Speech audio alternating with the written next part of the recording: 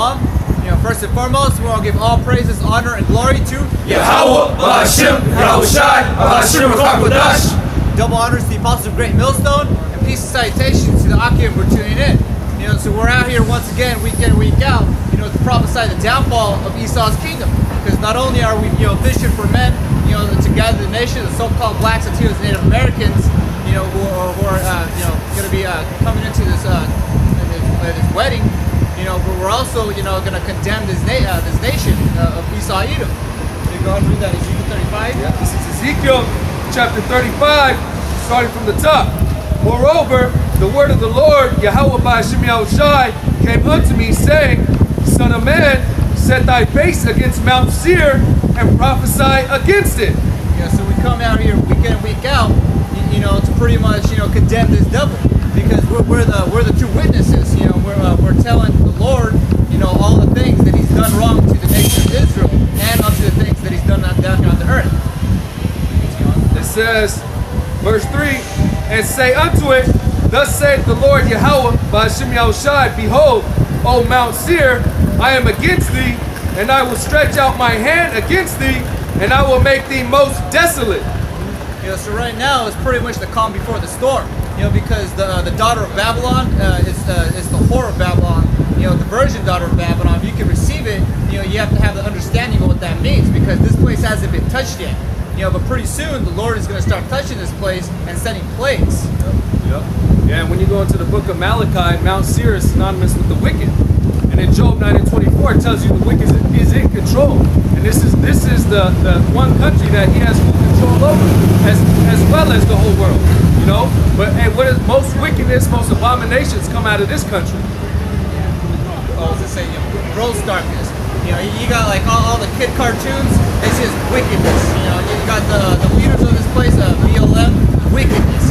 This from the head to the toes. This place is wicked. It says, verse 3 again, and say unto it, Thus saith the Lord Yahweh Bahashim Yahushai, Behold, O Mount Seir, I am against thee, and I will stretch out my hand against thee, and I will make thee most desolate.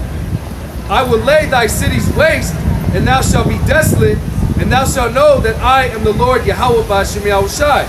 Yeah, and we're seeing the beginning of that, because all the infrastructure of this place, it's going down.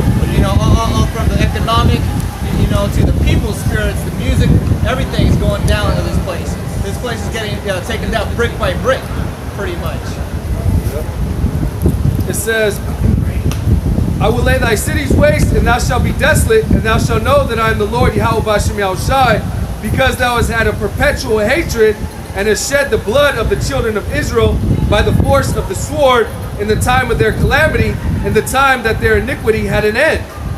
Yeah, so right now the hopeful elect, the 144,000, the 1/3 of the nation of Israel, we're pretty much held captive in this place. The only person that's going to redeem us out of that captivity is Yahweh Shai when he comes back. It says, Therefore, as I live, saith the Lord Yahweh Bahashim Yahushai, I will prepare thee unto blood, and blood shall pursue thee. Sit thou hast not hated blood, even blood shall pursue thee. So you can look at the history of this guy, woe to the bloody city. It is in Numbers 35 and 33. You look at this guy's track record, he's just full of blood. He's attacked the so-called blacks, used the Native Americans, or the Hebrew Israelites. He touched the apple of the Most High's eye. And there's pretty much a judgment, for all that. Verse 7, Thus will I make Mount Seir most desolate, and cut off from it him that passeth out, and him that returneth. And I will fill his mountains with his slain men, in thy hills and in thy valleys, and in all thy rivers shall they fall that are slain with the sword. Yeah, so in that slaying, it's going to be, all throughout. When Yahweh Shai comes back and the chariots come here, to deliver the elect, and also to, condemn all the people down here. Also, the world wars that are going to happen. And missiles. It's the sword of the Yahweh Bahashim Yahushai that's going to level this place. A quick precept. This is Numbers chapter 35 and 33. So ye shall not pollute the land wherein ye are, for blood it defileth the land, and the land cannot be cleansed of the blood that is shed therein, but by the blood of him that shed it. as it means what it says. You know, so all the things that are written in the scriptures are gonna come to pass. You know, so like this devil pretty much isn't gonna get away with it. You know, he's got a lot to pay for. And America, you know, is polluted, you know, with the blood of the saints. Right. You know, because the nation of Israel was in captivity in this land, man. You know, and before, you know, the so-called Negroes came over here in slave ships, you know, Esau came through here and, you know, killed a lot of the tribe of Gad and the tribe of Reuben over here in this land, man. So this devil has to pay for that. Yeah, really all the tribes. Yeah, all the tribes. He came over here and conquered the new world. He went down there in Mexico, he slaughtered the Aztecs, he slaughtered the remnant of the Mayans, the Incas. He put all 12 tribes into slavery. So he got to pay for that. Yeah, on a side note too, those people are the people of the Bible. Yeah, because you can look at the history, all the relics, you know, the Los Delos Stone, how you pronounce it? Los Lunas Stone. There's also rocks over there in Puerto Rico that have Paleo Hebrew on them. You know, so anybody who doesn't believe that the Northern Kingdom are you know, the so-called Mexicans, the so-called Brazilians, you know, they're pretty much just willfully ignorant. You know, because it's so far in the game. You know, all the evidence is all in front of us. You know, it's indisputable. Yep. That's true. The next people still to this day. Right. Vintage between the kingdoms, man. And we united, the Lord's supposed to reach us, man, only within the elect. Right. The House of David. This is Revelation chapter 13 and 9. If any man have an ear, let him hear. He that leadeth into captivity shall go into captivity. He that killeth with the sword must be killed with the sword.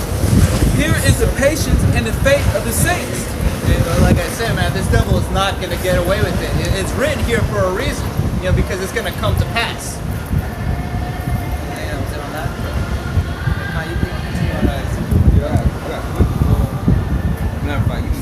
This is back in Ezekiel 35 and verse 9. I will make thee perpetual desolations, and thy city shall not return, and you shall know that I am the Lord Yahweh Ba'ashem Yahushai, because thou hast said, these two nations and these two countries shall be mine, and we will possess it, whereas the Lord was there. It's going into those missiles, because once Yahushai comes back and he, you know, shoots the missiles here to Babylon the Great, America, you know, this place is going to be so desolate that you want to be able to pitch tent here. It's never going to come back up. It says, verse 11, therefore as I live, saith the Lord Yahweh, Ba'ashem Yahushai, I will even do according to thine anger and according to thine envy, which thou hast used out of thy hatred against them. And I will make myself known amongst them when I have judged thee. God, it's going to, when Yahushua comes back, he's going to come back on the fathership. You know, the whole, you know, he calls UFOs, what the new term they got, IPOs? UAPs. Every eye is going to see this. You know, and it's going to be the strangers of our salvation, because the so-called blacks and Native Americans, you know, the elect of those people are going to be delivered, and then it's going to be condemnation to everyone else.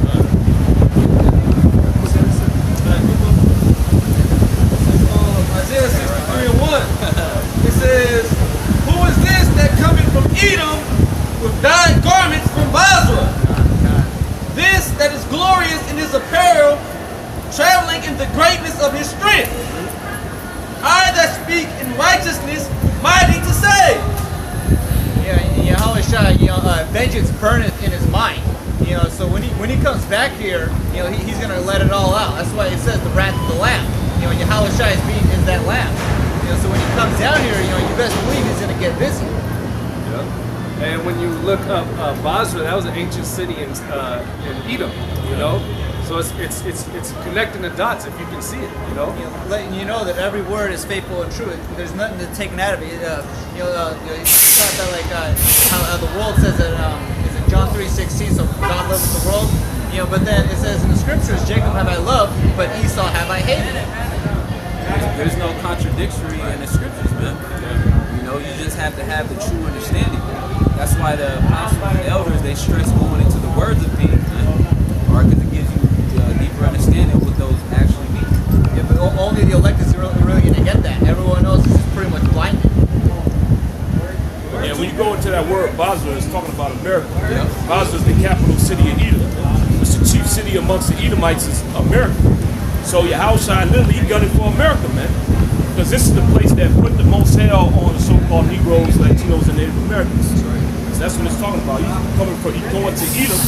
He just destroyed those individuals, man. This place got destroyed. He delivered the elect that was here. Verse 2 says, wherefore art thou red in thine apparel, and thy garments like him that treadeth in the wine vat. I have trodden the winepress alone, and of the people there was none with me, for I will tread them in my anger, and trample them in my fury, and their blood shall be sprinkled upon my garments, and I will stain all my raiment. On that anger. You know, so people in the world, they say God is all love. Well, you know, this is Yahushua, and he's going to show that anger. You know, that anger for all the people, you know, that have destroyed and defiled the earth here. Like it says in Isaiah 24, you know, he's defiled the whole world.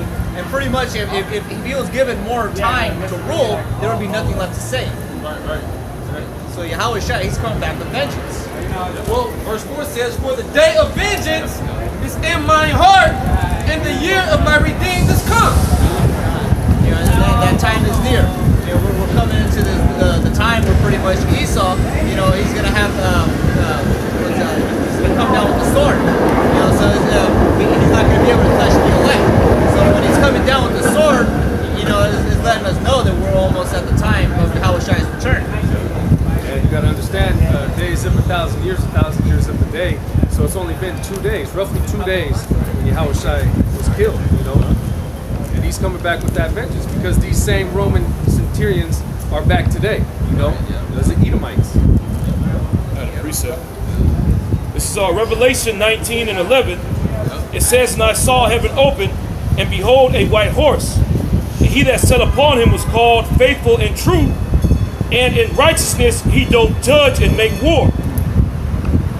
Yep, that white horse, you know, representing chariot, you know, and faithful and true, Yahushua. Right. And what is he coming to do? To judge and make war. So, contrary to what you so-called Christians want to believe, that there's a so-called white man coming down and he's going to come with daisies in his hands, you know, coming to save everybody. Well, the scriptures say otherwise. He's coming to judge and make war. And especially to you so-called white people, you Edomites. Because look what you have done. We just read it. The day of vengeance burns in his heart. And how much more that he had to see what you did to his people. You know? And what you continue to do. So he's going to judge and he's going to make war. And the scriptures say, hey, these nations are going to try and fight, but it's going to be a utter annihilation. Right. You know? His eyes were as a flame of fire, and on his head were many crowns. And he had a name written that no man knew but he himself. And he was clothed with a vesture dipped in blood. And his name is called the Word of the Most High. Hey. Break it down. Can you read it again? Verse 12, Revelation 11 and 12, or 19 and 12. His eyes were as a flame of fire, and on his head were many crowns. Yeah, those crowns represent all these different nations that our Lord Yahushua is going to take down, man. Mm-hmm. All these different heathens that are ruling, all right, that have some sort of dominion underneath Esau, Edom. Or the Lord's coming down to take down the whole infrastructure of the earth. Yep. All these nations, all those crowns represents all these different nations' rulers. Mm-hmm. Every knee's gonna bow.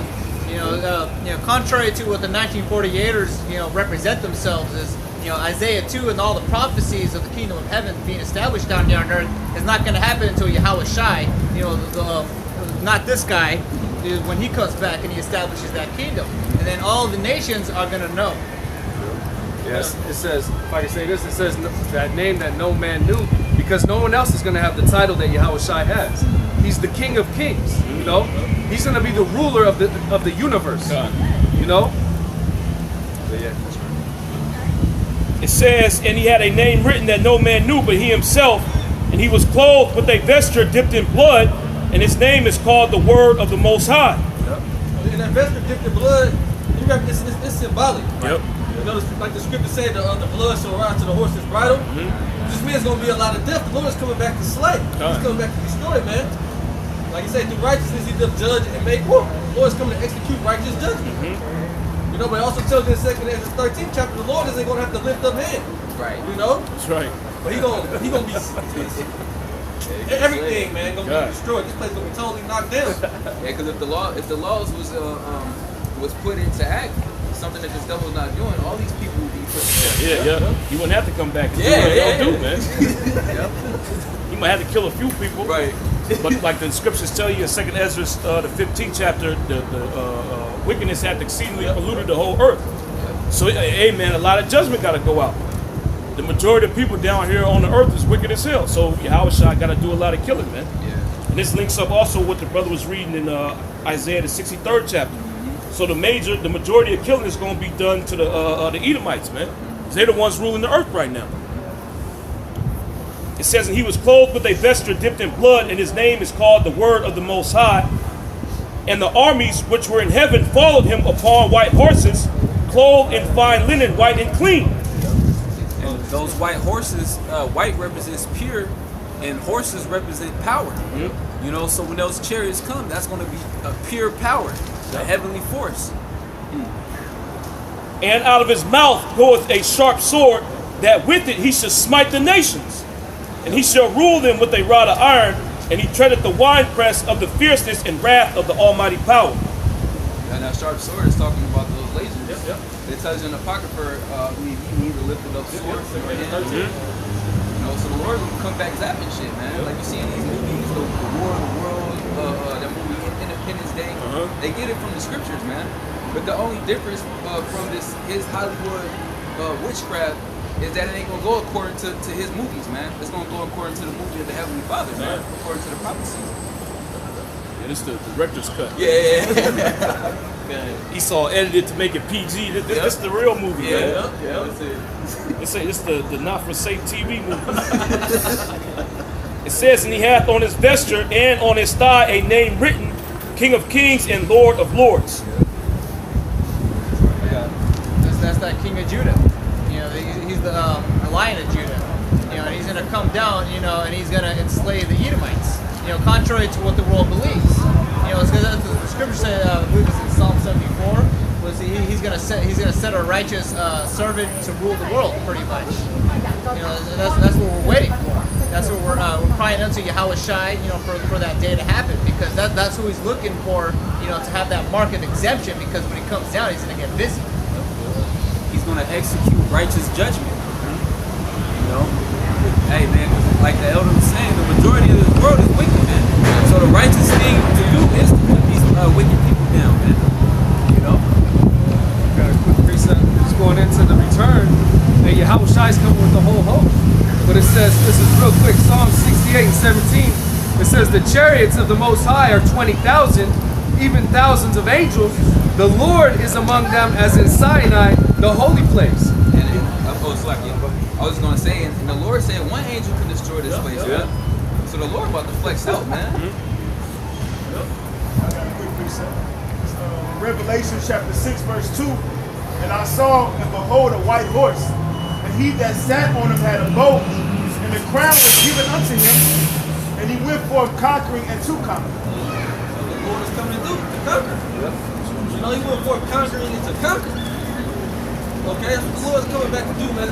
To put down this kingdom and establish a righteous kingdom. Alright? And a kingdom that's going to be established in righteousness, an everlasting kingdom. But first, wickedness has to be put out, man.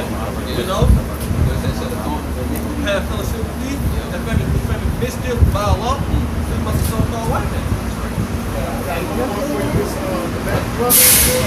First Corinthians chapter 15, verse 24. Then cometh the end, when he shall have delivered up the kingdoms to the Most High, even the Father, when he shall have put down all rule and all authority and power. For he must reign till he have put all enemies under his feet. Right. That's talking about Yahushua. All rule, all authority, all power. Every kingdom that's established on the earth, will be taken out when Yahushua returns. The Russian Empire, the Chinese Empire, the North Korean Empire, every empire that has a hand in the rulership on earth, it's going to be taken out. And it ain't going to be, it's going to be with brutal force. Well, what did the Most High tell Yahushua? He said, sit on my right hand until I make thy enemies thy footstool. So once he get that order to leave off the right hand side of the Heavenly Father, he coming down here to put you nations down, man. That's his task. He ain't coming down here and playing games, man, handing out daisies to you people, giving out moon pies and ho-hos, man. He coming down here to put you in subjection. He just waiting for that order from Yahweh, man. It's Daniel 2 and 44. And in the days of these kings shall the power of heaven set up a kingdom. That's right. Which shall never be destroyed. Yeah, all those kings are ruling on the earth right now. That's why when Yahushua comes back, he said he had on his head were many crowns, because all those kingdoms are going to be destroyed, man. All those heathen kingdoms that was established. When you read Jeremiah the 25th chapter, it tells you all the nations that's going to go into slavery. It's a lot of kings, man. So he gonna take all their crowns, he gonna put them on himself, and he also gonna divvy them out to the elect. Right. It says, and the kingdom shall not be left to other people. Yeah, you other nations. You ain't gonna rule with the nation of Israel, man. First of all, you already got your sovereignty down here upon the earth. We don't got sovereignty, man. We gotta follow the laws of these other nations. You go to China, China got their own laws. Japan, they got their own set of laws. You gotta adhere to that when you in their society, man. And all that's going to be thrown down. Your sovereignty is going to be taken away from you. And you're going to be made subjects to the nation of Israel. We're going to have judicial authority over you. So when you commit a crime, it's going to be based upon what the laws of the Israelites are, man. When you go to court, you're going to get judged by the nation of Israel. You ain't going to have these kangaroo courts that Esau, Edom, and these other nations got established, man. You can pay the judge off, and then you know, your sentence is no longer there, man. You just get off scot-free. Now, if you commit iniquity, you're going to be judged, man. And you can't pay us off because we're going to be in those righteous bodies. We ain't taking no bribes, man. If you commit adultery, you're going to be judged accordingly. If you commit idolatry, you're going to be judged accordingly. If you're a sodomite, you're going to be judged accordingly. Okay? We ain't respecting persons, man. We don't care how big up you is and amongst your heathen cohorts. You're going to be judged, man. Yeah, in the kingdom of heaven, we're going to establish the law. That's what this place isn't doing. It's like there's wickedness all over, and people are pretty much just doing false light. They're following the ways of this world, which is all wickedness. That's why Yahushua has to come back and set the standard. That's right. I got another precept. Read this. It says, and the kingdom shall not be left to other people, but it shall break in pieces and consume all these kingdoms, and it shall stand forever. That's right. We're going to rule them with the rod of iron. Take a ride. Oh, you got to throw out. Psalms 2 and 1. Why do the heathen rage and the people imagine a vain thing? This world, they imagine a vain thing. Like we say, people think that he's going to come down with daisies. He loves everybody. Well, the scriptures, it says what it says. And we're going to rule them with a rod of iron. We're going to lead them into captivity. Like I said, it's too. That's how the heathens are looking too, because it's clear to see the America, Esau, Edom is out of the picture. So now these heathen nations, they're betting for who's going to rule next amongst themselves. There's lots of talks of Russia being a superpower, China. These people are who the world is looking at as far as the up and coming rulers and powers to take the place of Esau. But at the same time, overlooking the underdogs, the elect of Israel. People on the bottom, man. Yeah.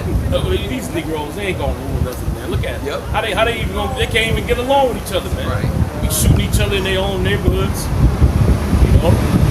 So even though they scared of what we say and they know that it's according to prophecy, them looking at it on a carnal level, which that's the level that the heathen on, they don't take us seriously like that, man. We talking about, we gonna be the next rulers, but you look at our people and they completely through, man. So look at these crazy Negroes that's Native American. They actually think they people gonna be on the top. But that's how Yahushua get down, man. He always took the underdog and set him up. But look at Alexander the Greek. That damn devil, man. He was low level. And and he took down the entire Medo-Persian Empire, man. Which at that time, people thought he was crazy. You would be crazy for even thinking about trying to conquer the Medo-Persians, man. That vast empire, and then you got a little state of Macedonia that's gonna take over the. People thought it was impossible, man. Look, he did it, and the reason why it happened is because it was prophesied, man. Right. Okay, and the reason why we're gonna be able to establish a kingdom down here upon the earth is because it's prophesied, man. Yes, it's a promise from the Heavenly Father. The scriptures say, Yahweh is not a man that he should lie. You know, so these things are gonna happen. Back in Psalms 2 and verse 2, it says, "The kings of the earth set themselves, and the rulers take counsel together against the Lord Yahweh B'Shem Yahushai, and against his anointed, saying, let us break their bands asunder and cast away their cords from us." Well, that's why it says in the book of Psalms, I believe that's the 62nd chapter or the 60th chapter, it says they only consult together to cast him down from his excellency. Speaking about the nations, man. You know, they're confederate in what? Trying to keep us in darkness, man. So they know, man, as soon as the light shines, you know, as soon as we step into the light, then what? You know what I mean? They go down. Well, that's why it tells you in Revelation 11 chapter that those heathen nations sent gifts to one another once we were conquered, because we give them hell, man. And guess what? The Lord is raising back up those ancient warriors, that were under King David, who were spiritual warriors, by the way. Hey, man, to take me down this time, man. Spirit power Yahweh B'Shem Yahushai. And these heathen nations, they're bugging out, man. That ain't just Esau. All these heathen nations are bugging out. But Esau, more importantly, because his position is at risk for sure, right? The prophecy entails for the Edomites, man. It ain't free. Yeah. You know, it's gonna be all bad for Esau. Edom. He won't be able to enjoy the kingdom of heaven at all. The meek is gonna inherit the earth. You know, we're the meek. You know, like in the parable with Lazarus, you know, the poor man, you know, all the dogs were licking his sores. That represents all the heathen nations. You know, but then like, if you know the end of that parable, he got that spiritual body. You know, he came back to life. You know, so that's what's gonna happen. You know, with the hopeful elect. We're gonna get the spiritual bodies, and the sting of death is gonna be no more because the laws are gonna be written on our inward parts. You know, so what can the heathens do? You know, when that prophecy is fulfilled? Yep. Well, hey, the Lord is going to be fully with us. And like the scriptures say, when the Lord is with us, who can be against us? You know? But continuing on, in verse 4, "He that sitteth in the heavens shall laugh. The Lord Yahweh B'Shem Yahushai shall have them in derision." Yeah, the Lord got y'all in a trick bag, not just Esau, all these heathen nations. And the Lord is laughing at you when he got his agent Satan coming back in the drop. Yeah, it's going to court. You know, all right, cool. You know, and we laughing at you. You know, because the Lord laughs through his men as well. But we're telling you through the scriptures exactly how everything is going to go. And y'all are doing everything in your little power to try to counteract it. Launch of the real and heavenly power. Understand prophecy. That's impossible, man. That's impossible, man. That's right. They say the deceiver and the deceiver is. The deceiver or his. You know? Yeah, Esau is only given power over the world for only a little season. What's that? 20th chapter? Oh, yeah. Trying to be another wicked and short, and join the hypocrite for a moment. That's right. I got a quick precept. Romans chapter 9, verse 22. "What if the Most High, willing to show his wrath and to make his power known, endure for much long suffering the vessels of wrath fit into destruction?" Yeah, because the scriptures say the Lord is slow to anger with great wrath.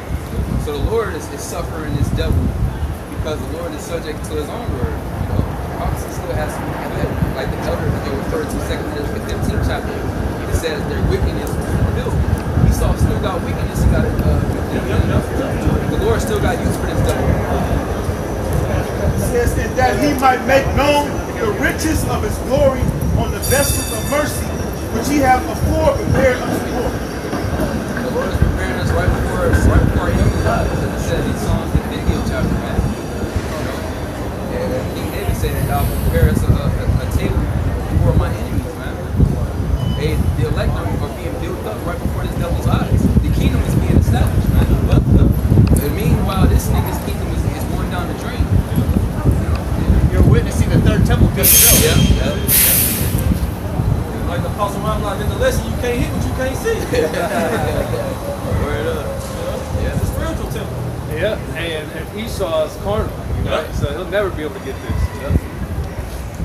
Because you could, some brothers gonna be martyrs, man. Some brothers are gonna be beheaded. But at the end of the day, man, Yahweh Shai is gonna return. Yeah. Yahweh Shai is coming back. Your kingdom is gonna be destroyed. Yeah. This is back in Psalms 2 and verse 5. I'll read verse 4 again. It says, "He that sitteth in the heavens shall laugh. The Lord Yahweh Bashim Yahushai shall have them in derision. Then shall he speak unto them in his wrath and vex them in his sore displeasure. Yet have I set my king upon my holy hill of Zion." Yeah, the Lord is going to disrupt y'all counsel, man. And that's why it tells you in Zephaniah 3 and 8, wait ye upon me. Because the Lord's determination is to gather these nations in the Middle East, like what's happening right now, man. For this Third World War to pretty much to judge those nations for what they have done upon the Lord's chosen nation. For this indignation upon them. Right, you think? You can see it. They're all gathering in the Valley of Yahushua now. And prophecies being fulfilled. We compare for what you did to Zion. Yeah, there's a reason why they say there's never no peace in the Middle East. Hey, the Lord is bringing up he's about to bring all these armies gathered in that region, that Middle Eastern region. That third woe has to come to pass, man. Remember, I said the first woe and the second woe has to pass. The third woe comes to future. Third World War. It's the war to end all wars. That's right. Back to Romans 3 and 3, it says, "For what if some did not believe? Shall their unbelief make the faith of the Most High without effect? The Most High forbid. Yet let the Most High be true, but every man a liar. As it is written, that thou mightest be justified in thy sayings, and mightest overcome when thou art judged." So it says, when it happens, then they show that our prophet has been among you. We're telling you all these things before they happen. We're heralding all these things. Yeah, a lot of these people, they'll believe in so-called science. They'll believe what they see. Well, you have to have faith. And we're telling you out of the book that was inspired by Yahweh Bashim Yahushai, the creator of everything. So what do you think is going to run true, Yeah, we're not making these things up just off the fly. We're actually reading what's written, all right? It's just that the rest of the world don't have the understanding of the scriptures, man. They're blind. Blind or willingly ignorant. It's back in Psalms 2. Gross darkness. That's it. Yep. That's what it comes down to is gross darkness. Nobody knows anything. They don't know how the financial system works. They don't know how government works. They don't even know how their body works. They don't know what the right foods to eat. How much water should I drink? They say drink 8 gallons of water every day. 8 cups of water. Everything's all messed up. Right. It's that gross darkness that's been cast over the whole earth through Esau, Edom to confuse everybody. Oh, I don't know if I should take the stab and jab. Oh, I think I should. Or this and that and this. So everything is all messed up. People's minds are all messed up. They can't fixate their focus on one thing. All these different religions. Then there's different sects. Well, even in the Hebrew Israelite thing, there's different sects, there's different breakdowns. But a lot of those things are stumbling blocks. There's all type of stumbling blocks set for Jake. Okay, for you not to get this. You might get offended at one thing. This group, that group. The Most High don't want you. Yeah, the Lord set them stumbling blocks up, man. Isaiah the 6th chapter. Yep. So really, what Tazariak said about the name of the Most High being just a title, That's a stumbling block. That's a stumbling block from Yahweh Bashim Yahushai, man. Same thing he did to the prophets of Ahab, man. Oh, I was listening to that story earlier to that spirit. Put that lion spirit in. So the Most High put that spirit on Tazariak to say that, man. To lead people astray so he can put them to death. The Most High is justifying everything that he does. He ain't just going to jack you up without, you committing any kind of iniquity. So he got to have you go off. And he'll use those spirits to get you to go down that left-handed path so he can destroy you, man. Same thing with Ahab. Right, he hearkened to the false prophets. Yep. Hearkened to the false prophets and got killed. You know, and that was the story that was told to him by the prophet. What was it, Micah? Yep, he broke it down to him. Didn't he have a problem with them? Oh yeah, Because he always told the truth. Yep. He was actually dealing with the counsel of Yahweh Shem Yahushua. He didn't like it. But he had all these false prophets. Yeah, like 400 false prophets. You know, Hoshaphat came in there. He's like, "Hey man, there's something up. Why they all saying the same thing, man? You got a different prophet here." You know, he was in the spirit, man. Micah, he said that. He's like, "Man, see, you always prophesy wickedness when it concerns me, man, because you was going off." But see, even with that, the Most High still gave him a choice. He gave him the right counsel, and he gave him, the other counsel. He went with his heart. Oh yeah, I'm gonna go up and prosper. You know, he didn't take heed to what Micah said, trying to repent to the Lord. And the same thing with Tazariah. You got a whole bunch of people that's gonna follow that individual. And here it is, you're getting the right counsel from the Heavenly Father, from the men that had the true doctrine, man. It's telling you that the actual name of the Most High is Yahweh, man. That it's not a title, that's his actual name. But you got individuals that's gonna side with Tazariah over the truth, man. But that's the option that Yahweh Shem Yahushua sets up for you. He give you life and death, man. You choose. This day. Yep. Everybody got choices, right? In the E40 Yeah. Everybody got choices. And the majority of our people, you can read John the 3rd chapter, the majority of our people don't want to come to this straight gate because their deeds are evil. And they're going to get rebuked. You're going to get corrected. Hey, bro, you can't do that. Oh, that's a sin. Men get mad when you tell them that they're going off. But that's actually true love, man. But in these other Israelite groups, it's a no rebuke. I actually heard it's a no rebuke policy. But that's wicked. You hate no man. You can't do that. You can't correct me. You just gotta let me do what I want to do. I come down and ask a question, like, you know what I mean? I seen y'all down here before, and it's like, and it's just like y'all been keeping a lot of knowledge, and I'm like, y'all ain't got no flowers, you know what I mean? Give out, like. We just got a YouTube page. Okay, you got somebody for somebody to read, like, you know what I mean? I bet. Yeah, we just got the YouTube. So we got all the videos and stuff up there. So, but it's good. Y'all still in the same spot. You know what I mean? Y'all been here right here for the longest, man. And it was like back then. It was kind of OGs though. But you know what I mean? And I like y'all way y'all keep that knowledge. Yeah, man, I like it, man. I like to be around stuff like that. I feed off of that. Okay. You know what I mean? Man, I love it. You know what I mean? I ain't got nobody around me, but I like it. I like that stuff. That knowledge. And you know what I mean? I'm still like, you know what I mean? Y'all brothers have a nice day. And you know what I mean? Assalamu alaikum. You know what I mean? You know what I mean? You know what I mean? Yeah. Y'all have a nice day. Right. This word's gone out. Yeah, like so we were saying that bug out whoever posted that Instagram clip, you knew on the block, man. Yeah. That brother say he's been seeing us up here for a minute. This bug out pop up on some weirdo stuff, recording us and saying who these false prophets and whatnot, man. He didn't say nothing. He didn't say he just took a little snap and he didn't even put too much up there, man. No. And then he's double-minded because he said these false prophets. But then he said, but what they're saying is kind of true. So, how that work? Some of the stuff we say is false and the other stuff we say is right. But really, he said the only thing that makes us false is that we use so-called curse words. So, I can tell you, you want directions to go somewhere, turn left, bust a damn another left. Oh, nah, you lying to me.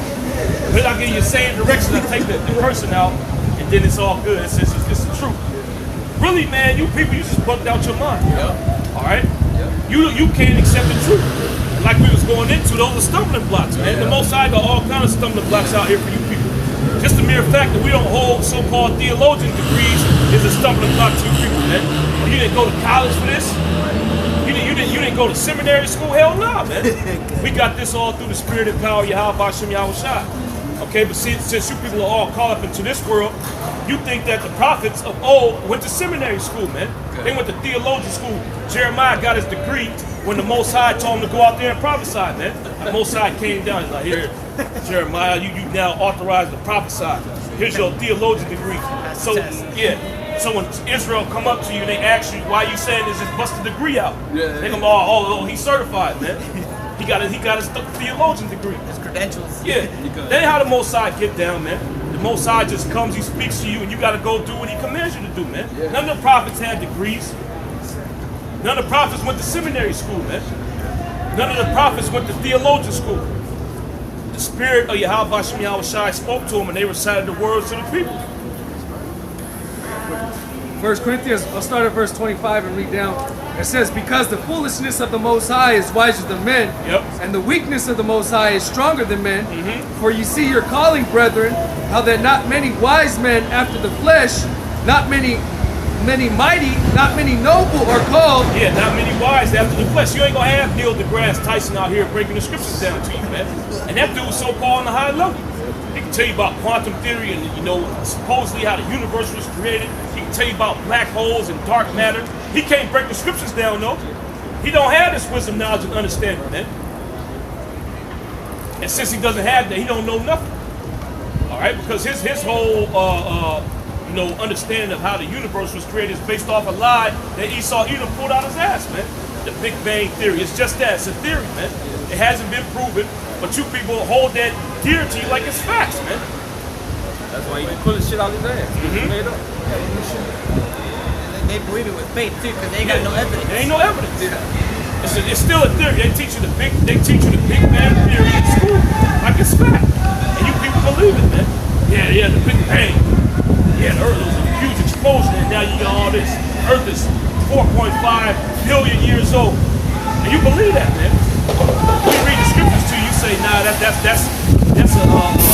man made that.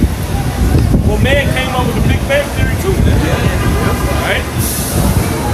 It says, verse 27, but the Most High had chosen the foolish things of the world. Yeah, the foolish things of this world. Individuals such as ourselves, man. It's not on that so-called high level in this world. You know, we ain't no big household names. You know, we just regular men, and that's always who Yahweh Hashem Yahweh Shai is doing. They said, well, Yahweh Shai, aren't you the carpenter, the son of Joseph? Because they didn't see him as the person Messiah, the King of Kings. It says, it says before honor goes humility. You know?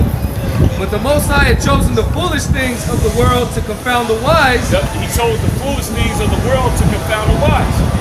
Okay, and these people look at us like we fools, man. Coming out here screaming at the top of your lungs, screaming Bible scriptures. You know, but you have people that actually hold degrees, so-called high-level scholars come up here and they'll get confounded, man. Even people that say they study the scriptures, people that went to school for the scriptures come up here and get confounded, man. Because they don't know the Bible. And the spirit of Yahweh Hashem Yahweh Shai is not dealing with us. We've seen it time and time again, you know, whether they'll come here and they'll say things that's not even in the scriptures. Like, you remember that one guy, he said that Esau was hated because he gave away the birthright? Yeah. That's not in the scriptures. They're just making it up. Yeah. Esau sold his birthright. But the Most High hated him before that. When he created him, he hated him, man. When he had that spirit thinking about putting it in Esau's body, I hate this spirit, man. I'm gonna put it in Esau, and I'm gonna despise this dude, man. But you can see why the Most High hates him because of the actions that he takes. But that ain't got nothing to do with it, though. You know, but people have a hard time grasping that because that will destroy their whole understanding of the scriptures. John 3:16. God loves the world. Well, if God loves everybody, why did he create a certain people to hate? That don't make no sense, man. The flood fucked me up. He's going to come back with fire. Yep. And kill the majority of people down here upon the earth, man. This is Luke 21:14. Settle it therefore in your hearts, not to meditate before what ye shall answer, for I will give you a mouth and wisdom, which all your adversaries shall not be able to gainsay nor resist. Yeah, and that's why we don't come out here with no script. You know? We gonna say this today, and I got the scriptures here, and I'm gonna say these words. It's all according to the spirit and power of Yahweh Hashem Yahweh Shai, man. And there's certain individuals that come up and the Most High put in your mouth what words to say, man. It's all through the Spirit. But see, these Christians and these theologians, they ain't dealing with the Spirit of Yahweh Shem Yahushua. But like you got, you know, the false prophet over there, we call him the porno prophet. He ain't dealing with the Spirit of Yahweh Shem Yahushua, man. He just spew out whatever madness Esau taught when he went to church. But that's not according to the Scripture, right? Back in 1 Corinthians 1 and 27, but the Most High has chosen the foolish things of the world to confound the wise. Yeah, the foolish things of this world to confound the wise, man. And why is it foolish? Because in this society, we're looked at as fools, man. People that have never went to so-called seminary school, all right, they never went to theologian school. We know the Bible more than you people out here, man. We know the Bible more than these pastors, man. All right? Let Joel Osteen come up here. His ass gonna run down the street. Okay, TD Fakes, he gonna run down the street, man. All right, Creflo Dollar, they all gonna run. Okay, because the Spirit of Yahweh Shem Yahushua is not dealing with it. The truth is undefeated. That's right. You get that, was it Jeremiah, the 1st chapter, 1 to 18, I believe. Brazen wall. And the Most High had chosen the weak things of the world to confound the things which are mighty. The weak things of the world to confound the things that are mighty, man. And here it is, through this truth, we're pretty much tearing down all the lies that Esau Edom has established, man. It's so bad, this nigga shut the YouTube page off for so-called medical misinfo, man. Right. All right? So these top level scientists, right, that they go into the laboratory and they mixing concoction, they figuring out what this thing does and what the cure for this is. The words that we speaking through the Spirit and power of Yahweh Shem Yahushua is so powerful, this nigga gotta shut the videos down, man. All right? That's how much influence the words of Yahweh Shem Yahushua has over the earth. Keep going. They hate us because we tell them the truth. It said, and what do they say in the world? The truth hurts. It says, verse 28, and base things of the world and things which are despised have the Most High chosen. So I can read it again. Verse 28, and base things of the world. And base things of the world. We on the bottom, man. Yeah. All right? Even amongst our people, we the lowest. Okay, you got drug dealing niggas out here. You got rap stars, actors, you know. Then the Israelites would be, you know, the lowest on the totem pole. Okay, because we understand what's going on out here, man. We understand we're, you know, in captivity. Okay, and we're serving out the punishment, you know, that Yahweh Shem Yahushua brought upon us. Okay, so we're humbly accepting that punishment, man. And then amongst, you know, the Israelite groups, GMS on the bottom. Yes. A lot of you groups are sold out. The worst doctrine. Yep. Right. Yeah, the black sheep of the Israelites, man. But like the Apostle Paul, he said, you know, we're the offscourge of the we're so in the eyes of these people, in the eyes of these other camps, amongst our own people, we're the lowest of the totem. We're dirtbags. We're bums. Yeah. You know, we're all these things, rapists, right? Yep. They call us that, man. You dirtbags, you low lives, Deadbeats. you know. Even the women and children. But the most important, because the government's now, we call it in Biden's speech, it says we need to do something about those millstones. So they'll actually watch these videos. You know, they know exactly who you guys are. And the Great Millstone is the most important camp of all camps. You know, they know in their spirit, you know, who's what. You know, they'll never admit it, but they will. There's a lot of church sightings. You know. What did Trump say? The prophets are doomed. Yeah. What did Sargento say, man? He said Great Millstone on point. He said, man, why they hate Great Millstone and other camps, man? Let me know it's on point. You know, hey, the Lord doing something with Sargento, man. It's time to tell. You know, but hey, man, the Lord is revealing who his true servants are, man. Who has the truth. You know, who are the real prophets and who are the false prophets. We're the true followers of Yahweh Shem Yahushua. The closer we get to that you know, that evil day, it's gonna be manifest more and more, man. All right. And you people, you all had your choice. You all been born. You chose the path that you wanted to go down. Whatever excuse you came up with, these people ain't teaching the Bible right. That ain't in the Bible. That's not what my Bible say. My God wouldn't do that. Okay.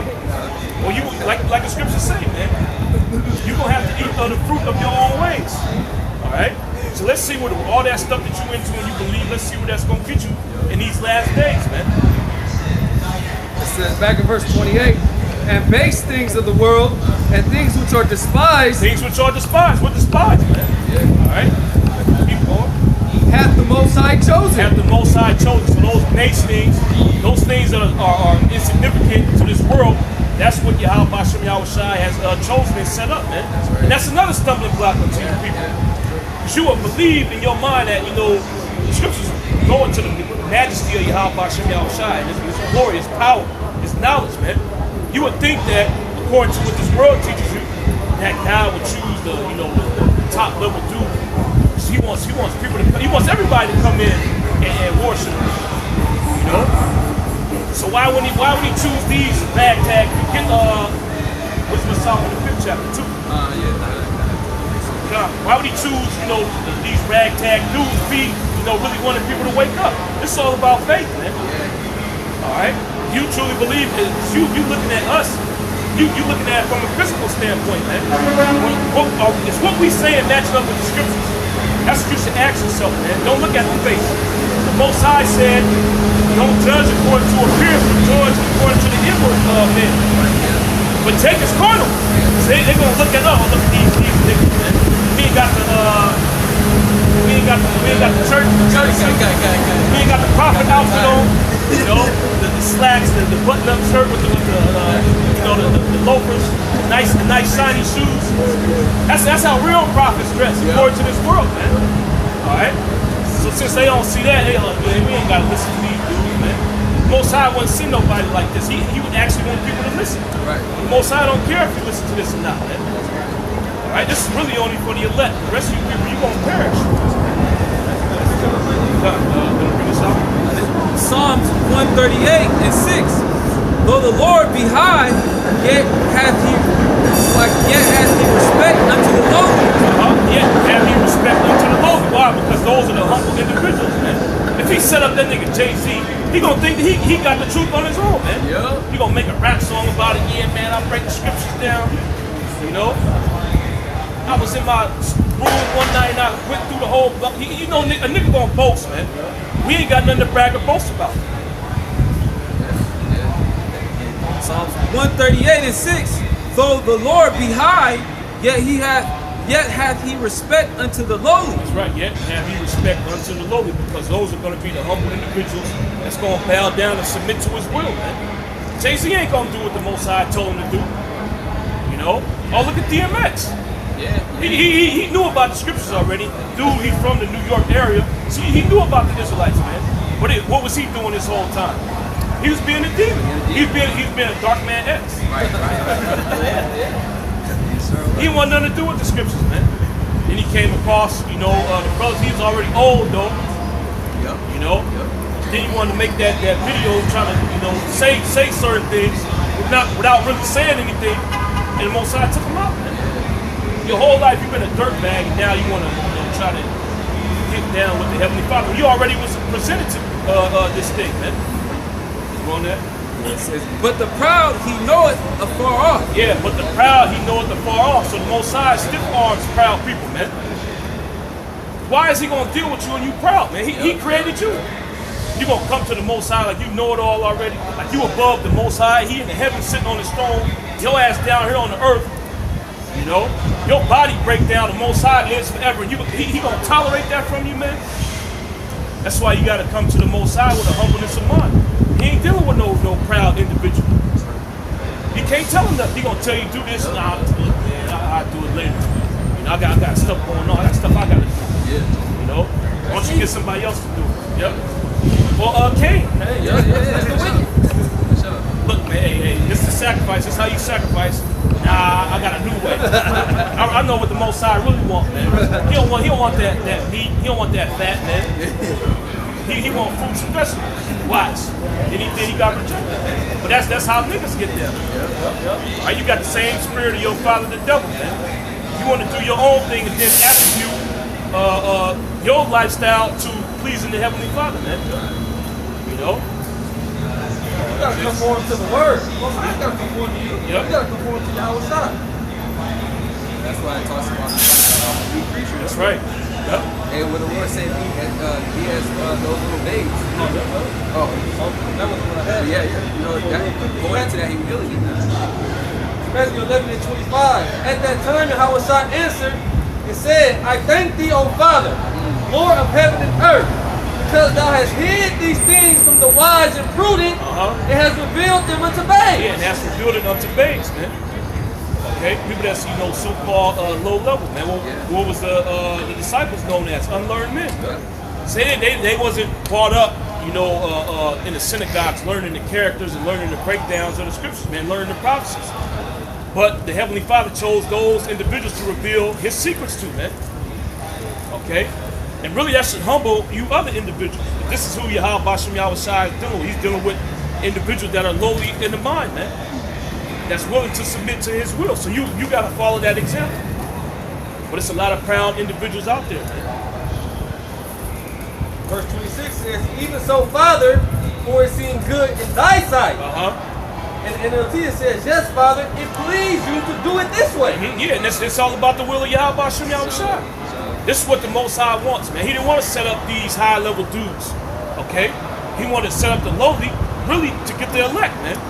Because if Jay-Z was out here teaching, what we teaching, you would have a whole bunch of niggas that's going to be here just because Jay-Z out here. Right. You ain't going to care about what's being spoken from the scriptures, man. Oh, Jay-Z into it. Okay, and what proves that? They put these celebrities up to advertise certain products, man. And you'll get it because you see your favorite celebrity on there. Oh, Jay-Z, this the kind of deodorant that nigga wears. I'm gonna get it too.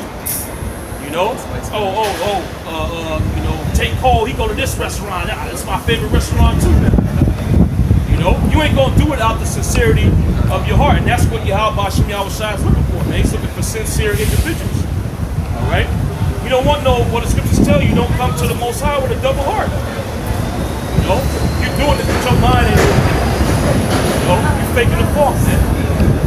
You're doing it for somebody else. It's a dude that was like that. I'm doing this because somebody told me about it, man. Somebody told me to get into this. You out your damn mind. You're doing that, man. You ain't gonna last too long. Alright? Come on now. You got something else? It's Sirach chapter 13, verse 23. When a rich man speaketh, every man holdeth his tongue. That's right. Rich man speaketh, every man holdeth his tongue. And you can see that. You look at YouTube videos on this. This is a millionaire. This is a millionaire speaking, telling you people how to get money. Well, Bill Gates. Oh yeah. Millionaire telling you to get the vaccine. He ain't a doctor though. Yeah. The greatest, but you Google him, he's the greatest doctor. Yeah. But everybody listen to him because he got money. Well, he got to be telling the truth because look at how much money he has, man. I could give you some advice on how to up your business game. You're gonna take heed to it, but look, he got $1 billion. Not knowing that this dude is a complete dirtbag. His inventions, he stole it. He made money that way, man. He ain't honest. And he was on FC9. Yep. He's also making policy for the United States. Look at the vaccines that are being rolled out. It says, when a rich man speaketh, every man holdeth his tongue. Yeah, when the rich man speaketh, every man holdeth his tongue. They don't say nothing. They sit down and listen. They open their ears up. Keep going. And look what he said. They extol it to the cloud. Yeah, they extol it to the cloud. How many books this nigga Tupac got, man? All these rappers, you see they quotes everywhere, man. But you don't see people quoting, the scriptures, man. And you don't see people quoting the men of Yahweh Bashem Yahweh Shai. They'll quote what these entertainers say, man. What these, so-called scholars of this world have said. They'll quote Einstein, and extol it to the cloud. You gotta live your life. This is a good rule to live your life by, man. Overpassing the high level wisdom that's contained in the scriptures. Keep going. It says, but if the poor man speak, they say, what fellow is this? Yeah, that's what they say to us. Who the hell is y'all to be saying stuff like this, man? Y'all don't know the Bible. How they go to school? Are you guys the true Jews? Exactly, yep. What are you? Huh? What are you? Oh, I'm Muslim, brother. A heathen. What's your nationality? Muslim's not a nation. I'm Pacific Islander, so I'm on. Okay, okay. You Japanese. Keep going. It says, look, the poor man speak, they say, what fellow is this? And if he stumble, they will help to overthrow him. If he stumbled, they'll help to overthrow him. Well, they say on the comment boards, man. Some certain brothers might stutter a word. Oh, look, I ain't come on here to listen to stuttering, man. Yeah. I ain't come here to listen to that. They won't listen no more, man. They'll cut a certain video and put us in a bad light. They ain't gonna do that to these people that's high level in this society. You know? What's it on that? You got something? Yeah, I got one. Psalms chapter 8, verse 1. O Lord, our Lord, how excellent is thy name in all the earth, who has set thy glory above the heavens. Out of the mouth of babes and suckling hast thou ordained strength. Hast thou ordained strength because of thy enemies, that thou mightest steal the enemy and the avenger. Quick, Amos 7 and 14. Then answered Amos and said to Amaziah, I was no prophet, neither was I a prophet's son, but I was an herdman and a gatherer of sycamore fruit. And the Lord took me as I followed the flock, and the Lord said unto me, Go prophesy unto my people Israel. And that's, you know, kind of the same thing that happened to us, man. We was living our day-to-day life. You know, we came across the videos, and that was the calling of Yahweh Shem Yahushua. We took heed to it. You know, and ain't no prophets in my family. Wasn't no people that was into the scriptures that knew the proper breakdown of the Bible. Keep going. It says, Now therefore hear thou the word of the Lord. Thou sayest, prophesy not against Israel, and drop not thy word against the house of Isaac. That's pretty much the point. It's like King David, you know, he wasn't. They was overlooking him. They was looking at all his brothers. You know, while he was a sheep herder, I believe. So he was tending to the flock, which is all spiritual and something like that. But that was who the Lord chose. You know? And Samuel even overlooked it. Yeah, for sure. He's like, man, it gotta be one of these other guys. You know, the Most High, he told him, like, look, man, don't look on the outward appearance, look on the inward appearance. I judge according to the spirit. You know? Samuel had to ask him, you got another son? Good. You know? Everybody thought it would have been one of Jesse's other sons, man. One of the tall, and David was short. Right. He was a stripper, man. He's still young. Right. You know, his body wasn't filled out yet. Good. You know, because when he came up and approached Goliath scoffed at him, man. Who the hell is this dude, man? This little shrimp. You want this dude to come up against me, man? A mighty warrior? And Goliath was tall as hell too, man. He took that as an insult. You know? Yep. He didn't want to go up against it because he was ready. If you understand what that word means, it's not because he was ready, because that don't make sense. Like, how is he gonna? He's not gonna fight a person because he was ready. You know, it was because he was a strapping, a young guy. It was basically like he didn't see it as a worthy opponent. He was youthful. He wasn't a mighty warrior at that time. Yeah. Or he didn't see him to be, because he was judged on the outward appearance. Good. You know? Not knowing that the spirit in David was mighty. That's right. You got something else?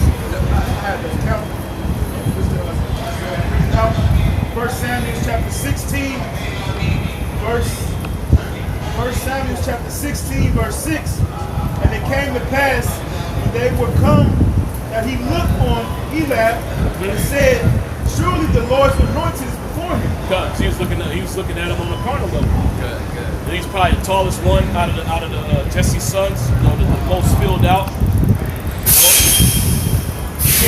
But the Lord said unto Samuel, Look not on his countenance or on the height of his stature, because I have refused him. Yeah, the Most High didn't choose him.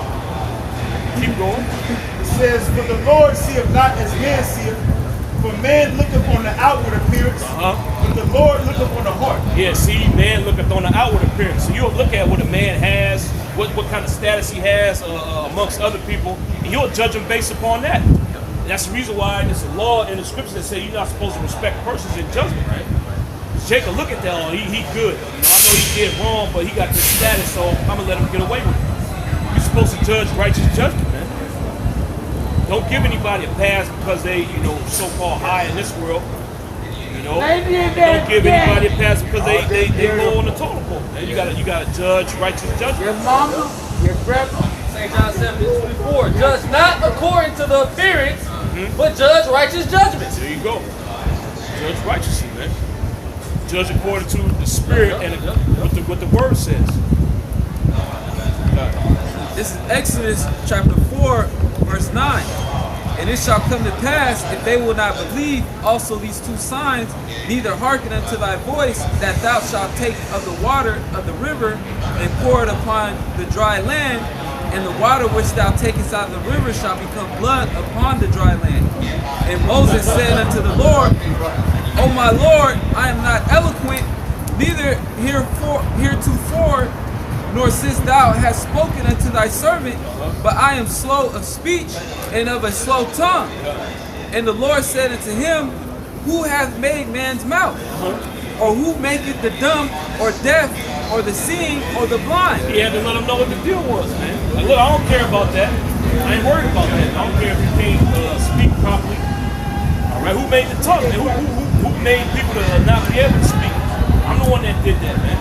It's really nothing to the Heavenly Father if you feel like you slow of speech. The Most High can fix your speech. All right? It says, Have not I the Lord? Now therefore go, and I will be with thy mouth, and teach thee what thou shalt say. That's right. The Most High gave him the words, man. You Okay, get it from keep going. And he said, O my Lord, send I pray thee by the hand of him who thou wilt send. And the anger of the Lord was kindled against Moses, and he said, Yes, he was being rebellious, man. The Most High gave him an order. He trying to buck up like, nah, look, I don't want to. You know? That's a trait of a servant of Yahweh Shem Yahushai, like the prophets, man. Jeremiah, he didn't want to do it either. Jonah. You know? We just read about Amos too. Right. He was a sheep. They intended to see the demons. All of a sudden you hear the Most High speak to you and telling you to go prophesy to Israel. Why are you picking me? It's a sheep. What happened to Samuel too? I'm just a low guy, man. You know? The Most High, that's who he's dealing with. The Lord. Keep going. And the anger of the Lord was kindled against Moses, and he said, Is not Aaron the Levite thy brother? I know that he can speak well, and also, behold, he cometh forth to meet thee, and when he seeth thee, he will be glad in his heart. Yeah, the Most High picks who he wants to pick. He knew if he wanted an eloquent speaker, like he said, I know Aaron can speak. If I want an eloquent speaker, I would have picked Aaron, man, but I'm picking you. Now go do what I told you to do, man. You know, in so many words. See on that? He was done with Corinthians. Back in 1 Corinthians 1, and I'll start at 27 again. But the Most High had chosen the foolish things of the world to confound the wise. The Most High had chosen the weak things of the world to confound the things which are mighty, and base things of the world and things which are despised hath the Most High chosen, yea, and things which are not, to bring to naught things which are. Things that are not to bring not things which are. It's all good, bro. Leave him alone. Leave him alone. Let him stay there. That's Satan. Don't even worry about it. Just focus on the lesson. It says, hath the Most High chosen, yea, and things which are not, to bring to naught things that are. Yeah, things which are not, to bring to naught things that are. Now, here it is. We don't got no society here. We don't got no kingdom established. But the most, what's that? That's in Jeremiah, right? Pull down, tear down. Yeah, you gotta read that. It says, verse 29, that no flesh should glory in his presence, but of him are ye in Hamashiach Yahushai, who of the Most High is made unto wisdom and righteousness and sanctification and redemption, that according as it is written, he that glorieth, let him glory in the Lord. And so we've been given this from Yahweh Shem Yahushai, you know, like the elder brothers were saying, there's nothing we can do but they preach this word.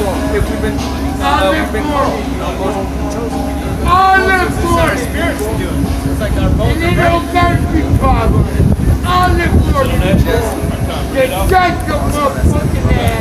This is Jeremiah 1:7. But the Lord said unto me, Say not, I am a child, For thou shalt go to all that I shall send thee, What do we do with this? and whatsoever I command thee, thou shalt speak. Be not afraid of their faces, for I am with thee to deliver thee. Jeremiah 1:7. But the Lord said unto me, say not, I am a child, for thou shalt go into all that I shall send thee. Yeah, Jeremiah was young, man. He don't walk through Probably the haven't body even and experienced it. general He was a young attack boy. of a fear no So imagine how he felt when the Where Most you High told him with to go me? and talk to the nation of That's Israel. right, that's coming. Check it And whatsoever I command thee, thou shalt speak. Yeah, whatsoever I command thee, thou shalt speak. Keep going. Be not afraid of their faces, for I am with thee to deliver thee, saith the Lord. Then the Lord put forth his hand and touched my mouth. And the Lord said unto me, behold, I have put my words in thy mouth. See, I have this day set thee over the nations. See, I have this day set thee over the nations. And over the kingdoms to root out and to pull down. Yeah, to root out and to pull down. Okay? I told you the things that are not, the things that are, that are, man. Are bringing down things that are. And that's what Yahweh Shem Yahushai said the prophets of them, man. They're lowly men. Okay? Ain't these high up dudes as high up in society, the Most High chooses the base things. Like Jeremiah, he was a young lad, man. You know? It says to root out and to pull down. Root out and to pull down, and that's what we're doing. We rooting out and pulling down America. And the kingdom of Esau. Keep going. And to destroy and to throw down. And how are we destroying this place? I'm not trying to get my job with that. This ain't a physical battle, man. Keep going. To build and to plant. To build and to plant. And what are we building and planting? The kingdom of heaven. The temple, the third temple, man. Keep going. It says, moreover, the word of the Lord came unto me, saying, Jeremiah, what seest thou? And I said, I see a rod of an almond tree. You can jump to the 18th verse. I'm going to jump down. This is verse 18. For behold, I have made thee this day a defense city. Yeah, we're a defense city, man. Okay. A well-defense city, man. We like Jericho. Right. Okay, keep going. It says, and an iron pillar. And an iron pillar. Keep going. And brazen walls against the whole land. And brazen walls against the whole land. That's the reason why they can't do nothing against this truth, man. Keep going. Against the kings of Judah, against the princes thereof, against the priests thereof, and against the people of the land. And against the people of the land. Okay, so we're a brazen wall, iron pillar to the rulers of this society and the people, man. Okay, and mind you, we dealing with ancient warfare here. You gotta go back to the ancient time, man. If you a brazen wall, okay, in the ancient time, ain't nobody breaking through that. You can make siege weapons. You can have all the spears you can make. You can have all the arrows you can make. You ain't breaking through that brazen wall, man. You ain't breaking through an iron pillar. All right, keep going. And they shall fight against thee. And they shall fight against thee. They always trying to take this truth down, man. Okay, they always trying to send somebody to try to confound us, sending they agents up here to try to provoke us. Okay, trying to tear down brothers' belief in Yahweh Shem Yahushai. Okay, thinking that you come up and say your little BS, whether it be on the comment board or you actually come up here, like, we're gonna stop coming out here, man. Oh man, he got me. You know, I'm done. You know, I shouldn't even believe in this no more. I'm gonna just close the book and go back home, man. Nah. All right, because every time you come up here, you get confounded, man. You people don't know the Bible. All right? Your whole life is built upon a bunch of lies, man. Your understanding of the Bible is built upon lies. We out here bringing out the truth. Keep going. But they shall not prevail against thee. Yeah, they ain't going to prevail against thee. They haven't prevailed. Well, read that again. This is for vocab, man. Yeah. Jeremiah 1. He punching the brazen wall, man. You ain't even got the proper materials to come up against this brazen wall. You still trying to tear it down, man. Bloodying your knuckles up, you know, breaking your hands, breaking your wrists. And he keep coming back for more, man. You can't get enough. Kicking against the prince. Yep. Jeremiah 1:19. And they shall fight against thee, but they shall not prevail against thee. They shall fight against thee, but they shall not prevail against thee, man. That's why this truth is undefeated. Right. All right? And Esau, he just stopped sending people up here, man. And you people that watch the videos, you don't come up no more. Where's the wise? So when we first came out here, man, and then, you know, brothers that used to watch videos a long time ago, every day somebody came up trying to spew their opinion. Oh, y'all wrong. No, the Bible really saying this. And then you go into the scriptures, they get chopped up, man. That's them hitting that brazen wall. They try to fight against it, but they can't prevail. Okay, so these people pretty much got the point now that, look, man, they know the Bible. You know, we gonna lose if we go up and try to go toe to toe with them in the scriptures, man. Well, that's why my man Vocab on the scene. You know, he's trying to really study the scriptures. You know, he claims to be a real Bible scholar. He tried to, you know, claims to know our doctrine, but he still can't confound his truth, man. You still coming with them low-level lies, man.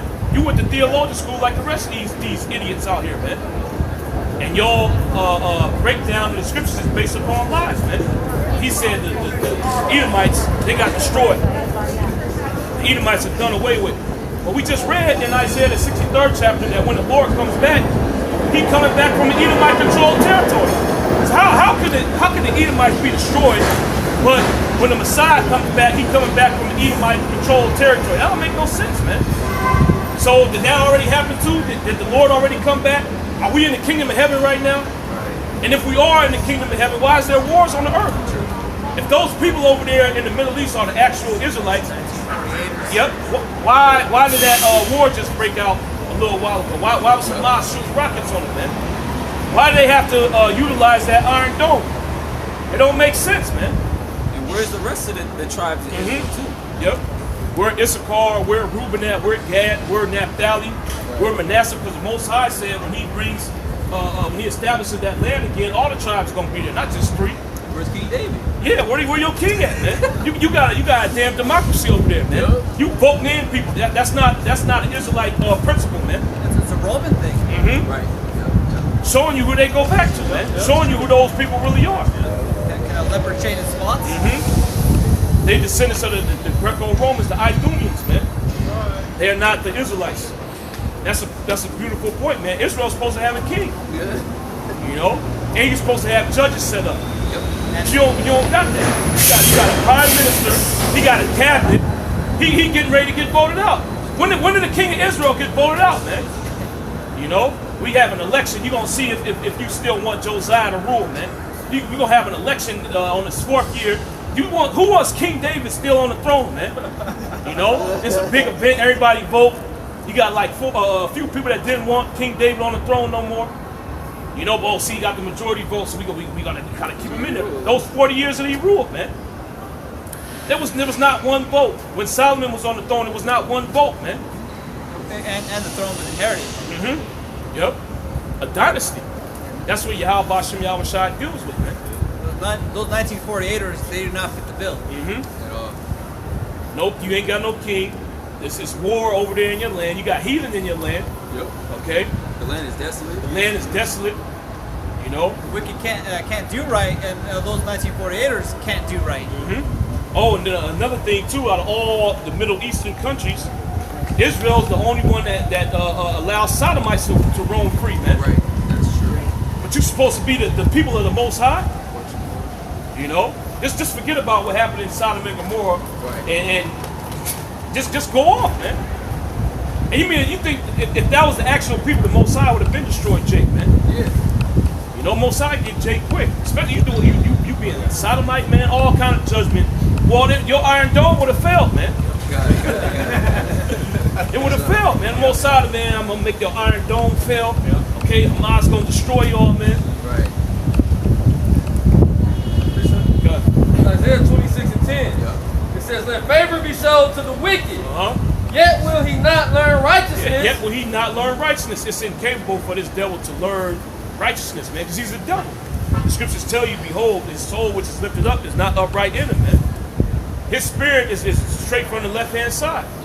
So he ain't going to get down with the will of Yahweh Hashem Yahushua. He ain't going to follow the laws, man. He goes completely left. And we got accounts of it. I remember a few years back, some those 1948ers, they went to Brazil, and they were eating lobster. You know, shaved face and everything. So these guys are not the people. Yeah, you ask them if they believe in the Torah, they believe in God, they say no. I don't believe in God. That's just something my parents taught me about. I don't believe in that.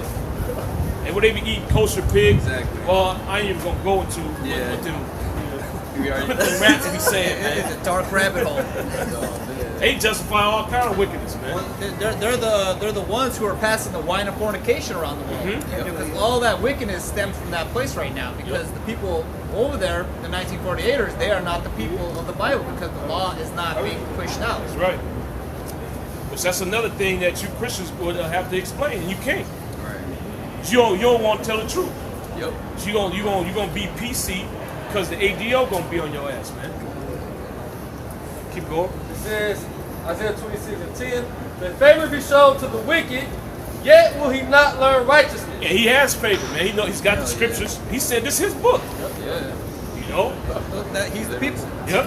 He said this is his book. He wrote this. He's the one that spread Christianity throughout the four corners of the earth during the dark ages. All right? But he ain't following the book, man. See, he really has no excuse. He can read. He knows the Bible. Yeah. All right? You had Edomites that come up here, though. You guys are the Jews. Oh, you're committing sin. You're wearing mixed fabrics. But he himself, he don't care what he put on his body, man. Yep. Okay, here it is. They actually call themselves the people of the Most High, and they ain't following the laws. So that's favor being shown to him. He has control over the earth, but he wisdom of Solomon, the 6th chapter. He refused to implement the laws, statutes, and commandments of Yahweh Shem Yahushua. Even though it's readily available to him, man. He don't got to go to the Hebrew and read the Torah. It's in English. It's in plain English, man. They got Bibles in Dutch. Okay? They got French Bibles, man. They got Spanish Bibles. They got Greek Bibles. So wherever you Edomites live at, you can implement the laws, statutes, and commandments of Yahweh Shem Yahushua. They got Bibles in Czech, man. In Russian. Okay? You ain't got no excuse. Polish Bibles, man. For every European country that got its own language, there's a Bible written in that language, man. You can read it and say, oh, look, this is God's word. We're supposed to establish this in our land, man. You say, to hell with that.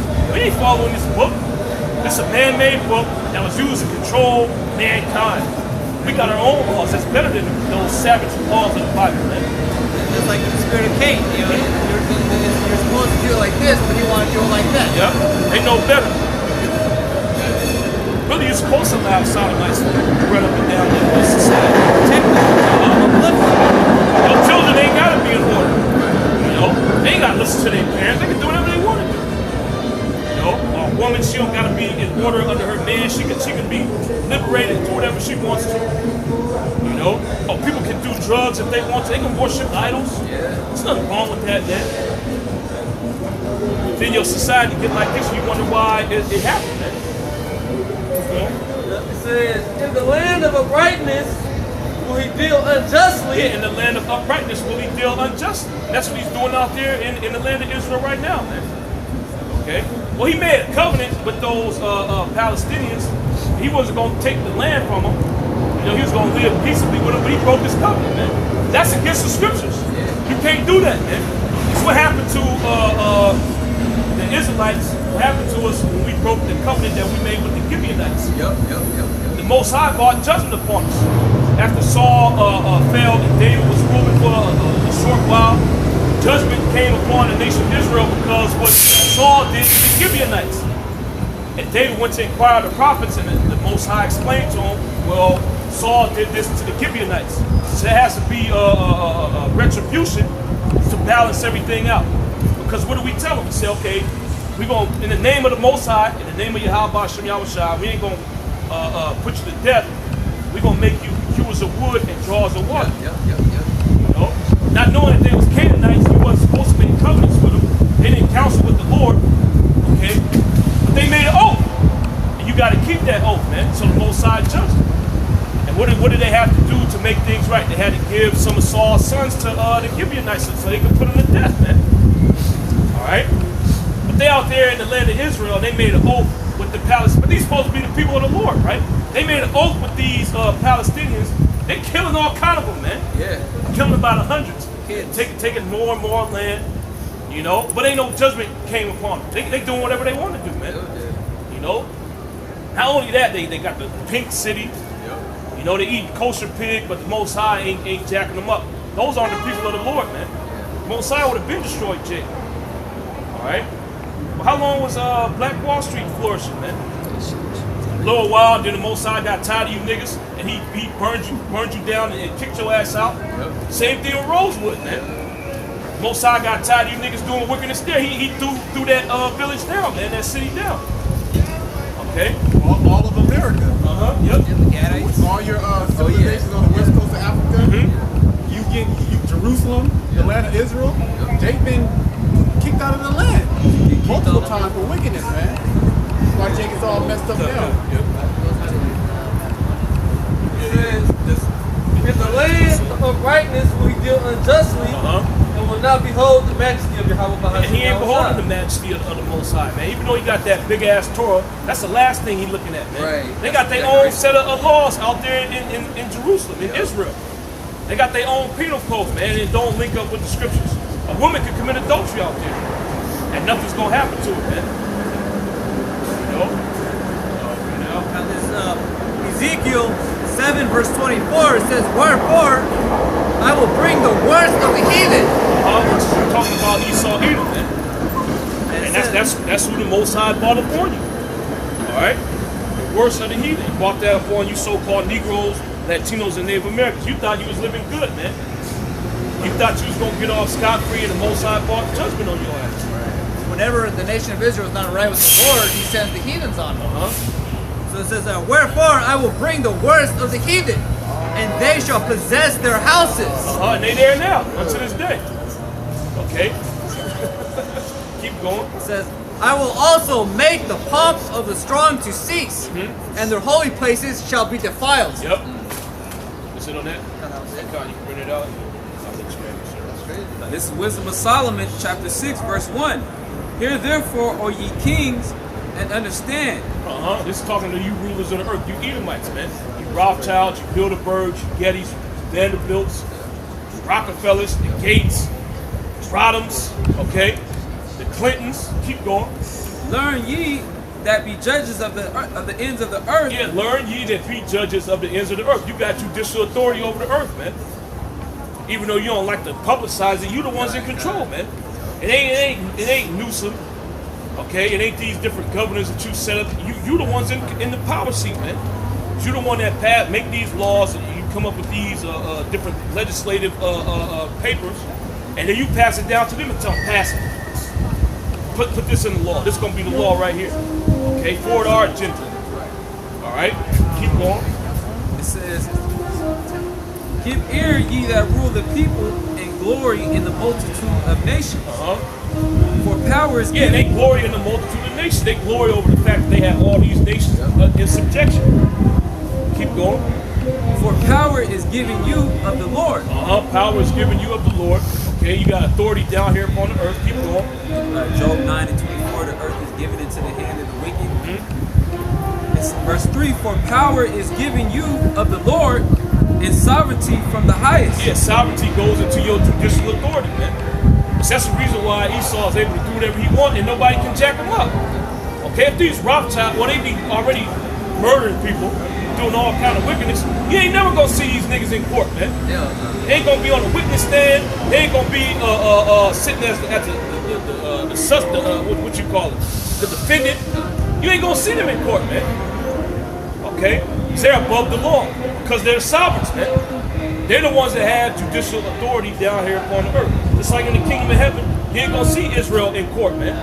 You ain't gonna see us up there getting judged for something that we did, having court proceedings on this Israelite, you've committed a sin. You ain't gonna see Jake doing that, man. We ain't gonna have to experience that because we the ones that's gonna be judging. And we're gonna be perfect. Okay, but we're gonna be the ones in the power seat, man. So you ain't gonna see Jake in there. You other nations, you're gonna be getting judged. That's right. Just like you don't see the elites in court. They don't go to court. But that nigga Epstein, he got arrested, right? I think it's what they put him on, like 3 years probation, something like that. Or not. He only had to check in. The first time he got arrested, he only had to check in to his, I forget, like it was his place that they had a room for him to be at, but he didn't stay there. He's in jail, right? Yeah, but it wasn't a jail. I forget what it was called, but it's basically like he had to check in with his parole officer. Yeah, then he could go do what he think. Nigga, he still was running the Lolita Express, man.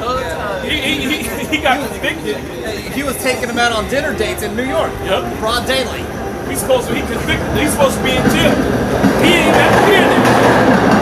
You know? That shows you the sovereignty that these elites have. Right? They ain't gonna do no jail time, man. Or the heir DuPont. He's a complete demon. He did all kind of sick shit to his son. The nigga got off, man. He ain't do no jail time. Why? Because he's the heir of DuPont. He's a part of that family, man. One of those ruling families. Yep. So he didn't go to jail. What about that so-called prince that got caught up with the Epstein situation? He was trying to get, I think he had a number. One of the princes for the British Crown. Including all the footage and everything. Pictures and everything. Yep. He is Solomon. So he ain't going to jail. Exactly. You know? The scriptures say they are not in trouble as other Yep. men. Yep.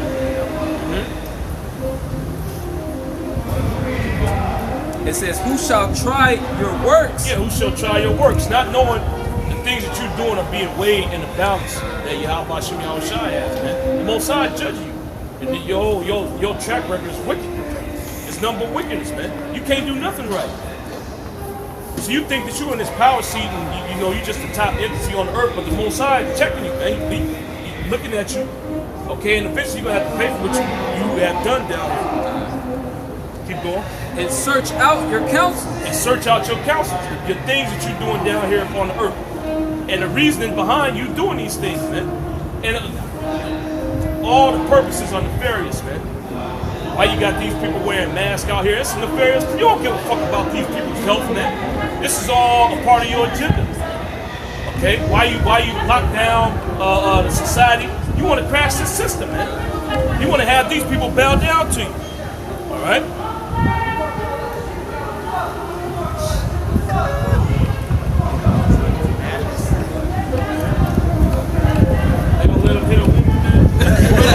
Where's the stand-up guys at? Where those strong black men at to protect their queen, man? Crawl out the gutter. Can't let them talk to a queen like that. Keep going. Because being ministers of his kingdom. Yeah, because being ministers of his kingdom. And see, that's one thing that you Edomites had forgot to acknowledge, man. This ain't your society. This ain't your earth. This ain't your kingdom. The Most High set you in power as ministers over his kingdom, man. So you're supposed to rule according to how he wants you to rule. All right? You just in charge for the company for a time being, man. This ain't your earth, but the nigga think it's his. Oh, see, now I'm in the power seat. I can do whatever I want, man. You know? Here the new CEO came on scene. He think it's his company, man. I'm gonna switch everything up. We're gonna change the name. You know, I'm gonna rebrand it. I'm gonna change all the rules. Y'all uniforms, I'm switching everything up, man. And look, the owner of the company, don't worry about him, man. Y'all look up to me. Y'all listen to what I tell you to do, man. Forget about the owner, he ain't coming back. That's Esau, man. You know, the nigga change the building up, he get work did on the building. You know, get it repainted. Ain't got no authorization from the owner, man. You supposed to be running the company according to how the owner wants you to run it, man. He doing his own thing. The nigga renegade, man. You know? He's waiting. Now it's my turn. I'm about to show the Most High how I really get down, man. Show him how I can really get down, man. I'm switching everything up. You know? He didn't know what he was doing when he made this company. You know? He got animals on the loose. He's doing whatever they want. These things belong in cages, man. You know? People are free. They need to be controlled. You know? Oh, these laws that he got set up, these are wrong. We're gonna switch all that up, man. Okay? You're only supposed to, these rules are wicked. Who came up with these rules, man? Keep going. Because being ministers of his kingdom. Yeah, being ministers of his kingdom, this world belongs to Yahweh Hashem Yahushua, man. Keep going. Ye have not judged aright. Ye have not judged aright. Look at how he's judged, man. All right? He's judged completely wickedly, man. To the point to where he sets up wickedness and he condemns righteousness. You know? If you do a righteous act in this society, you're going to jail, man. And he gonna throw you under the jail. You're gonna get more time than a pedophile. You know? It says, nor kept the law. And the law of the Yahweh Hashem Yahushua is not established in any of Esau's societies. Keep going. Nor walked after the counsel of the Most High. Yep. Horribly and speedily shall he come upon you Yeah, horribly and speedily shall he come upon you. So the scripture saying, 1 hour so great riches has come to naught. Your society is going to be destroyed quickly, man. All right, horribly and speedily shall judgment come upon you. And that judgment ain't going to be light, man. Okay, the scriptures tell you that the plagues of Yahweh Shem Yahushua is going to come upon you in their perfection. So the Most High is going to break you down. Then he's going to completely wipe you off the face of the earth. Keep going. It says, for a sharp judgment shall be to them that be in high places. For mercy will soon pardon the meanest. Yeah, mercy will soon pardon the meanest. When you look at that word meanest up, it goes into the lowly individuals, the meek, those of low estate. Talking about the nation of Israel, man. Because we on the bottom here, so mercy's gonna pardon us. Okay, keep going.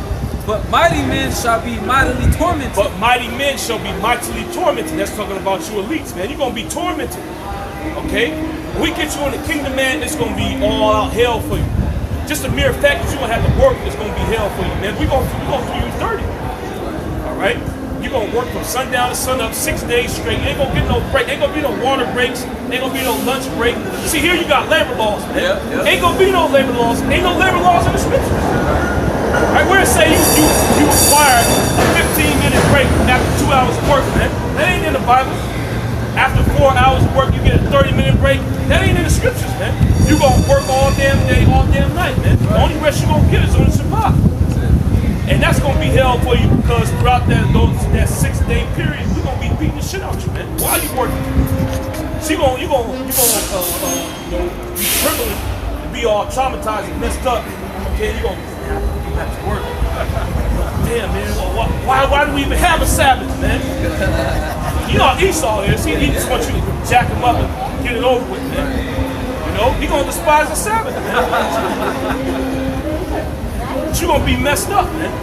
You're gonna have to, deal with all that trauma that you've been going through those 6 days. You just gotta have to sit there and process it, man.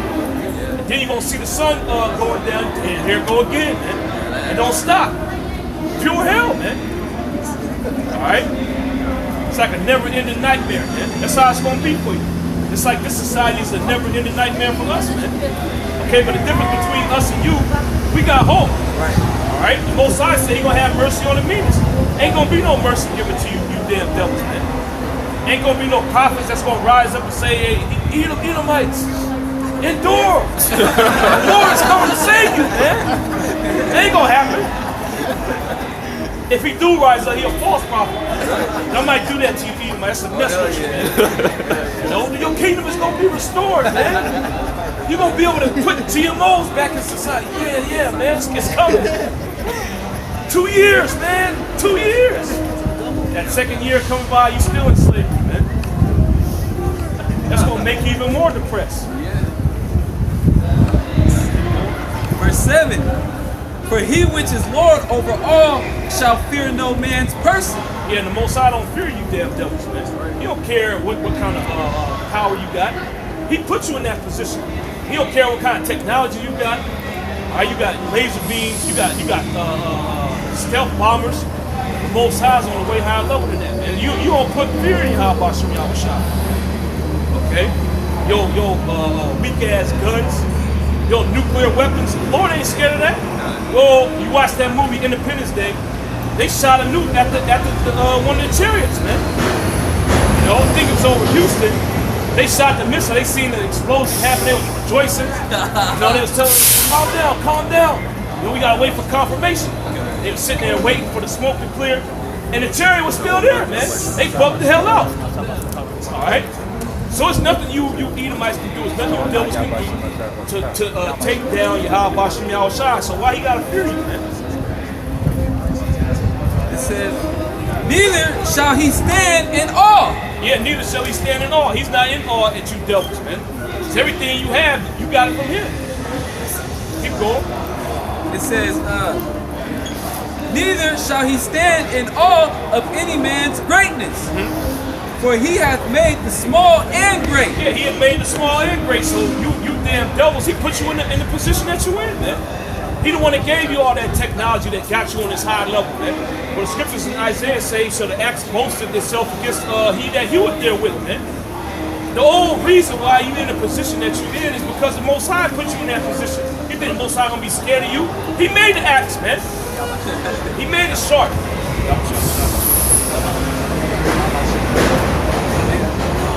He made the axe that sharp, man. Why you gonna be scared of something that he made? You know, without the Most High, you wouldn't be nothing. All right. And the Most High gonna show you that without him, you ain't gonna be nothing. So he gonna destroy you, man. You gonna understand that he's the one that set you up on high. All right. Oh, I'm good at the water. It says, for he has made the small and great and careth for all alike. But a sore trial shall come upon the mighty. Yep. Yeah, sore trial, man. All our hell's gonna come upon you. Right? Mighty plagues, man. And in 1 hour, your whole society is gonna be destroyed. And you're gonna know Yahweh Shem Yahushua did it because we tell you. Right? If I may add to the elites, you know, they plan on trying to escape, you know, the nuclear destruction. You know, and they actually have bunkers and stuff. They gonna go up in there. But the Lord is just preserving them to be the first fruits of slavery. You know, and they gonna get it the hardest. Quick precept, James 2 and 13. For he shall have judgment without mercy that has showed no mercy, and mercy rejoiced against judgment. Yeah, because when this devil, Esau, when he had us in captivity, he dealt with us unrighteously. He would hang us and he would leave us there for days. He would make us work all day, on the plantations, and he's still doing that right now because it's just modern day slavery. But then in the kingdom of heaven, that's going to be rendered double unto him. We're going to get everything back and some.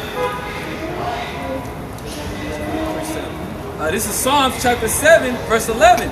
The Most High judges the righteous, and the Most High is angry with the wicked every day. If he turn not, he will whet his sword. He hath bent his bow and made it ready. He hath also prepared for him the instrument of death. He ordained his arrows against the persecutors. Going into those missiles. Yeah, he says he's angry with the wicked every day. So every day that this man is in power, hey, how much more you think the Lord is getting angry and angry? We're the witnesses to this place because we sign pride for all the abominations that happen down here. We pray, for the kingdom of heaven to be established. This is Nahum 1:2. The Most High is jealous, and the Lord revengeth. The Lord revengeth in his furious. The Lord will take vengeance on his adversaries, and he reserveth wrath for his enemies. Verse 3. The Lord is slow to anger and great in power. The Lord said the Lord is reserving wrath for his enemies. Reserving wrath for his enemies. Like going to two men, you know what I mean? It seems like Esau gets away with everything. But the Lord is reserving them for a great judgment. Right. Like the brother Shemaiah brought out, the Lord is reserving the wicked elites to be the first fruits. To bring back the rest of you. Nobody still die on this side. That's going to be a culture shock.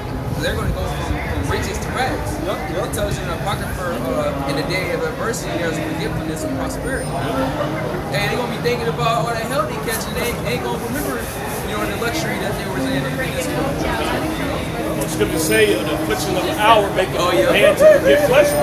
That was the first day, man. The first hour. They're going to forget that they had a kingdom, man. They're going to forget that opulence that they was living in, all the chateaus that they had, the gold bullions, the slaves that they had, the adrenochrome, that feeling, that's going to leave you, man. You're going to forget what that feel like. Real fast.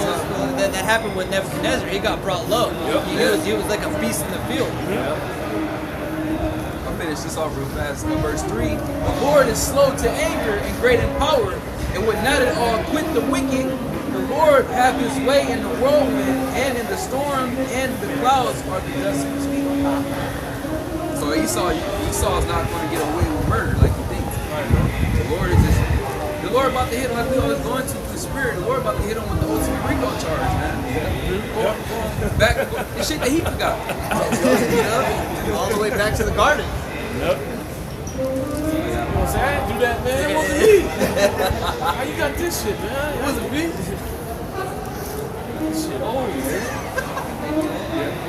Ecclesiastes 8 and I'll start at verse 11. Yeah, it says, because sentence against an evil work is not executed speedily, therefore the heart of the sons of man is fully set in them to do evil. Yeah, that's why they, they're out here. They're doing just the whole 10 yards down here. And continuing to write unrighteous decrees, grieve his laws, and put stumbling blocks onto the so-called Black Steers and Native Americans, so they can go off and get the power. But all these things are going to be accounted to in these last days. Yeah, that's why our people, the majority of our people, go after the ways of this man. They can participate in this society, do all the things that the so-called white man does because they see that the power that he has still. But hey, what does it say? It says, verse 11 again, it says, because sentence against an evil work is not executed speedily. Everything is done on the Lord's side. It says, yep. It says, therefore the heart of the sons of men is fully set in them to do evil. Though a sinner do evil 100 times, and his days be prolonged, yet surely I know that it shall be well with them that fear the Most High, which fear before him. But it shall not be well with the wicked, neither shall he prolong his days, which are as a shadow, because he feareth not before the Most High. Just like how the elect is putting their riches in the kingdom in heaven, storing our riches, it's the same thing for these wicked elites, because they're doing all this wicked stuff, but it's all going to be accounted for, when they're in the day of judgment. I got a precept. This is Psalms chapter 9, verse 16. The Lord is known by the judgment which he executed. The wicked is snared in the work of his own hands. Hagayan Salah. The wicked shall be turned into hell, and all the nations that forget the Most High. If I can say this too, like brothers are saying, the Lord is just letting this man build up the tab, so that judgment that comes down, it's going to be one of the heaviest judgments ever executed. Judgment that's written for him. Exactly. Judgment that's written for him. He has to do all this wickedness to receive judgment that's written for him as a nation. Right. Most High is just in everything that he does. He's not going to do nothing for no reason. He'll be fully justified. When you look at this man's track record, he deserves to be destroyed. Right. The judgment that the Heavenly Father got set for the nation of Edom is perfect. Yeah, the scripture said he's caught in the snares of his own hands. So he gonna try to execute, the nation of Israel, but then the Lord is gonna allow the nation of Israel to do that too. Amen. Hey, you got to understand the deeds that this so-called white man has done. It's going to warrant a nuclear destruction and a so-called alien invasion. That just goes to show how bad this man is.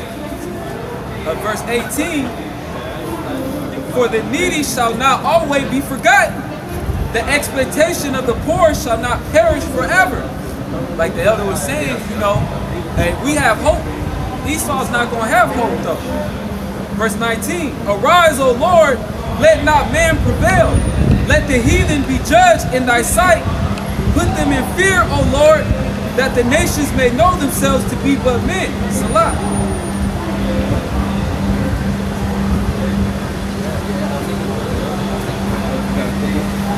This is Job 20 and verse.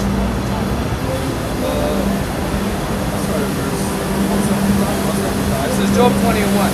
Then answered Zophar the Naamathite and said, therefore do my thoughts cause me to answer, and for this I make haste. I have heard the check of my reproach, and the spirit of my understanding causes me to answer. Knowest thou not this of old, since man was placed upon earth, that the triumphing of the wicked is short, and the joy of the hypocrite but for a moment? All the things that Esau's doing, there's a judgment for it. It may not happen now, but it's written, it's going to happen. It says, though his excellency mount up to the heavens, and his head reach unto the clouds, yet he shall perish forever like his own dung. They which have seen him shall say, where is he? And that's pretty much the judgment that's going to happen to him. He's going to perish. He's going to be like the vision of the night. He's going to be like no more. And that's showing the Lord's power. Because Esau, he made it up into the heavens. That's why he got satellites out up in there. And then now he's putting weapons up in space. All right, you would think somebody that accomplished those feats would never go down. All right, but in the kingdom of heaven, it said he's going to be like a dream. Everything, all the evidence of Esau ruling is going to be totally gone. Except the burning, the smoke from America. This is going to be his memorial. It's Esau's kingdom of burning heat. It says, verse 8, he shall fly away as a dream and shall not be found. Yea, he shall be chased away as a vision of the night. The eye also which saw him shall see him no more, neither shall his place any more behold it. This is what the hopeful elect is meditating upon, because we know that this guy is the wicked. You know, we sigh and crying for all the abominations that he's doing. You know, that's why, you know, we hasten the day. You know, we want these prophecies to be fulfilled, so that in the kingdom of heaven that could be fulfilled. I got it. This is Psalm 75:4. I said unto the fools, deal not foolishly, and to the wicked lift not up the horn. Lift not up your horn on high. Speak not with a stiff neck. For promotion cometh neither from the east, nor from the west, nor from the south. But the Most High is the judge. He puteth down one and setteth up another. For in the hand of the Lord there is a cup, and the wine is red. It is full of mixture, and he poureth out of the same. But the dregs thereof, all the wicked of the earth shall rain them out and drink them. And that's talking about that judgment.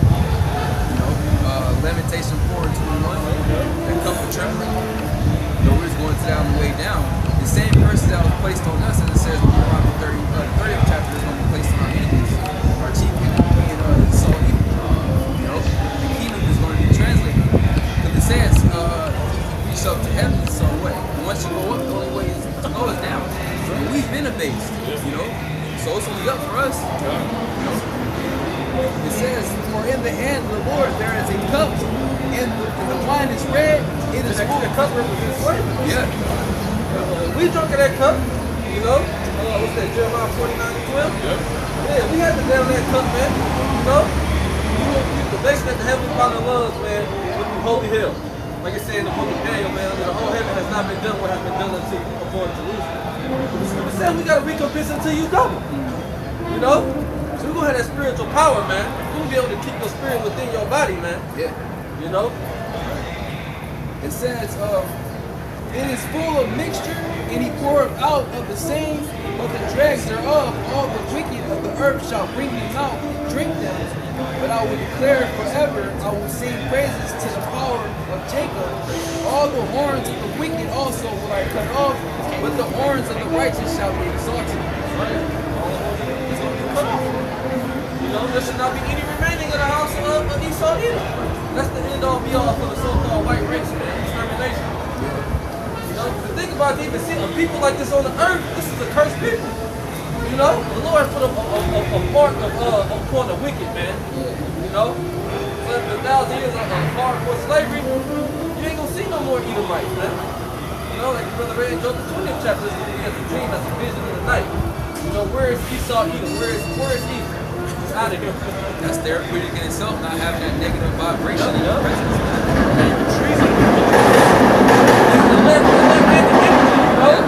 Esau around, just like sticking out. He killed the vine. Yeah, he killed a vine. Vine killing, man. He killed the vibe on the earth. Because before Esau Edom came over to the Americas, you know, everything was really in peace. I mean, you had skirmishes with nations, and you know, but nobody had that spirit of world domination. Esau had that spirit of world domination to conquer the whole earth and everything in it, as well as going to the upper atmosphere and then start conquering. You know, if there are beings on other planets, the last frontier is really space. They call it Alaska was the last frontier. The final frontier. You know, the final frontier. Well, he went into Alaska and destroyed the natives there. He went Central South America. Oh, RT did a thing on reparations. How these Edomite European countries are now starting to talk about reparations concerning Africa. Because they brought the history out how not so long ago, Esau divvied up all Africa. They colonized Africa. The British, the French, the Italians, the Portuguese. The 10 horns.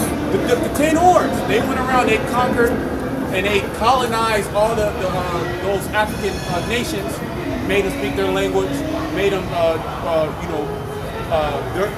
follow their customs, just like they did here in America. And now they're like, oh, you know what? Now we're going to apologize. Now we're going to apologize. Oh, you know what? We're going to set it. Germany set in place and pay $1.1 billion some dollars back over the next 30 years. But they ain't gonna happen, and they ain't nothing as much as this dollar's getting devalued. Yeah, well, how much wealth has Germany gained from those African nations that they colonized? Exactly. Man? And then on top of that, it wasn't just a monetary, gain or monetary payback. You murdered thousands of Israelites down there, man. Well, they bought that out on the kill all the brutes. You know, chopping off Jake's hand down there. If Jake wasn't picking the quota, you would put him to death, man. You would shoot him square in his head. You know, chopping his nose off. You did the same thing they was doing to Jake over here, man. They was doing to Jake over there in West Africa. He's being reproached. He's being reproached in these last days because he's trying to go around the world and, be big brother, trying to, China, the human rights of the Uyghur Muslims and this and that and this. Well, then everybody else is throwing it back in their face. Like, what about what you did? It's so much history of all the crimes and the atrocities that you have perpetuated against all life on the planet. Starting with Israel, you have a precept right here. I was going to say, this is the devil that the Bible speaks of. The wicked is revealed. But this is Revelation 6, verse 4.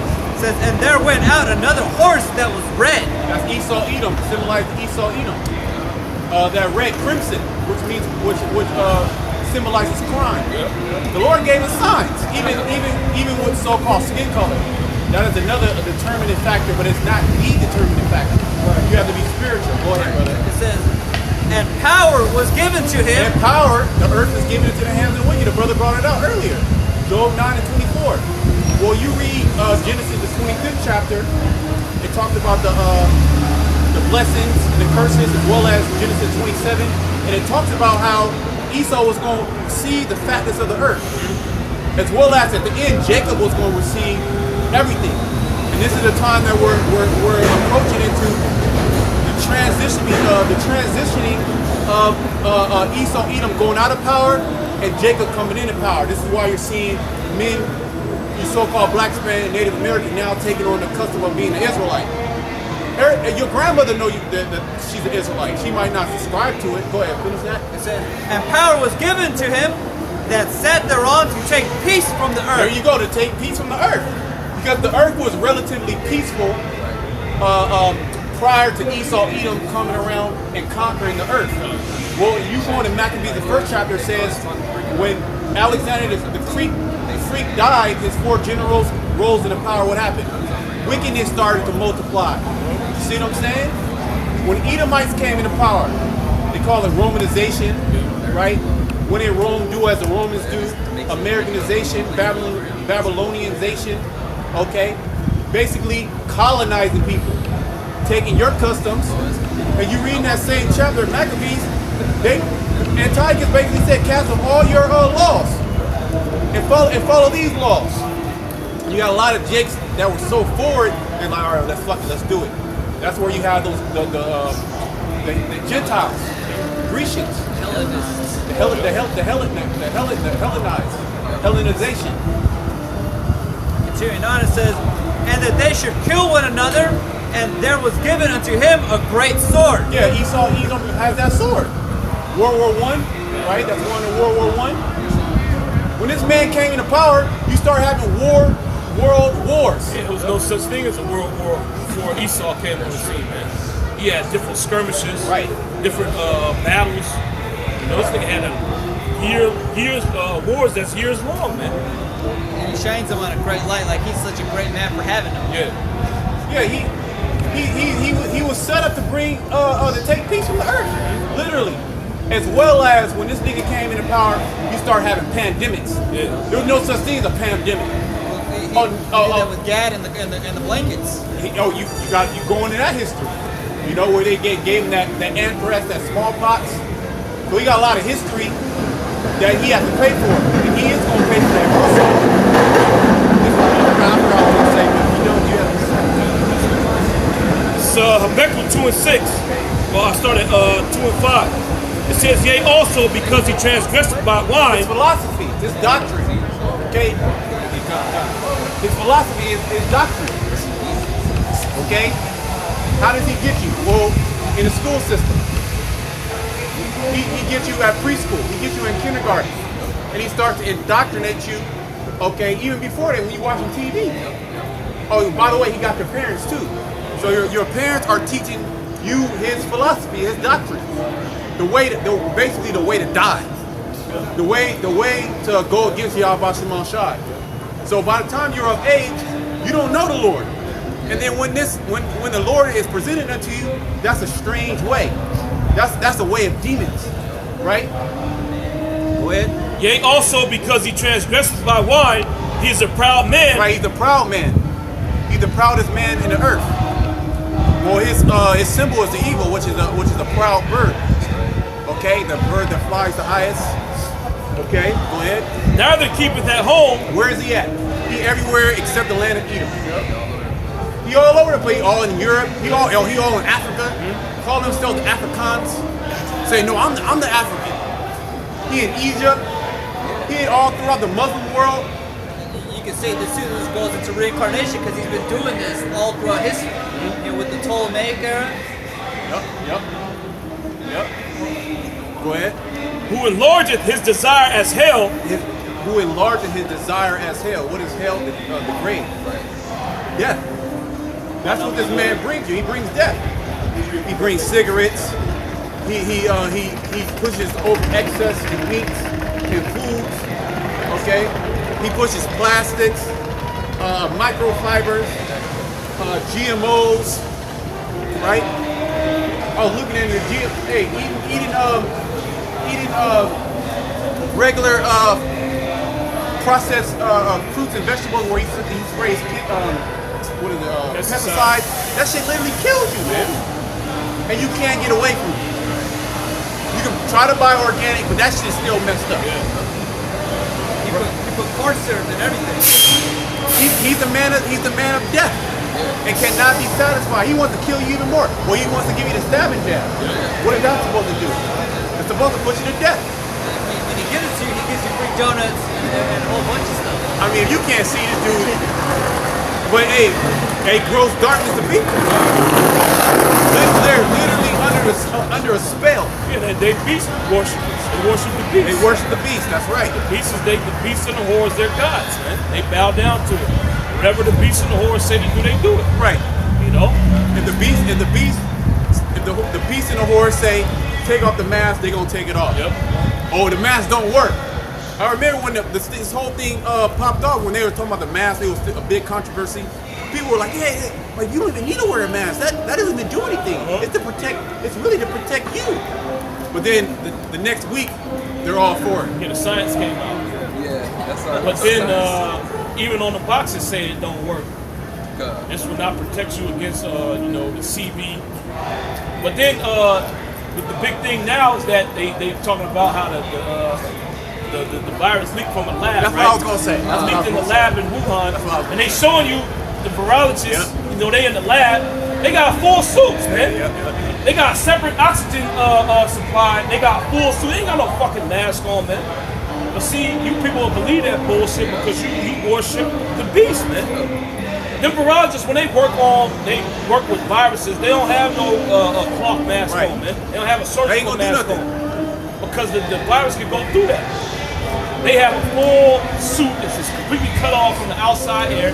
They got separate oxygen feed into the suit that they in, man. So they can move freely. They ain't got to worry about taking in that virus, man. Yep. They'll tell you people to just cover your mouth and you'll be fine. It lessens your chances. That's bullshit, man. So people believe anything. Yep. They're ignorant and gullible. Hey, we were all ignorant and gullible at one point, right? The Lord, He woke us up. He gave us that eye salve to be able to see all these things. And then it all just made sense. Okay, go ahead. It says, who enlargeth his desire as hell, It is as death and cannot be satisfied. And is as death and cannot be satisfied. We can go in and out of this man's history, okay, and show you all the death that he has brought to the earth. You can't refute this. This is evidence that you can't refute. He documented everything. Right. He wrote everything down. He even made documentaries of it. But you people are so stupid that you can't put two to two together, you know? You can't, 1 + 1 is 4 in your book, right? But gathereth unto him all nations. And this is what he has, is he not, are we not in a cauldron? Okay, Babylon, confusion. You got Moabites, you got Ammonites, you got Ishmaelites, you got Japhites. The so-called melting pot, and none of them are coming together. The only time they can come together is in wickedness. They can come together for a pride parade. Everybody's good now. They can come together for a pork eating contest. You know, they can come together for all these wicked philosophies and ideas and practices, right? But these people really hate each other. They talk shit about each other. Elam hates Moab. Okay, Moab hates Elam. Moab and Ammon don't like each other. Moab and Ammon, yeah. Yeah, so I mean, but it's all a facade. It's all fake, phony, and a facade. Everybody hates each other. Okay. Really, when it comes down to it, people, you go to work, you in the office building, everybody hate each other. Everybody talking shit about it. You know how it is, that office shit, or just work shit in general. But when they come in your face, it's all smiles and hugs and kisses. Let's go have lunch.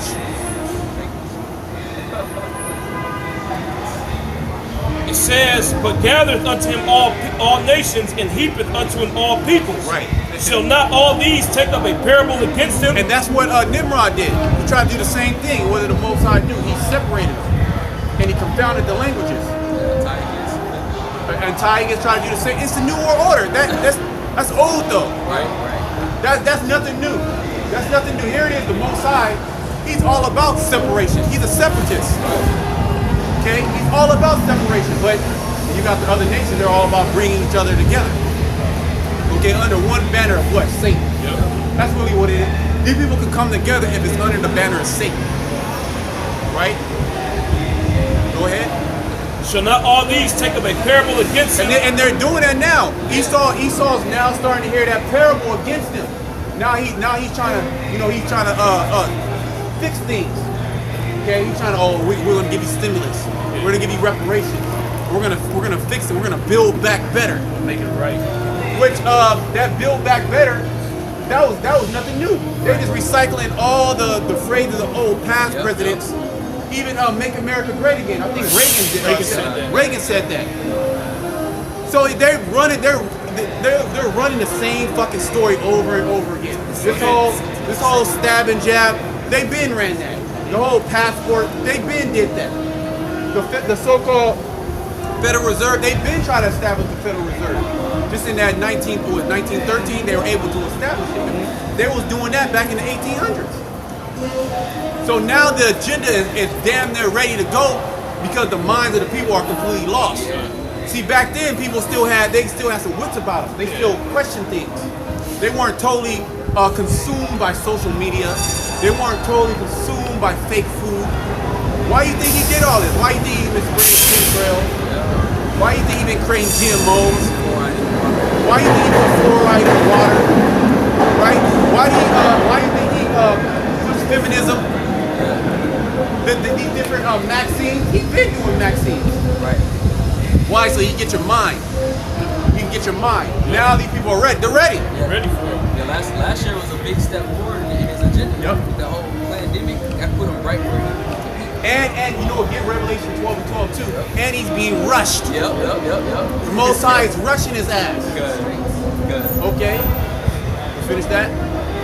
Shall not all these take up a parable against him, and a taunting proverb against him, and say, woe to him that increaseth that which is not his? Woe to him that increaseth that which is not his. These other nations are taking up that stance. Yep. China is taking up that stance, man. Well, what about what you did with the Native Americans?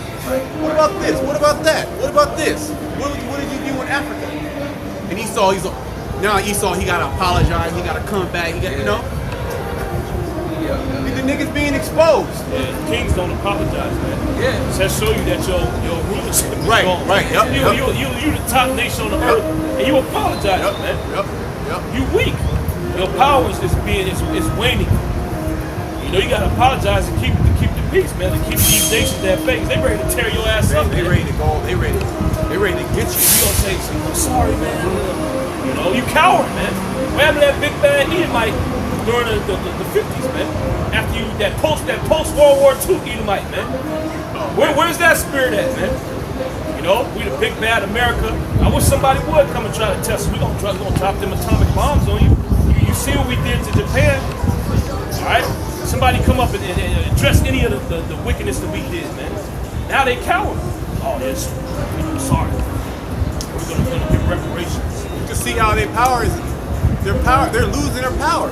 They're losing their influence over the people's minds. Because even though there's a lot of people that are in gross darkness, there's a lot of people that are waking up too. Well, this whole thing is being exposed. So-called, pandemic. It's coming. Well, they said that first of all, this came from the wet market. Now the thing is coming out. Well, okay, see, it probably came from the lab. Well, you know, the way it looks, it's not natural. You know, but even with that, the niggas still trying to run game. Everything is going to be exposed at the end of the day. It's going to come out where this thing really came from. Okay, and you know who the finger going to point at, man. You know the nigga that's doing all this wickedness throughout the four corners of the earth. Everything going to fall back on him, man. And that's just going to fulfill the prophecies in Obadiah. He's small among the heathen. He's greatly despised. This nigga causing chaos throughout the four corners of the earth, man. The only nigga doing this, man. And you got the prophets proclaiming it. You got the You think these other nations not listening to these videos? You think these the kings and the princes of these other nations don't know what's going on? Yeah, the spirit of the Lord affects them, man. Well, when would you ever see China curse out America? Right. And then America cower, man. Are these other nations curse America out? Right. You know? That spirit is being stirred up, man, because Yahweh is getting ready to have this World War III pop off, man. And you can't have weak nations or nations that's scared of America go to war. So the Most High is putting that spirit in them to raise up. Wake up the mighty men. And all the mighty men are being woken up. It's happening right now globally. You can see all these other nations taking a stance. And the stance is against America. You can see China, Russia linking up. North Korea. You can see Turkey taking a stance against America. They NATO. Yeah, exactly. Yep. You see what I'm saying? It's that's gonna make that prophecy fulfilled. All thy enemies have brought thee even to the border, man. The men that were at peace with thee have deceived thee.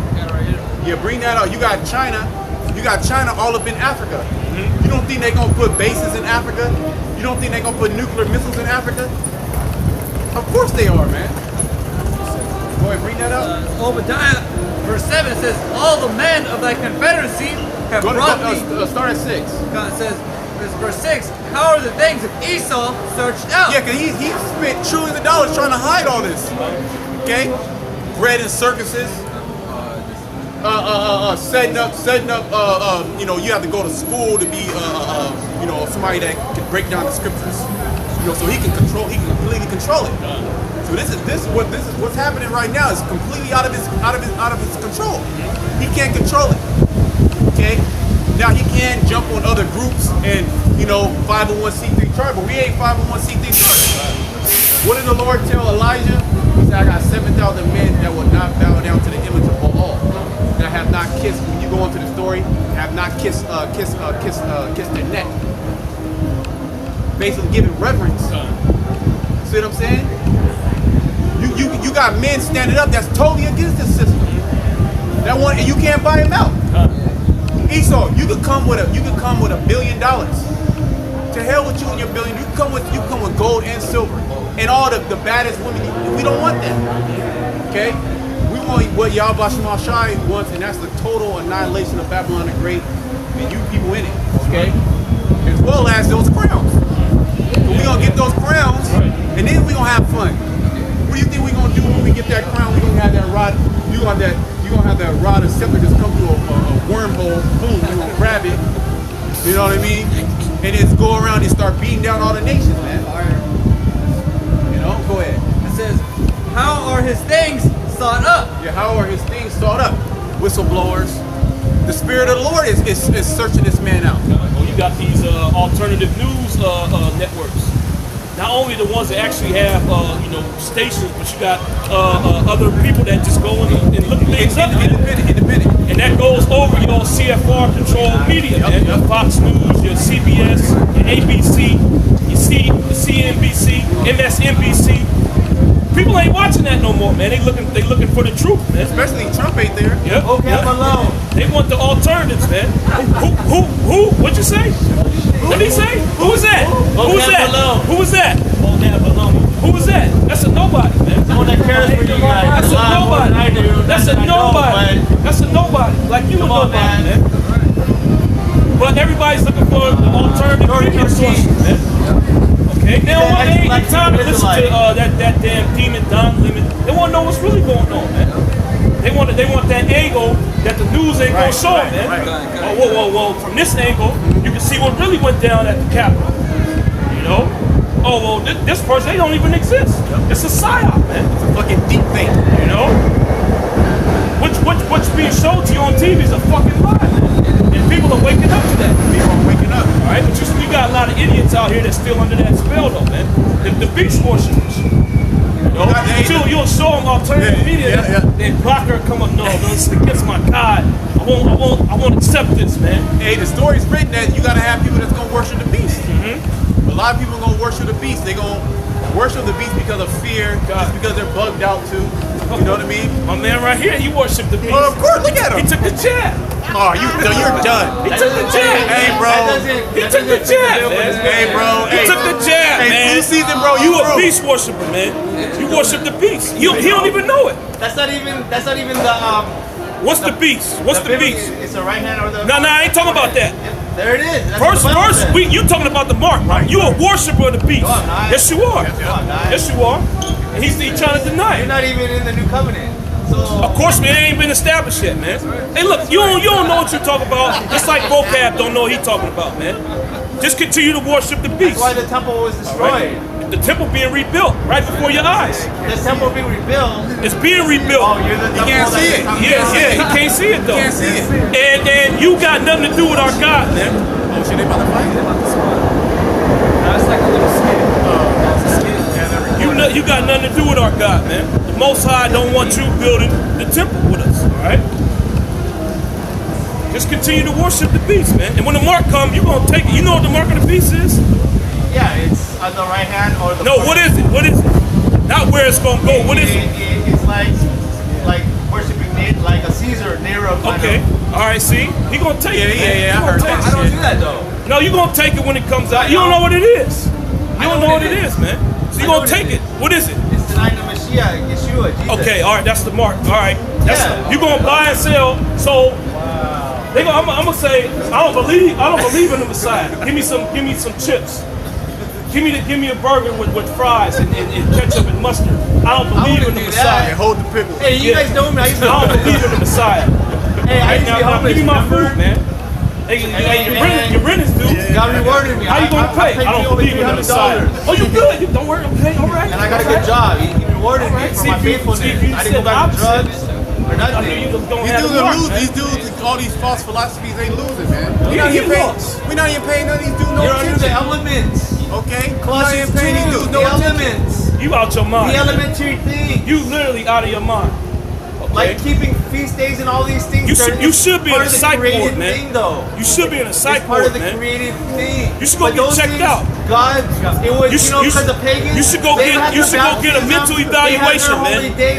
You should go get a mental evaluation, man. The Israelites. You ain't playing with a full deck, bro. True God is. You ain't playing with a full deck, Wait for this all week. That's why Colossians 2 says you're complete in Him, but you're still stuck on the created thing. Verse 7. Do not all touch, the men do of not thy taste, confederacy do not handle. brought thee Just even like to the border. Galatians says. We on a way high level. That's what you're we talking focusing about on. America being destroyed, man. That's what you're thinking. You don't even know what the holy. beast is. You don't even know what the mark is. You don't know shit. You're holy in Christ. You're already complete. Read that again. It says, if you're we talk about all these the Confederate nations with America. The church. They gonna turn on America. Laodicea is connected to They're gonna turn on Colossians. America and they're gonna shoot He missiles said, on I'm the true America. witness. They're gonna and send fire and on the America. originator of all creation. That's what we talking about. And so, And he gonna be part of that. He gonna be part of that sacrifice. Laodicea, and they're working in the And that's what these other groups, these Christians, they don't have. They don't understand prophecy. Nor was the Bible ever given to them. I fell for all these lies a long time ago. God brought me out. When I was homeless, remember I was homeless? That was a process of Him showing me as I studied the Word more clearly. Verse 7 it says, all the men of that confederacy I was in brought thee Hebrew even to not the black border. Hebrew Israelite, but I was in Hebrew. All the men of Esau's confederacy, all his, all his allies, they're gonna turn on him. Even the EU. The NATO and the EU gonna turn on America. That's right. Okay, the UK, Italy, France, okay, Germany, okay, Brussels, Belgium. They're gonna all turn on America. They're gonna shoot missiles on America. America's gonna be isolated. And the heavy thing about that is that these Christians don't know that, man. Yep. That's not a breakdown that they're able to give to the people. They don't even know who the beast is. It's like he don't know who the beast is. So how can he deny that he worshiped the beast? He don't even know who the beast is. He literally worshiping the beast. Literally. Right? Go ahead. Continuing on, it says, the men that were at peace with thee have deceived thee. See, they deceived. See, Esau thinks that, these nations are all my friends. They have not forgotten what you've done to them. That's right. They have not forgotten how you rape, rob, and murder, pillage their whole nation. It just came out. Read that. It says, all the men of that confederacy have brought thee even to the border. The men that were at peace with thee have deceived thee. Have deceived thee. Go ahead. It says, and prevailed against thee. And prevailed against thee. So the Most High set these other nations' ass up to come against you, man. You sold nuclear missiles to them. You gave them nuclear missiles. You think you will be able to control it. Those nuclear missiles were set up to destroy you, man. Okay? Go ahead. It says, there is none understanding in him. There's none understanding in him because Esau, he's been that great intellectual, right? Where he's able to maneuver and get through all these different problems and, fix things and build back better. Now you're going to have chariot sighting on some District 9 type shit, right? Just out there, just floating in the sky. Just hovering. Everybody can see it. And he would make a narrative for everything that's going on. Right. So now it's the point when we went to the chariots, he's forced to tell the truth. He's forced to say, yeah, those are. You know what they are. And even then, the nigga gonna lie. Yeah. He gonna try to change it and switch it up. But he's being backed into a corner because he cannot officially control the narrative. The social media, okay, is complete beating this nigga's ass. That backfired on him. He getting knocked out the ring left and right. Okay? Inside Joe. He said that social media completely, had these people in mind control, but the truth is on there. A lot of people use that for alternative media. We gotta get Joe cats and dogs and all this BS. But the truth is on there, man. And people with alternative views, people that's exposing you. So he gonna have to shut it down, man. Yeah. Well, who was that? It's one of those Rockefellers, I forget his name, but he said the worst thing invented was the internet, man. It was one of them devils, either David or Nick Rock, one of them devils, they made that statement though, man, that the internet should have never been invented. Right. Why? Because their whole plan got exposed, man. Hey man, your eyes was too big for your appetite, man. You wanted more control, but that puts you in a worse situation, man. You created the internet and try to, look, see now we connect everybody, have control over that, but the information is spreading too fast, man. You can't delete it quick enough.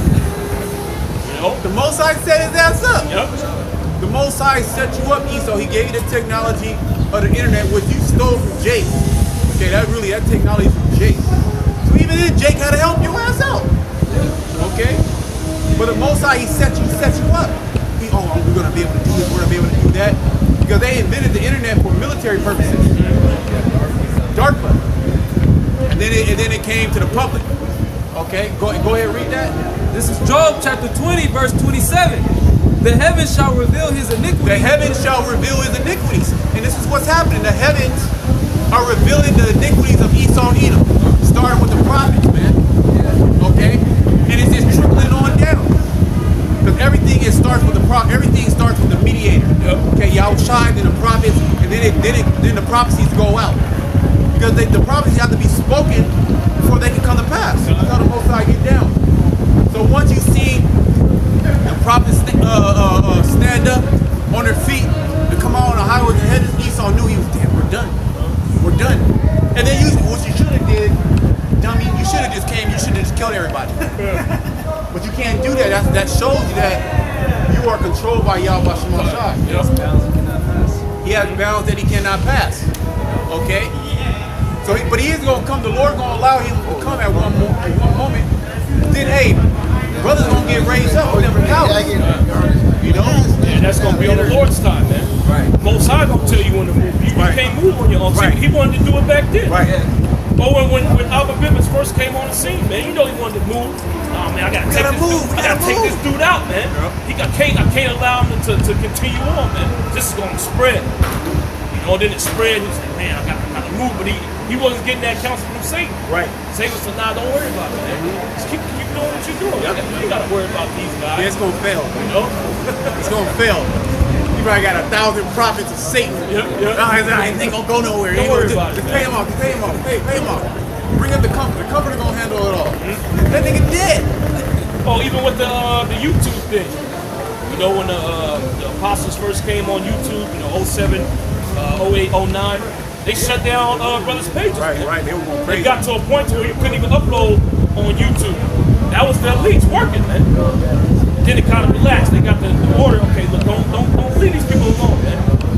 Let them do their thing. It ain't that big of a deal. You know, nobody watches them anyway. Right. You know, people think they're crazy. Right. You know, say they open the YouTube back up and the thing continued to flourish, man. This truth continued to flourish. You can't stop this, man, because this is the will of Yahweh Bashim Yahushua. The entity that's controlling you. Yep. This truth is an unstoppable force. And an immovable object. You can't move it, you can't touch it. And it's not physical. See, Esau, he's fucked up because it's not physical. It's not like it's a school, it's a set, you know, it's just only this. Nah, man, this is all in the spirit. The Lord, he got sleeper cells, man. He got sleeper cells in the form of the elect, okay? That's just waking up. Waking up, just turn on the internet, they probably looking at big booty shaking, you know? And then somehow they seen the video, and then it's like, oh shit, I got you. You know? You know? But that's how the Lord get down. So Esau, he's like, get out of here. You know? And it's nothing that the elders didn't have to go to school, you know, under Esau, have to get these degrees, you know? And then he didn't allow it to come on media and TV, so it's been hush hush. Yep. So it's been secretly growing. Yeah. You know, like wildfire. He think he winning because they ain't on TV. I'm stopping it by all means from getting on the mainstream media. More people watch YouTube than TV. More people are on the internet, on social media than they are on TV. And that's all through the spirit of Yahweh Shem Yahushua, man. It was all set up. Don't nobody watch your TV anyway. They go to, like the brother said, they go to YouTube and social media. They on the internet for their entertainment, man. YouTube being one of the main platforms. Yep. Who's on YouTube? The truth. The Lord set the YouTube up for the prophets, for this. Okay, go ahead. And the earth shall rise up against him. And the earth shall rise up against him. And all these nations are now taking a stance against Babylon the Great. They're a taunting proverb, man. And those things are only going to increase, man. You're going to hear of more of these different events that are going to arise in the earth that's going to have a stance against Esau Edom. More people are going to take a stance against America. That's right. More of Esau Edom's crimes are going to be brought up. He's going to have to, he's going to have to talk about these things. He's going to have to, lightweight apologize or so-called reparations, which is all BS. Yet he's being forced and backed into a corner. Now go jump. You was gonna say something? This all started with the prophets coming out here on the highways and hedges, man, condemning Esau Edom. So that spirit has begun to latch on to these other nations, man. And now they running with it. They said, like, yeah, man, fuck this devil, man. This the same dude that been doing all kind of wickedness, man. We gotta take this dude out. But that started with Yahweh Shai putting the spirit on his prophets and condemning this damn devil, man. Now the same thing we saying, that's what they saying. You know, that spirit has went out throughout the four corners of the earth. All right? But the Most High said his word does not go out void. So the Most High rose the prophets up. The scriptures tell you that he's going to consume him with the spirit of his mouth. So you've been consuming. Now these other nations are riding that vibration, man. All right? Now they tired of your ass. Jake is a trendsetter. And notice you don't see these people come up and be cursing Esau out. You would always have some other nation come up, Jake will come up. You don't see that no more, man, because they agree. They know this nigga's a piece of shit, man, and that he deserves judgment. You know? Hey, man, we in there, man. We at the end. That's right. We at the end for sure. Hold that. We're going to bring this out and then we'll bring that out. Go ahead. Psalms 105 verse 6. O ye seed of Abraham, his servant, ye children of Jacob, his chosen. See? Read that again. It says, O ye seed of Abraham, his servant, ye children of Jacob, his chosen. Keep going. It says, he is the Lord, our power. That's plain. Can't even get past that. Go ahead. He is the Lord, our power, Yahweh. Yeah, he's the Yahweh Shema Shai is our power. No other power. No other people. Right. Did he put his name upon them? He created other people for us. Yeah. For slaves. How about that? That's what makes us closer to the Lord. Right. Knowing what he likes and dislikes. Nope. These other nations don't have that relationship. Yep, that actually makes us a people. That makes us alive. Yep. These other nations, they're beasts. Look at their customs. You just look at their customs and see that they're nothing but beasts and animals. They have brutish customs. Yep. Go ahead. His judgments are in all the earth. His judgments are in all the earth. His judgments are going forth all throughout the earth, man. People getting put to death. Them Palestinians getting put to death. You know, go ahead. Verse 8 says, he has remembered his covenant forever. He has remembered his covenant forever. So the Lord gonna fulfill this. You had that Ammonite talking about the second covenant. You ain't part of the second covenant, nor do you even know what it is. The Lord remembered that, and he's gonna fulfill that. And we're in the process of it being fulfilled now. Go ahead. I promised that he made Torah for brother Abraham. Right. That was before the covenant. You know, they gave to Moses and made us after losing Egypt. So the Lord still has to fulfill that promise. So the Lord is fulfilling his promise now. You call yourself an Israelite. You wake up to the fact that you're an Israelite. You're seeing the different camps pop up. Certain brothers becoming teachers. That is the promise starting to be fulfilled. Okay? To where it's gonna come a point to where in a twinkling of an eye, boom, second covenant. We gonna have that fleshly heart. We gonna have them spiritual bodies. And we're gonna be gods on the earth. Go ahead. It says, the word which he commanded to 1,000 generations, which covenant he made with Abraham and his oath unto Isaac. See? And confirmed the There same. was Ishmael? No. Ishmael over there running wild, man. Go ahead. It says, and confirmed the same unto Jacob for a law. See? It says, and to Israel for an everlasting covenant. An everlasting covenant. Keep going. Saying unto thee, will I give the land of Canaan, the lot of your inheritance. See, that's our land over there. Got them dirty rats over there doing everything they're not supposed to be doing. Okay, go ahead, keep on the point. It says, when they were but a few men in number, yea, very few and strangers in it, when they went from one nation to another, from one kingdom to another people, he suffered no man to do them wrong. See that? He suffered no man to do them wrong. Even though in the eye we were small in number, right? The other nations could have came and grabbed us up, chopped us up, killed us. Yet the Most High, he said, nah, I ain't allow you to do nothing to them. Just like now. Okay? Just like now, these different small sanctuaries that are being raised up.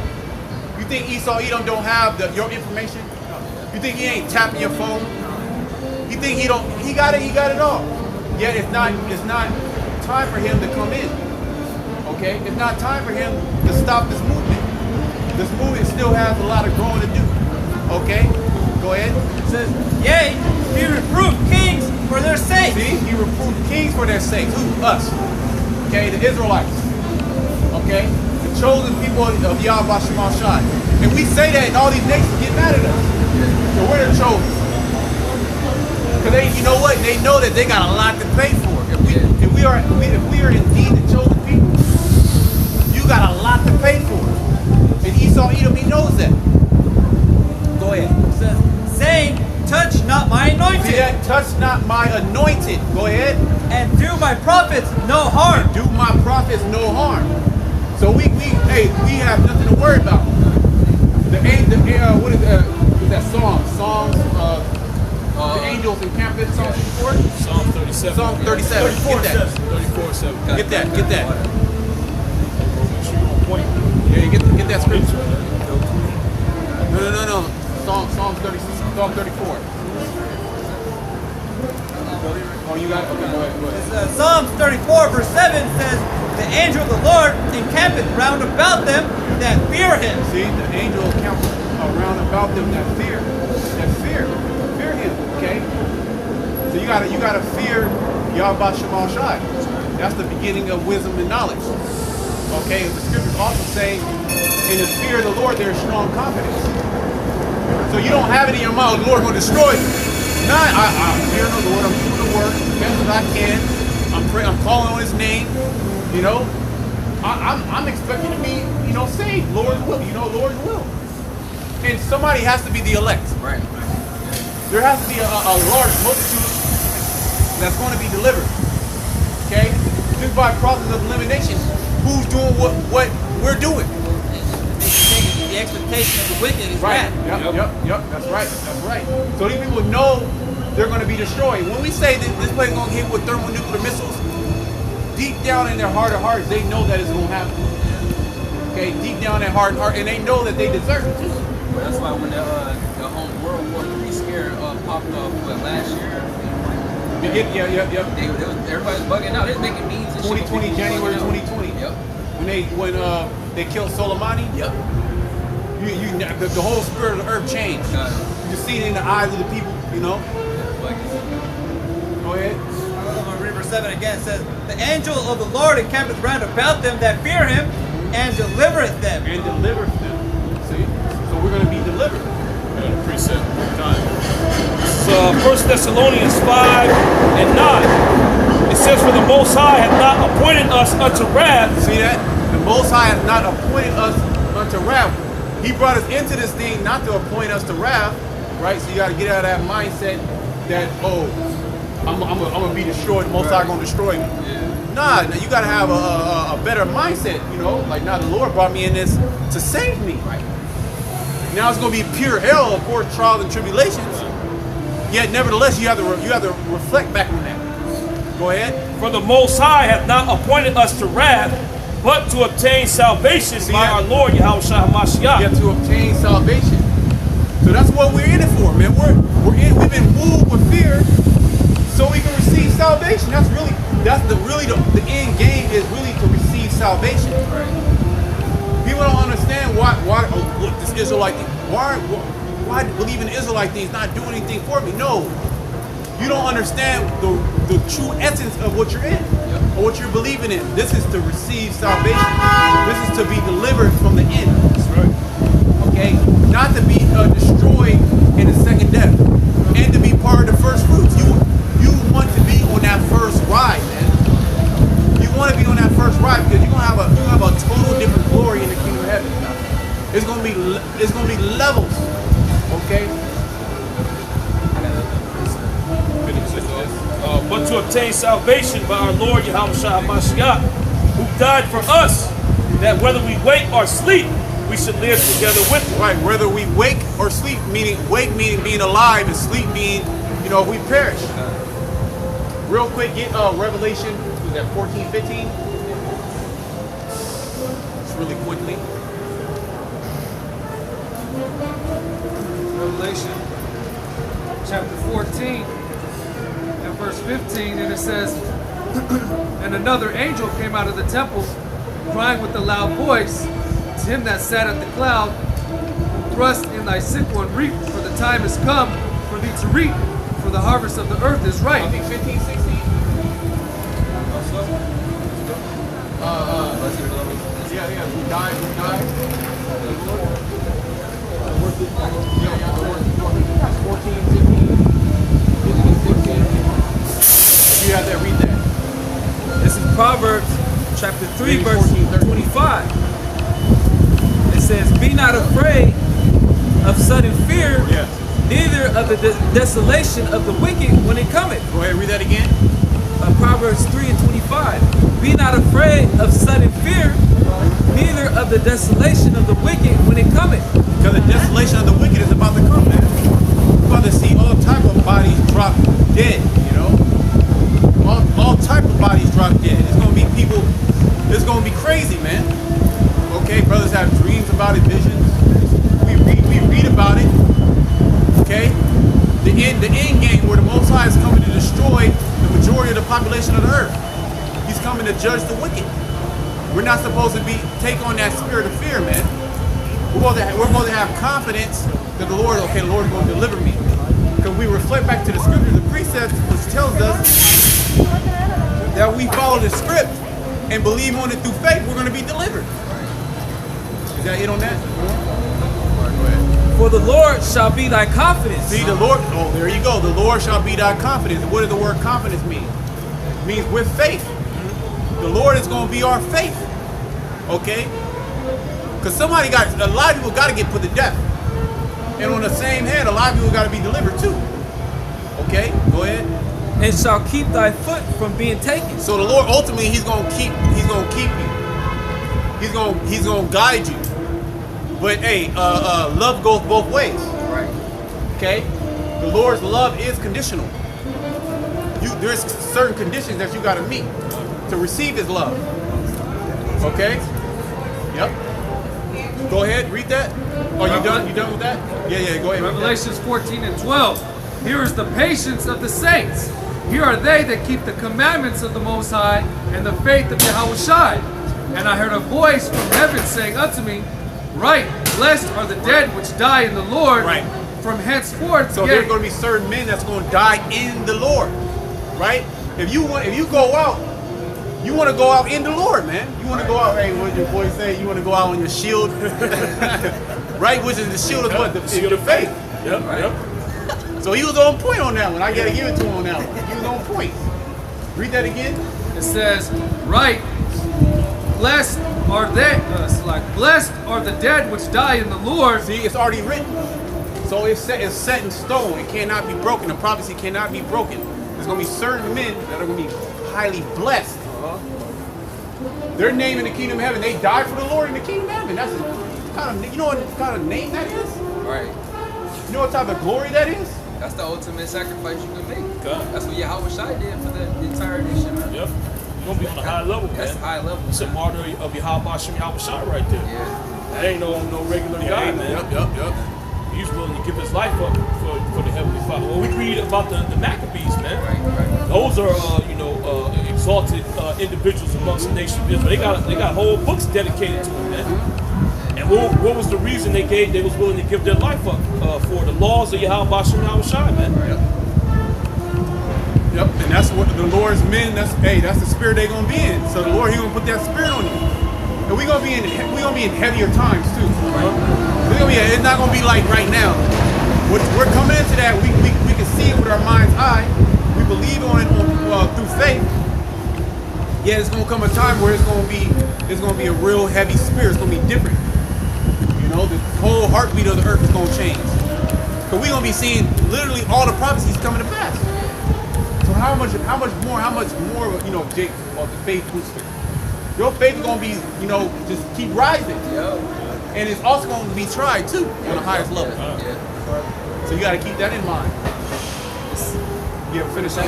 It says, from henceforth, yea, saith the Spirit, that they may rest from their labors, right, and their works do follow. Yeah, your works are gonna follow you. Meaning the good deeds that you did here on earth, you're gonna transfer to the next power, the next rulership. Yeah. Like say you had $1 million right now, and then you die, you can't take that to the next world. You can't take that money to the next world. But this faith, which is as treasures, you're gonna be able to take that because you've been storing it up now, and you're gonna be able to cash in. Yeah. You're gonna cash in big. Yeah, it's transferable. Right. See? Precepts. God. St. Matthew 6 and 19. Lay not up for yourselves treasures upon earth. And that's what this world does. They lay for themselves treasures on earth. You know, things that can perish, things that they can lose, things that they put all their hard work and effort into to achieve that can easily be taken away from them in a matter of seconds, which it is. Go ahead. It says, where moth and rust doth corrupt, right, and where thieves break through and steal, but lay up for yourselves treasures in heaven. Yeah, lay up for yourselves treasures in heaven. How do you do that? Well, by getting this word, by reading, by praying, you know, studying. The scriptures say what? Study to show thyself approved unto the Most High. Sowing into the spirit. Sowing into the spirit. That's it. That's beautiful. So, like, if you exercise, right? You in the gym, you weightlifting. You know, you're gonna tear down that. You working. That's hard work. You tearing down the muscle. You eat good. You eat right. You rest. You get bigger. Right? And then say 6 months from now, you dieseled out. You can run a mile in 4 minutes flat. You can do bot jumps for days. You know, you know your cardiovascular system is on a high level. You know, you sow to the flesh, right? And you reap fleshly things, right? But if you gotta sow to the spirit in order for what? You to be delivered, right? You can't. This is not something that you can work out and run physically and oh, I'm gonna be saved, right? Then it will be. Then the race will be given to what? The might, the one with the swift, a Usain Bolt, a Mike Tyson, a Floyd Mayweather. No, this is about a. You can have a man that looks contemptible, looks all messed up, but he's mighty in spirit. Okay, go ahead. Psalms 122, verse 155. Salvation is far from the wicked, for they seek not thy statutes. See, they seek not thy statutes. In this world, this is complete opposite of what a righteous society would be. And every was Isaiah 19, it called Egypt to err in every work they're in. Every work is going on. Okay. Let's just brother finish that. This is back in St. Matthew 6 and 20. But lay up for yourselves treasures in heaven, where neither moth nor rust doth corrupt, and where thieves do not break through nor steal. Right, because nobody can take your faith. They can take your life. It's not. They didn't really take it. It was allowed. They were allowed for that to happen. Yet they can't take your faith. That's going to be transferable. That's right. Okay. You're gonna have a great name. You're gonna be blessed. You're gonna have that crown. Yeah. Right? Go ahead. For where your treasure is, there will your heart be also. Right, where your treasure is, there will your heart be also, your mind. If your mind is geared towards the next world, okay, and Yahweh Shai coming back, what are you gonna be occupied in? You're gonna be occupied in those things, spiritual things. You know, you're gonna literally be occupied in prophecy. You're gonna be watching. You're literally gonna be watching, man. Somebody bring Sirach 39. You're gonna be watching.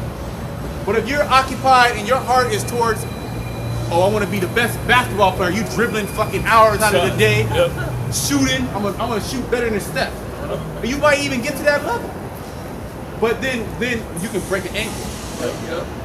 Okay, you can say something on TV and then you get your contract taken away.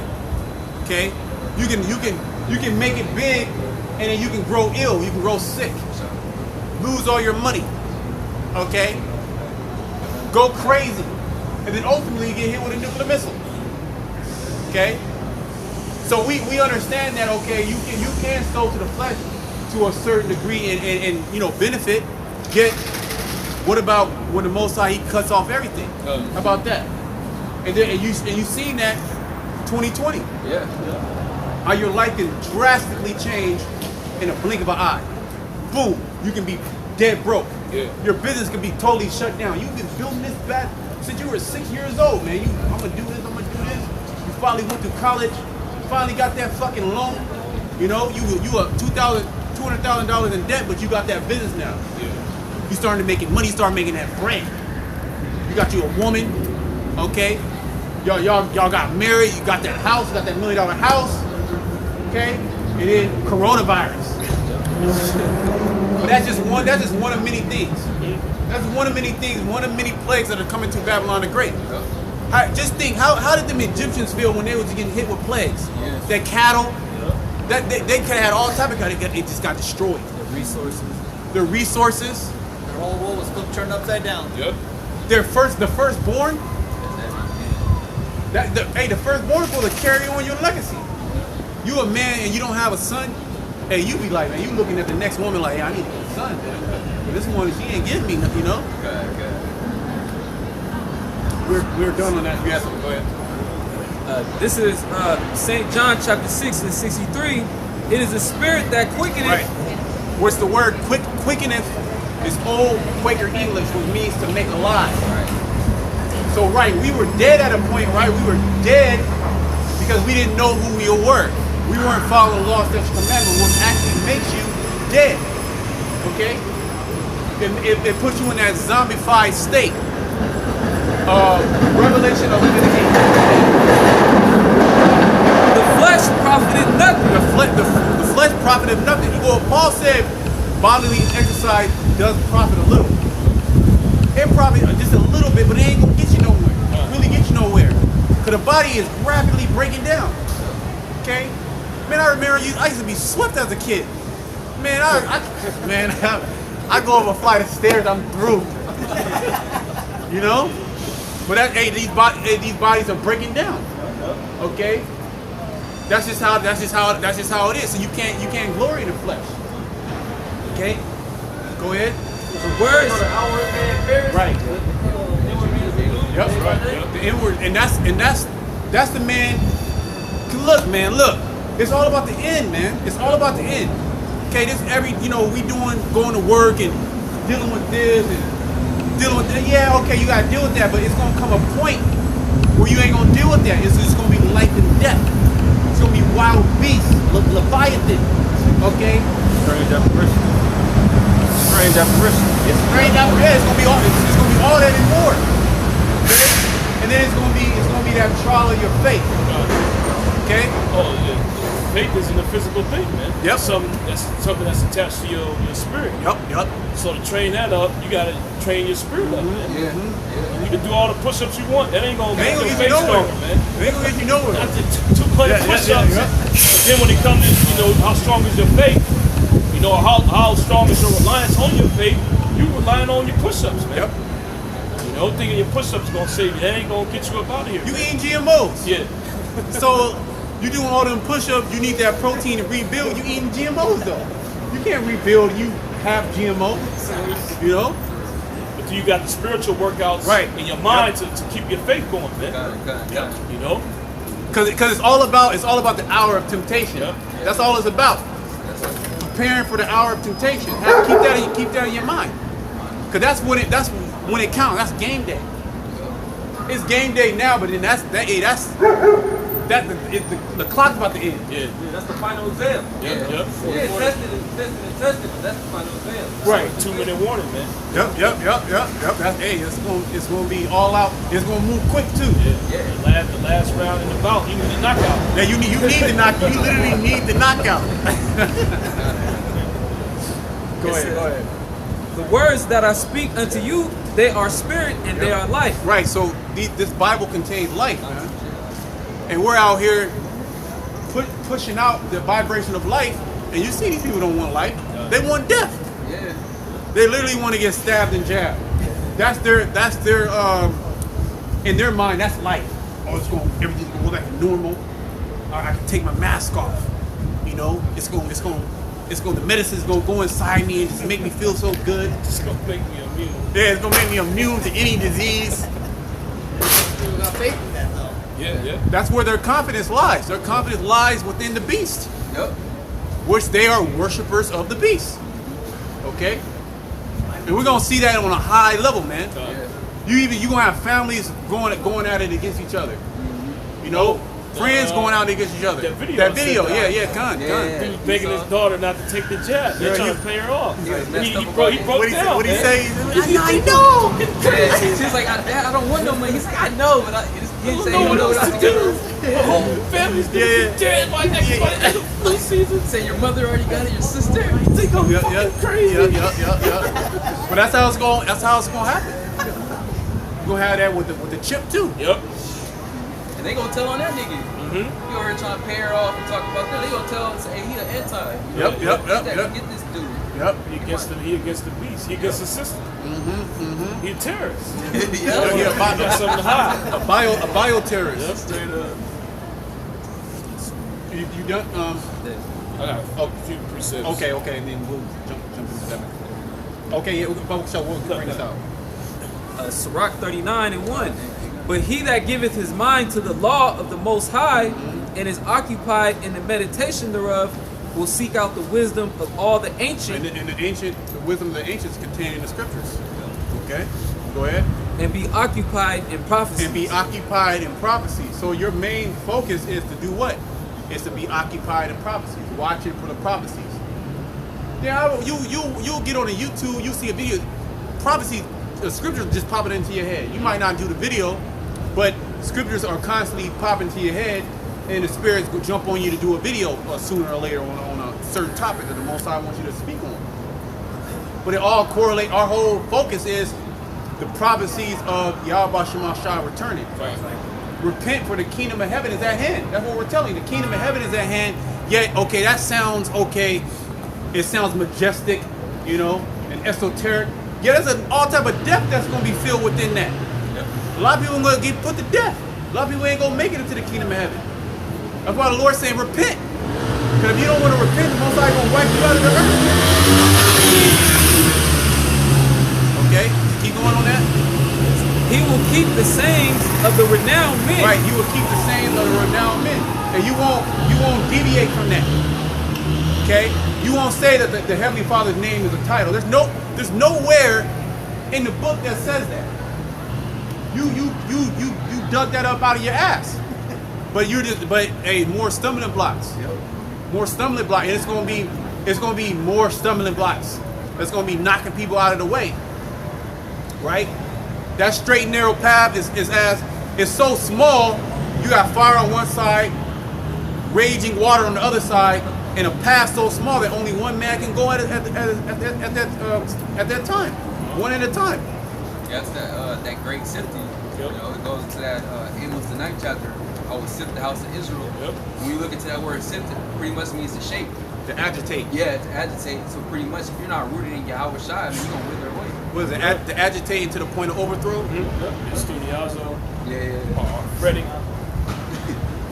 But if you shake a plant, you shake the pot, and if it ain't got roots, it's gonna fall, man. It's gonna die. Right. And we're likened unto plants in this truth, man. So if you ain't got deep roots, that shaking come, that wind come, that storm come, you gone. You're gonna get uprooted, man. Right. So I said in 1 Corinthians the 15th chapter, the last verse it says, be steadfast, unmovable, always abounding in the work of the Lord. That's right. Because that your work in the Lord is not in vain. Things gonna come, man, that's gonna shake the earth up, man. Oh yeah, it's gonna shake you. Even the strongest brother, it's gonna shake you. That's how crazy this shit is gonna happen. You'll be like, oh shit. Yeah. Well, the scriptures say through much tribulation, we must enter into the kingdom of the Heavenly Father. So we ain't gonna be unscathed. We're going to have to deal with all these things, man. The famine comes down here. When people are dropping dead from diseases. You're going to have that faith, you know, to keep you stable, but we're going to be in the midst of it. Right, man. we're in the flesh. You know? It says the elect shall scarcely be saved. I was thinking that too. Yeah, the righteous shall scarcely be saved. Yep. So we're going to have to go through these things. Man. Or the hour of temptation. We got to deal with that too. Well, being denied certain things to try to get us to bow down to Esau Edom, man. Yep. You even had Yahweh Shai in his darkest hour. Right? He had his darkest hour, and he also had he also needed help to carry that cross too. Yep. So that was a heavy burden. we gonna go through those burdens too in these last days, man. That's why we're being prepared right now. You know, that's why you gotta lock in. You gotta lock in now. Every single day you gotta lock in. You know, we're in that type of time. Yep. You know, Well, all hell could break loose literally at any moment. literally. You know, shit could pop off tomorrow, man. That's literally how things are going. That's why people are such on edge. You know, another variant can come out. They can shut down the whole. They can shut down this shit. Yep. Anything can happen. A chair can come out. You know, goddamn asteroid. You know. Yeah. You know, we in those times. We in those black swan. Look up that word, black swan. Black swan events.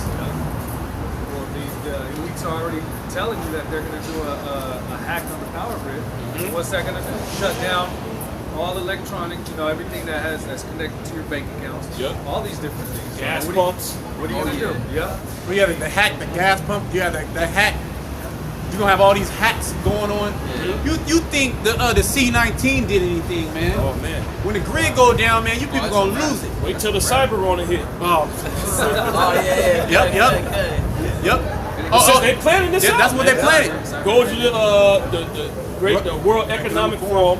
They already preparing for a cyber attack, man. Cyber pandemic. Yep, that's what they call it. Yep, cyber pandemic. They planning this, man. You know, right. They're gonna put viruses out there on the internet. It's gonna be on people's devices. Yep. The same thing they did with this lockdown, they're gonna do with your devices, man. That's how they're gonna regulate the internet. Oh, you can't get on. We don't know if your if your device is infected or not. So we're gonna restrict your access. You ain't gonna know what's going on, man. And then for you to gain access, you know what you're gonna have to do, man. You're gonna have to get jabbed up. All right. And that's going to all correlate into what? The famine of the word. As well as you're going to have actual famines. Evil arrows of famines. Okay? But they're already talking about a drought now. Yeah. They're saying it's the worst drought California ever been in, man. Which it's all orchestrated. You know, Esau Edom, this nigga got weather manipulation technology, but that's all the will of Yahweh Shem Yahushua anyway, man. The Most High said he gonna bring a famine. That's exactly what's going on. That's how it's gonna happen. You know? The Lord said a famine coming. He didn't say how it's gonna come. Hey, you can do all type of things to make a famine come. And we see that how fragile the supply chain is. It's super fragile, man. And everybody's relying on it. It's not like in the ancient time. You go to the market every now and then, man. You don't rely on the food that's at the market. You have your own stuff. You have your cistern.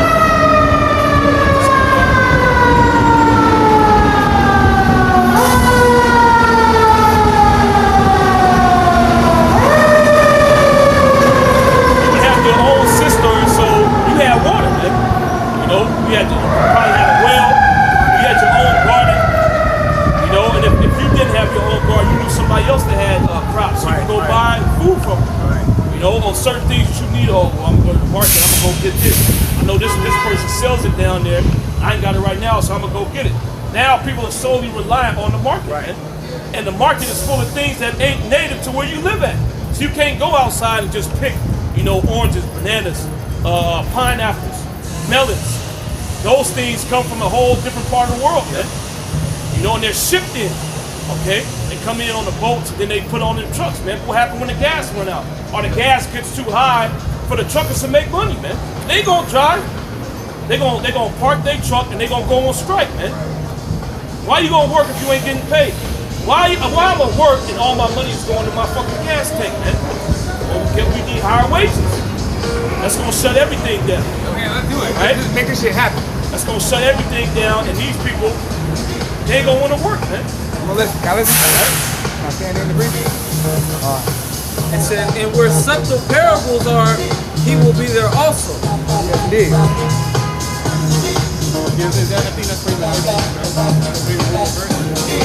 He will seek out the secrets of grave sentences.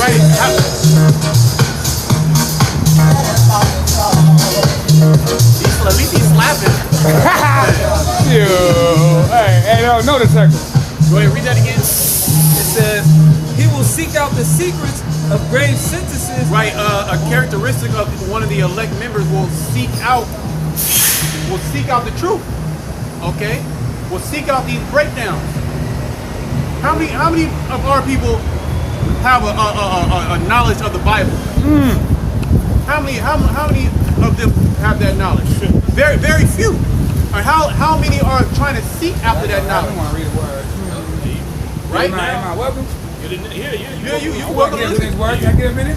No, you gotta stay on right here. Stay right here, brother. We on this side. And be conversant in dark parables. Right, be conversant in dark parables. This book is filled with dark parables. We can say something to you, and you be like, what the hell does that mean?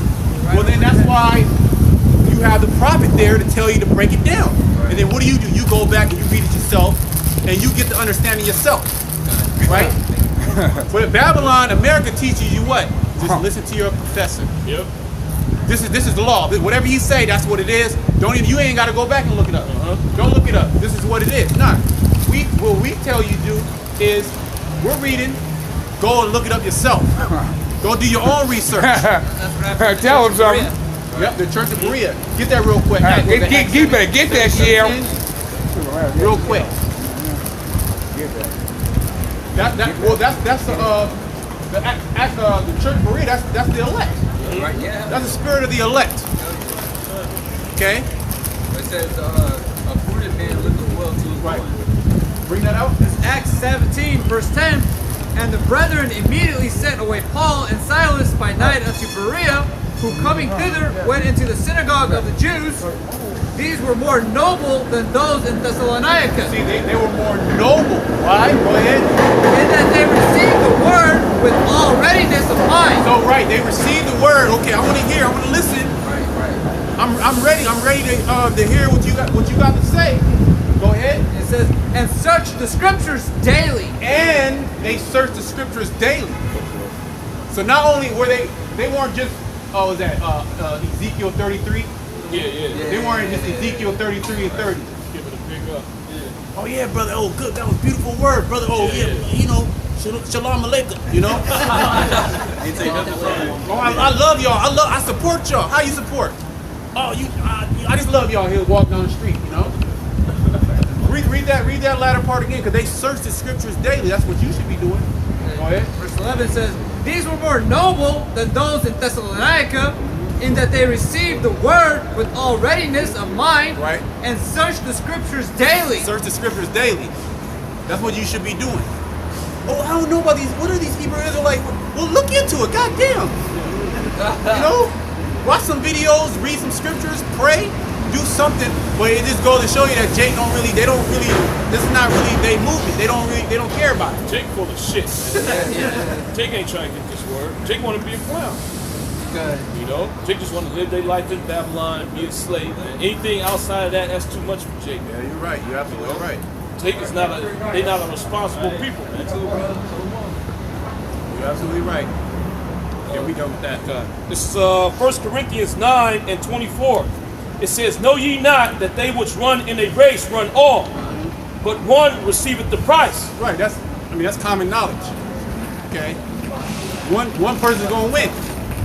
You got winners and you got losers. Go ahead. So run that ye may obtain. So Paul's saying, look, if you understand that concept of people running in a race and only one person gets the prize, take this faith, take this knowledge, this understanding, and you wanted to be saved and run like you was gonna win that first prize. Like you want that first prize. There is no fucking second place, right? Nobody remembers second place. So you gotta have it in the spirit to be first place. Not, oh, I'm better than this dude because I know this many scripts. No, it's not all about that. But keeping your faith all the way to the end. He that endureth into the end, the same shall be saved. But you have that mindset, like, okay, I'm gonna study. Make sure I'm studying. Make sure I'm reading. Make sure I'm listening to the prophets. Oh, okay, now I'm being raised up to teach. Make sure I'm doing my videos. You know, make sure I'm following the laws. It's very simple too. What is Ecclesiastes, the 13th chapter? Is it the 12th chapter? 12 and 13. 12 and 13. You know, is the fear of the Most High and keep His commandments. So if you just stay in that, you're good. Now there's other things, brotherly love and charity and all that. But that's all of it. That's all of it. Cause what did They say what the most important commandment is. Exactly. The fear. Love the Lord. Love the Lord with all thy heart. with all thy soul, and love thy neighbor as thyself. That's it. That's the law. That's all you gotta do. You see what I'm saying? You hang on those two. You got a good chance. You got a fighting chance, right? So we're fight. We don't know, but you gotta have that fighter's mentality. Right. A fighter's mentality is okay. That opponent, yeah, he probably could knock me out, but shit, he gonna have to knock me out. You know what I mean? I'm gonna give it my all. I'm being in the gym every day. I'm waking up every fucking morning. I'm getting my run, doing my push-ups. I'm getting my sparring in. My diet's gonna be on point. You know, I'm a standing for woman for right now. You know, so it's like shit. If he get me, he just a better man. Right. See what I'm saying? And really, he gonna have to kill me. He gonna kill. Yeah, what I'm saying. Yeah, he gonna stop for the truth unto death. That's what your mind frame gotta be. There you go. Yeah, that's right. There you go. Right? You had a quick precept? Go ahead. This is Psalms chapter 37 and 34. We gotta finish that 1 Corinthians too. Wait on the Lord and keep his way, and he shall exalt thee to inherit the land. Right, wait on the Lord, meaning to suffer, really. Yeah. Really, it's really about saying, man. I heard Apostle Elder Gabar say a long time ago, hey man, really this thing's about suffering. That's what the apostles bring out. That's what the apostle heart told them when they came in there. So they was bugged out. Hey, man, you gotta learn to let it suffer. Looking like, what the hell you mean by that? But then you learn, you know. You learn that truth. You learn that saying, man. Right. And that's how the Most High set it up, man. Stoic. God. Yep.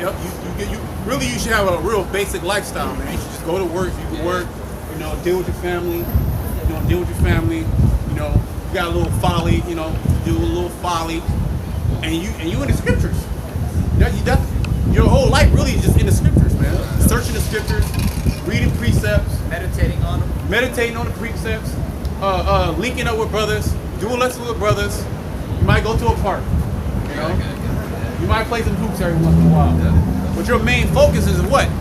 Is dishing out this word, man.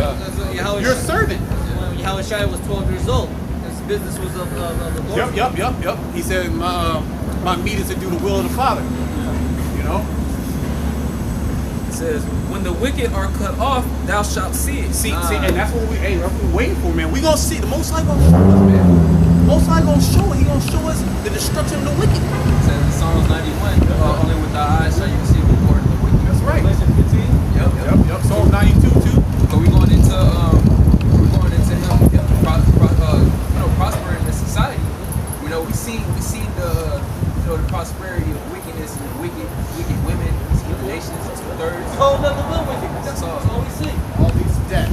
And it seems like we're taking the L's, but really, man, we getting more spiritual. And it's about to physically manifest. As at the same time, they're downfall physically manifest. Right, and they downfall going bad It's too. bad. They gonna be, the wicked gonna look hurt in these last days. We should laugh at their calamity. You know, they gonna look hurt, man. We gonna be looking nice and full too. Jay gonna at least gain like another 10, 15 pounds just because you're gonna be eating so good. You know? And they gonna be getting sucked dry, man. They gonna be getting sucked dry like that. And like, damn, you haven't eaten in a couple days. Shit, I just got done eating. You know? But that's how it's gonna be. The Most High, he gonna take care of his servants, man. He gonna take care of his servants. The Most High is not a man that he shall lie. Right?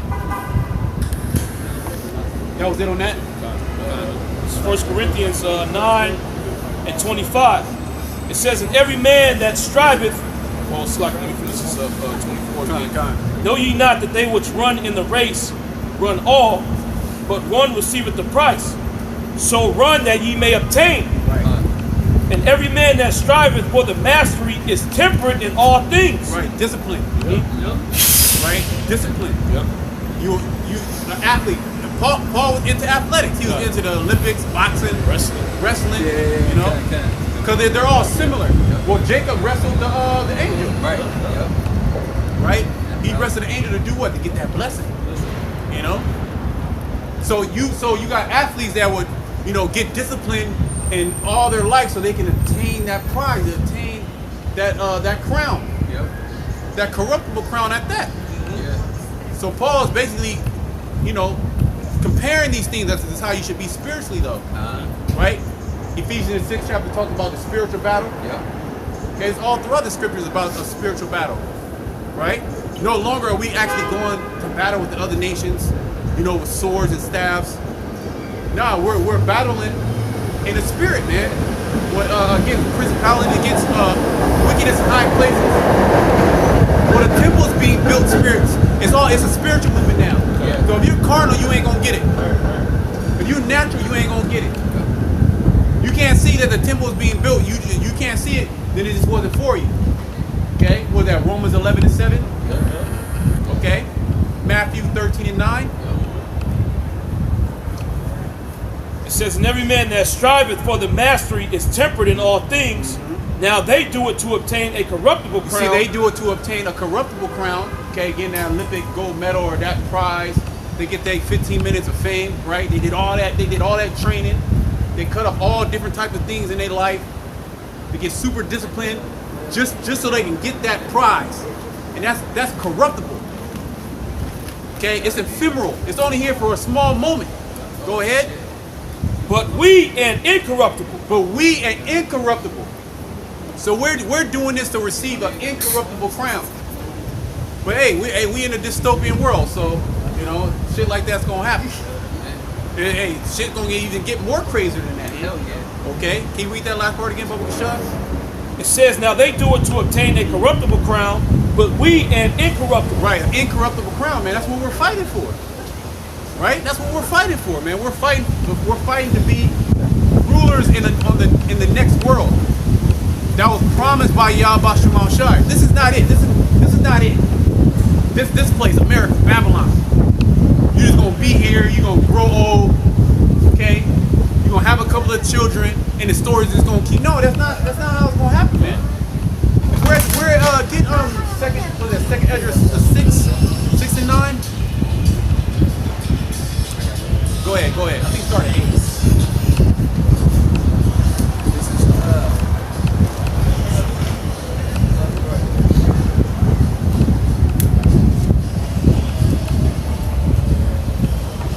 they just stick together. Got it. Go ahead, brother. This is, you want me to start verse 6? Start at 6. As 2 Ezra 6 verse 6, it says, then did I consider these things, and they all were made through me alone, and through none other. By me also they shall be ended. See, the Most High. See, this is the Most High is about to end this shit. Right. This is. Hey, sometimes you think like, God damn, we're at the end. This is literally the end. Remember, we had hella reincarnations before we even got here. But there is no remembrance of things. We are here. All of us was here in the beginning. We all walked in the beginning. Okay. Now we're at the end. Better is the end of a thing than the beginning. So this is our last reincarnation before we get those new bodies. But see, before you can, because look, this knowledge of the kingdom to come was told to the prophets from the beginning of time. Okay, but it's required for you to fight for that, and not a physical fight, a spiritual fight. Okay, and to come in subjection under Yahweh Shemal Shai, the right way, under His Son Yahweh Shai. Okay, because Yahweh Shai is going to be the one that's going to be giving out those crowns. Okay, go ahead. So, by me also they shall be ended, and by none other. By none other. So the Most High is ending this place. He's ending Babylon the Great. And we're seeing it right now. We're seeing these nations come up against us. We're seeing them try to come up against the doctrine. And then we're seeing all the different plagues that the Most High said He was going to plague Babylon with, as well as gross darkness, as well as the amalgamation of all nations into one place. Okay? We're seeing that mystery of Babylon being exposed. We're seeing the mystery of iniquity being exposed. Okay? Go ahead. It says, then answered I and said, what shall be the parting asunder of the time? Right. Go ahead. Or when shall be the end of the first? The end of the first. So remember, there was a first. There was a first rulership or kingdom or civilization that will be, established. And this is where we're in it right now. Since the beginning of time to now, we're still in the first. And look how much history has went by, right? We have the documentation to go back and reference. This is the first, right? Go ahead. It says, and the beginning of it that followeth. The beginning of it that followeth is everlasting. That's really where you want to be. That's where you want to have the glory and the stature at. Not here in Babylon the Great. No, I'm a rapper. I do this, I do that. I got a money phone. Right? You got the money right here and shit like this. You got a reserve notes. You know, you got all the women on you. You're in your heaven. But that's not the heaven that the elect will be, searching for or be desiring for. They'll be desiring for something that's everlasting. Because even Solomon, right? Yahweh Shai said, vanity, vanity, all is vanity. And he had it all. Right? He had 1,000 women. He was the most wise, right? He had total peace on the earth. And even then he said all is vanity. Because you didn't have everlasting life. Because you can build, because you're a ruler, you like to build. Even the kings, the different kings of Judah and Israel, they built cities. You know, you will build cities, you will build monuments, you will build certain things. You know, the temple. You know, even David wanted to build a house for the Lord, right? Because hey, you a king, you want to build. You know, that's on a different level, right? But then you're gonna give it to your son that's a complete asshole, and he's gonna go against the Lord, and it's all gonna be destroyed, right?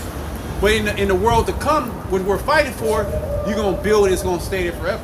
Yeah. And you're just going to keep building. And you're going to just keep building. And then you're going to keep building. Okay? And it's going to get bigger and better. Okay? You're going to have family. Your family is going to be secure. It's going to be firm. Okay? You're going to have more family. If I may add, in the kingdom, you and a brother might go on a business venture, to create a planet. It's going to be interesting. Is that out of the realm of possibility? No, sir. And Esau, this nigga Esau, he's saying there's different, now they're finding evidence of different dimensions. Of course there are different dimensions. Esau, and you not, if you do go there, you're going to go as a slave. That's for the Israelites. We have great things coming to us for those who stand firm to this, man. We have prizes that far outweigh anything that you can receive in this earth. We understand the spiritual realm. Esau Edom, he doesn't know about the spiritual realm. He likes the left-hand side of it. But apart from that, he's completely in the flesh, man. He don't fear that. He only fears not being clean. I got a precept for you. This is Hebrews 13-14. For here we have no continuing city, but we seek one to come. Right. Here, there's no continuing city here. You can't genuinely, in your heart of hearts, want to be here and establish something, for you and your family, and generation upon generation. Look what they're doing with the whole LGBT thing. They're teaching your child at a young age that he can chop his rod off. Okay. You can't. You will get. What was that? Micah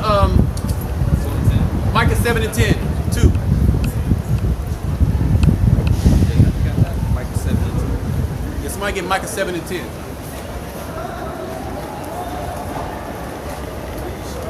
Or is it Micah 2:10? Micah 2:10.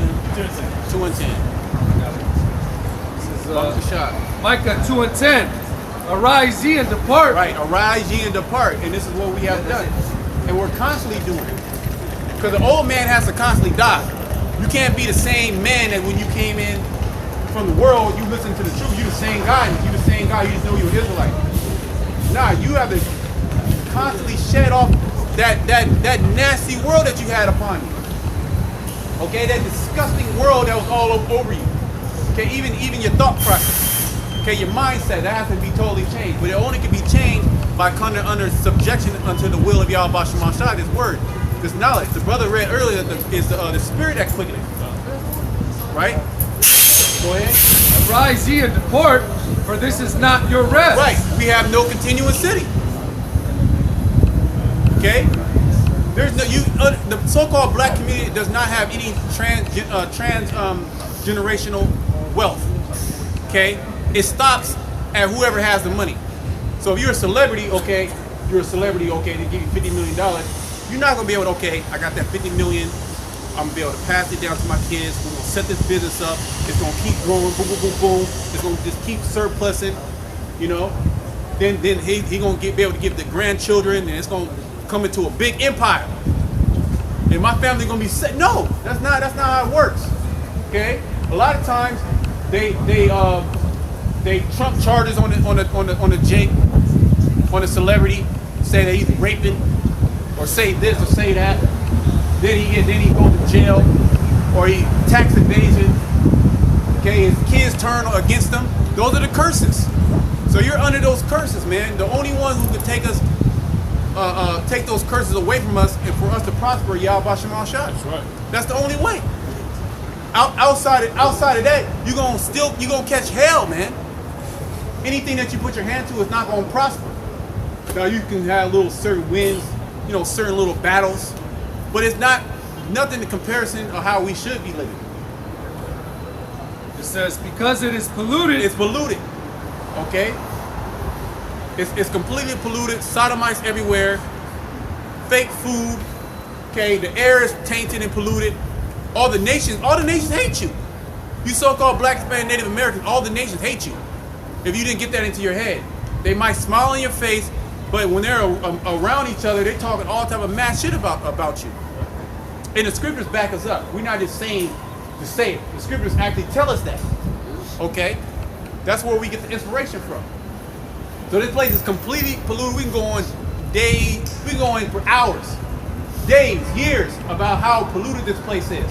With the very fact that we're on the land and the Native American Indian, the tribe of Gad was here, and the blood has been spilt, that makes this land polluted. Okay, really all the tribes have blood that's spilt here in the land. And the land cannot be cleansed by what? By the blood of them that's shedded. So what does that mean? America has to be destroyed. Okay, thermonuclear missiles, World War III. And more talks of World War III. It's crazy, right? There's more talks of World War III. I thought it was supposed to be peace and safety. The mask mandates coming off. Okay, you're gonna have one last hot girl summer, right? You're gonna have that one last hot girl summer. These hoes, they gonna take all their clothes off. Yeah.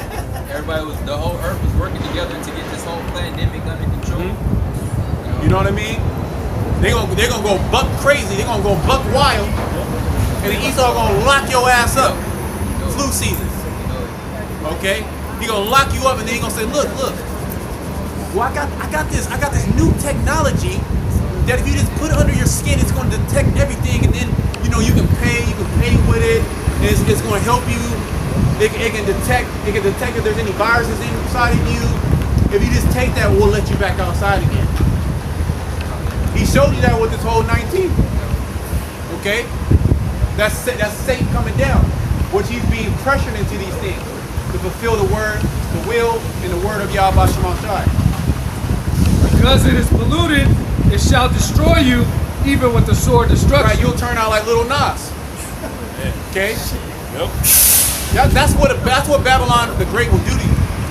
If you trust and you believe in this world, in this system, and the lust of the flesh, the lust of the eye, the pride of life, that's all that's here. There's really nothing productive that you can actually really do outside of what we're doing. Okay, you being the best basketball player on the earth, the Most High is not looking down at you like, oh yeah, that's my great servant. Yeah, that's my guy.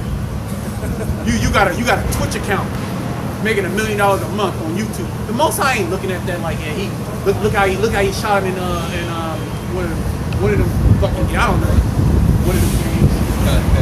You know, Call of Duty. He's the best Call of Duty guy in the Western Hemisphere. E-game.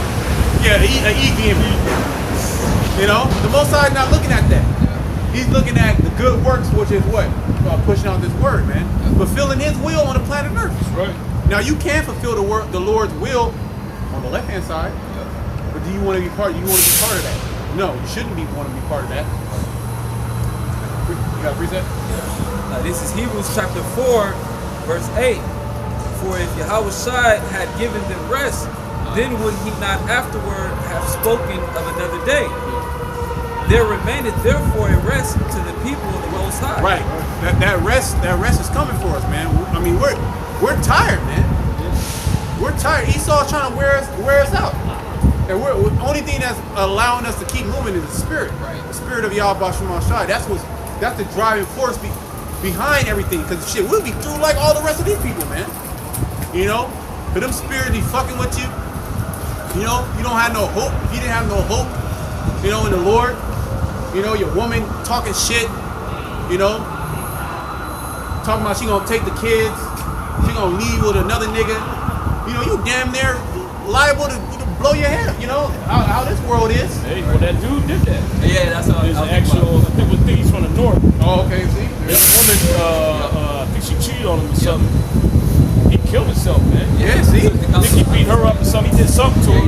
The cops came. He was in the car bugging out, man. He domed himself. See, that's hell, man. That's hell in the world to come. That's unheard of. You're gonna have a woman is gonna be like, you know, drinking a glass of water. You know, it's just gonna be a possession, like having it's like having a pair of sandals. Thirst quencher. You know what I mean? Yeah, it's gonna. Literally, it's gonna be a pillar of rest. Yeah. You know what I mean? Refreshing. A woman is supposed to be refreshing, a pillar of rest. Exactly. And you're supposed to have multiple of them. She's supposed to serve you. She's supposed to make your life easier. Yeah, exactly. Not put hell on you. Make you want to kill yourself. Make you want to kill She's yourself. supposed to make you want to live. That's what's seed in her. That's what she's supposed to do. Yep. Well, the scriptures say that a wife pretty much, you know, she'll extend your life. Yep. Good wife. Yeah, good wife. Yep, so, yep. hey, man, I don't know what kind of chick he was dealing with. She must have been completely a complete demon. Himself. And he must have been completely wicked. You don't want to go to the police or back to the bitch. You want to go to the spiritual. But that goes to show you how polluted this world is. In a righteous society, that would be unheard of. Because your woman will be in order. She will be directly, you know, towards you. You know, she would just have her focus will be on you and how to please you. Yeah. If she wasn't in order, you would be able to judge her accordingly. Yep. He wouldn't have that problem. Yep. He would have been able to, you know, release that, you know, that emotion that that rage, that jealousy. He had a righteous release for that. Yep. And he would have his anger would have been quenched. He would have felt better, man. He would have felt good. And he would have moved on. Yeah, he would have moved on. Got him another woman. Sit there and deal with her. You know, she got power over you in this society too. Especially if you got kids, man. You know, especially if you're married. You got that contract, she got you by the balls, man. She gonna control your money flow. You got kids with her, she take them from you, put you on child support, and you don't pay it. Then they gonna take your license from you, man. Garnish your check. You know, you end up out on the street and shit, man. That's Babylon. That's Babylon. You know. 2 Corinthians 4 and 6. For the Most High, who commanded the light to shine out of darkness, hath shined in our hearts to give the light of the knowledge of the glory of the Most High. Right, we have that light now, which is this knowledge, wisdom, and understanding given to us on high. Go ahead. To give the light of the knowledge of the glory of the Most High in the face of Hamashiach Yahushua. For we have this treasure in earthen vessels. Right, we have this treasure in earthen vessels, meaning these bodies. Okay, go ahead.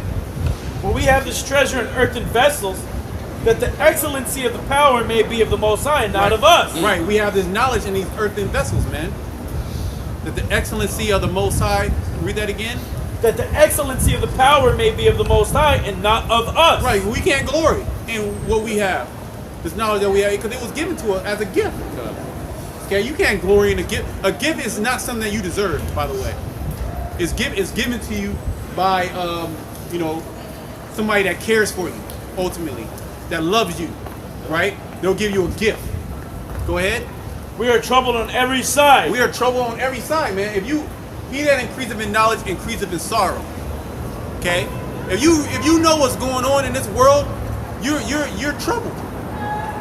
Cause you looking at why she do that? Why look at that? Look at the dog. The dog's overweight. Look the got plastic in the seat. You see cloud. Oh, it's not even a real cloud. You know. Look at the black woman. She with Esau. Look at you know. You trouble. You wake up, your body hurt, your back hurt, your kidney hurt. God damn, what did that do? You know, your neck is hurting. So you're troubled on every side. Then you turn on the TV. You got Esau with his forked tongue just lying his ass off. Then you see all your people believing it. You know, you like, man, fuck you, to hell with this, man. You know? Go ahead. But we have this treasure in earthen vessels, that the excellency of the power of the may be of the Most High, not of us. We are troubled on every side, yet not distressed. Right, yet not distressed, because what? We have hope. Yep. We're lively stones. At the same time, Esau, Edom is trying to destroy us, trying to, you know, break us down, wear us out. We're actually increasing in spirit. You know, we're standing up even taller than ever. We're proclaiming the names of Yahweh Shema Shai even stronger. That's right. Okay? And you're being more, even more bold. Okay? We're being more bold in the spirit. Okay? More confident. Okay? Go ahead. We are troubled on every side, yet not distressed. We are perplexed, but not in despair. Right. We're not in despair. Because we understand that there's going to come into all this BS. Right. Okay? And we also see that the Most High is judging the wicked. It says here in the ledger, we are perplexed but not in despair, or not altogether without help or means. See that? Oh, man. We have help, man. We have help. We definitely have help for sure. We have, what is it? I was at Isaiah, I will help thee. Isaiah, what is it? Isaiah 41, 13, something like that. 41:12. Yeah, that worm Jacob, that's one of my favorites. The Lord gonna help us, man. The Lord gonna help us. You gonna see it, and our enemies gonna see it too. Okay, and we stand faithful. We stand true. Most High, he gonna make everything. He gonna make everything right. While we gonna see the wicked get totally destroyed. Right? We gonna see the wicked get totally destroyed. Get that in Psalm 91. We get it in Psalm 92. Psalm 91 and I believe 8. And in Psalm 92 and 11. And then get Sirach 25. 25 and 7. Keep reading? Yeah, con. We are troubled on every side, yet not distressed. We are perplexed, but not in despair. Well, it tells you in Luke, the 21st chapter, how the world is going to be in perplexity. Okay. Go ahead. And then verse 9, persecuted but not forsaken. Right, persecuted. So we suffer persecution now, but it's gonna turn up. But we're not gonna be forsaken during that time. Right. Okay. Just like any of our forefathers were never forsaken. Sirach 2 and 10. Okay, yeah, Sirach 2. Yep, Sirach 2. Yep. Persecuted but not forsaken, cast down but not destroyed. Right, cast down but not destroyed. The Lord, He'll cast you down just to set you on high. Yeah. Okay, before honor comes humility. Okay, so we've been brought low, man. We've been brought low. We are a nation. We weren't nobody. And then the Lord, He raised us up on high, and then we crashed. Okay, that boom and bust cycle. I'm also tearing you down to build you back up too. Right. Yep. We always going through this muscle build. You build muscle. You got to resist. You got to kill the muscle, and then it regenerates over. Yep. That's what the spirit is doing. Yep. The Lord brings you to that low point, and He builds your spirit up to handle those low points. Verse 9: persecuted but not forsaken, cast down but not destroyed. Always bearing about in the body the dying of the Lord Yahweh Shai. Right, because we're suffering with Yahweh Shai. Okay, we're suffering with the Lord. We ain't got to get it, but Colossians the 3rd chapter goes into that. Yep. Okay, go ahead. Always bearing about in the body the dying of the Lord Yahweh Shai, that the life also of Yahweh Shai might be made manifest in our bodies. Right. Through His word. For we live, are always delivered unto death for Yahweh Shai's sake, that the life also of Yahweh Shai might be made manifest in our mortal flesh. So then death worketh in us, but life in you. Yep. We having the same spirit of faith, according as is written, I believe, and therefore I have spoken. Right, I believe, therefore have I spoken. That's a heavy. Because really to truly believe is to take action. And through action you will start speaking. You'll go out and start speaking. If you're an able-bodied man, you'll have that in your mind to do something. like, okay, I really believe. You somebody, oh, I believe I'm an Israelite, but then that's it. What really shows your faith is you going out in the highways and the hedges, and you showing not all Israel is going to be prophets, of course, right? Everybody going to fulfill their lot. Nevertheless, hey, there's certain men that should be teaching. You know, there's certain men that can teach. Okay, was that it on that? A little bit more. Go ahead, read it. Go ahead. Romans 10 and 10, it says, for with the heart man believeth unto righteousness, and with the mouth confession is made unto salvation. Hey, that's straight to the point. That's straight to the point. You know, you ain't gotta break that down. Back in 2 Corinthians chapter 4, verse 13. We having the same spirit of faith, according as it is written, I believe, therefore I have spoken. Right. And therefore have I spoken. We also believe and therefore speak. That's good on that one. Okay, kind of.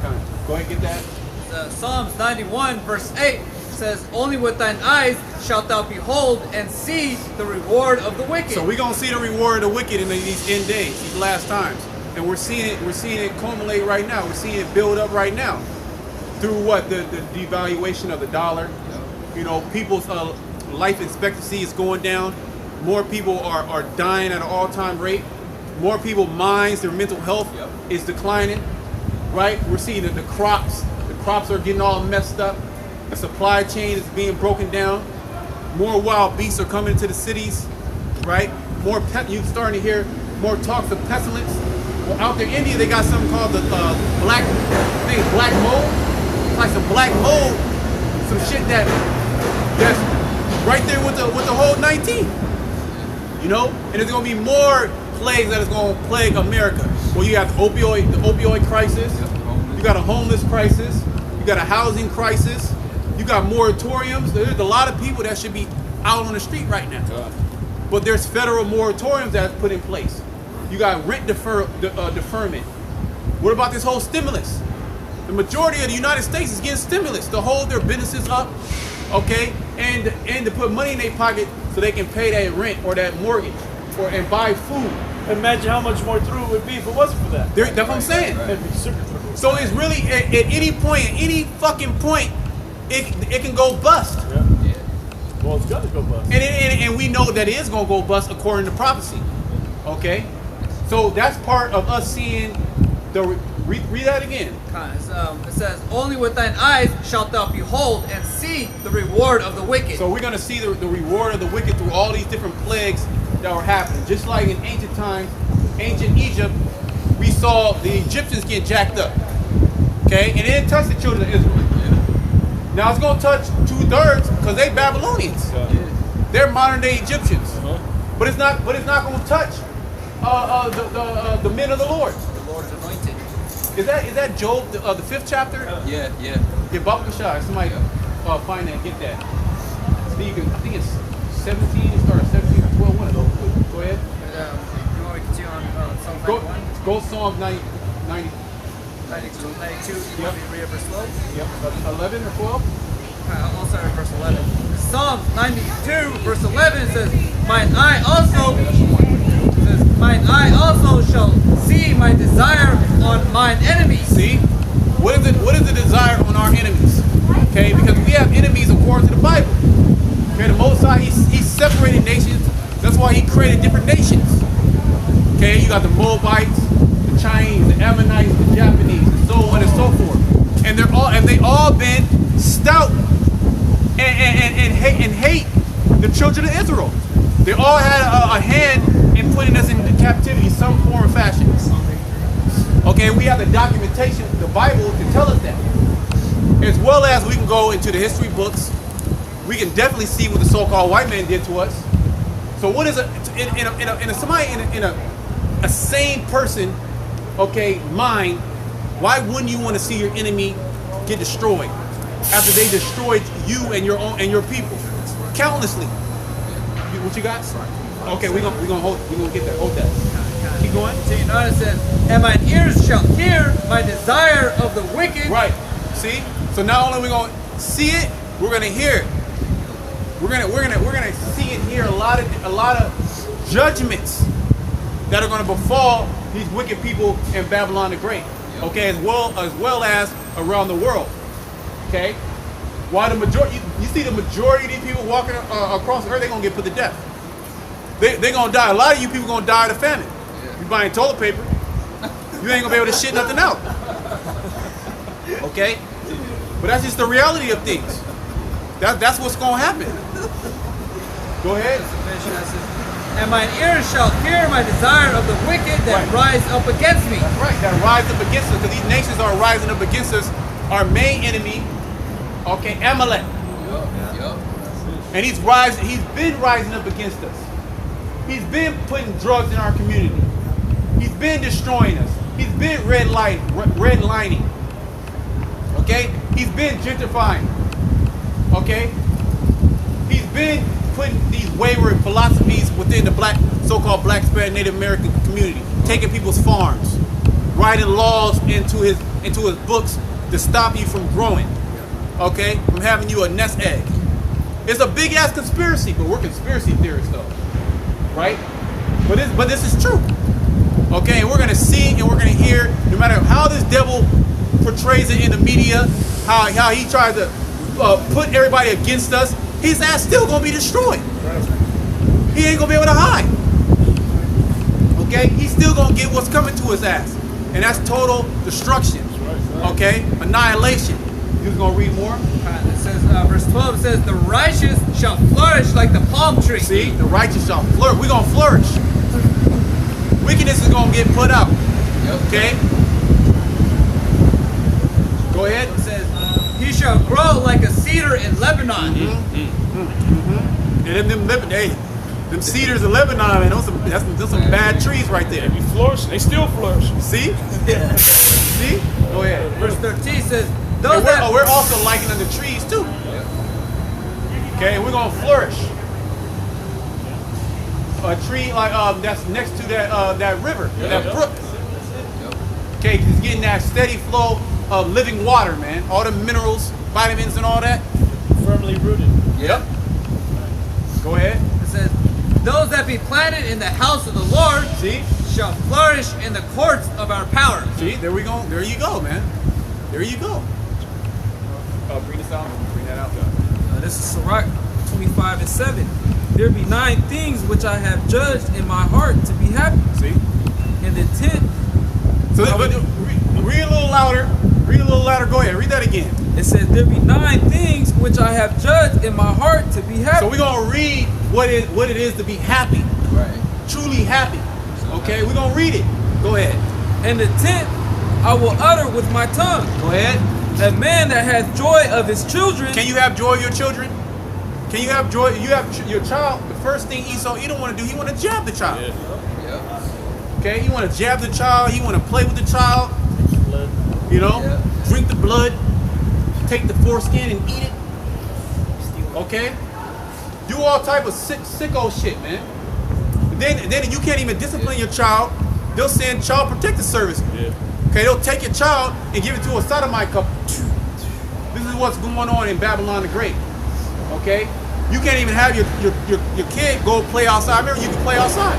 Yeah. You try to do that, you have somebody come and try to grab your child up, man. Okay? There's something called child trafficking. Okay? And that's crazy. You actually have people that go around and they kidnap children, man. So you can't have joy of your children here in Babylon the Great. Under these Edomites, these so-called white peoples. Okay? Because they set up a society that's completely against the Heavenly Father. Keep going. And he that liveth to see the fall of his enemy. That's the point right there. Read that again. And he that liveth. Go ahead. To see the fall of his enemy. To see the fall of his enemy. That's right. Okay? And we're living in the last days in which we're seeing a fall of our enemies. Okay? The very fact that we're out here, so-called blacks, men, Native Americans, okay, on Esau's block, okay, non-stop. That's inside joke. All right. On his block, okay, cursing his ass out in the name of the Lord. That goes to show you that we have to end. Okay? Because there was a point in time where you couldn't even walk on the same sidewalk of this damn devil. Okay? You couldn't even eat in the same restaurant with this damn devil. Okay? Total segregation. All right, he had the cartoons, the blackface. Well, you for sure couldn't curse them out on the highways. Oh no, you can't do that. Oh no, you couldn't do that. They'll come grab you up. They'll hang you. Lynch mob to get you. Yep. They'll follow you home, man. So we're definitely at the end. We're at the end. We're at the end of the end. Okay, where we're just seeing mad confusion everywhere. Okay, everybody got a mask on, thinking it's going to protect them from this mysterious virus that's going around just locking down economies. You know, go ahead, brother. Go ahead. Read that part again, though. To live to see the fall. That's happy. They talking about you should love your enemies. They don't have understanding on what that means. Okay, here it is. The same people that telling you that Esau, he hates you, and he shows you that every single day. No love to you so-called blacks, man, Native Americans. Well, where's all that money? Where's all that reparation? Right. We don't want the reparation, but still, if you're a just society, you killed billions of us. Okay, what kind of reparations do you think he should have to pay? Then he gonna pay us the Federal Reserve notes that's not even worth anything. No, Esau, you gotta pay with your blood, baby. Okay? You gotta pay with hardcore slavery. Okay, and it's gonna be different too. Your captivity is gonna be different. We're gonna have spiritual powers. We're gonna do everything that you wanted to do and more. We're gonna literally meditate terrorists. Meditate. We're gonna have brothers around the table just meditating. What we gonna do with these damn devils? You know? Go ahead. And he that liveth to see the fall of his enemy. Right, and we're seeing the fall of our enemies right now. America is in a precipitous decline. It's spiraling down the drain. It's really up to the point to where at any given moment it can break, it can fall. At any moment, it's like the hanging from a thread. Yep, hanging from a thread. The straw that broke the camel's back. We see how volatile America is.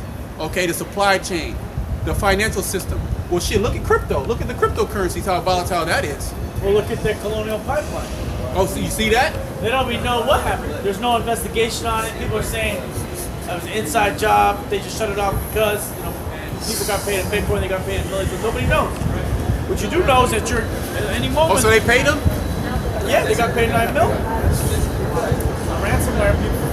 That's an easy lick. That's an easy lick, and they said they're going to come up for more of the infrastructure. So all they're just showing you. So who knows? It could be a buddy that was part of the team, inside job doing it. But at any moment they can shut it off and blame the hacker. Yeah. Blame the internet. Man.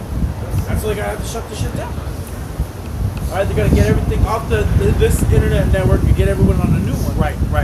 It's gonna have the mark of the beast. Yeah, we're done with that one. Bring that up.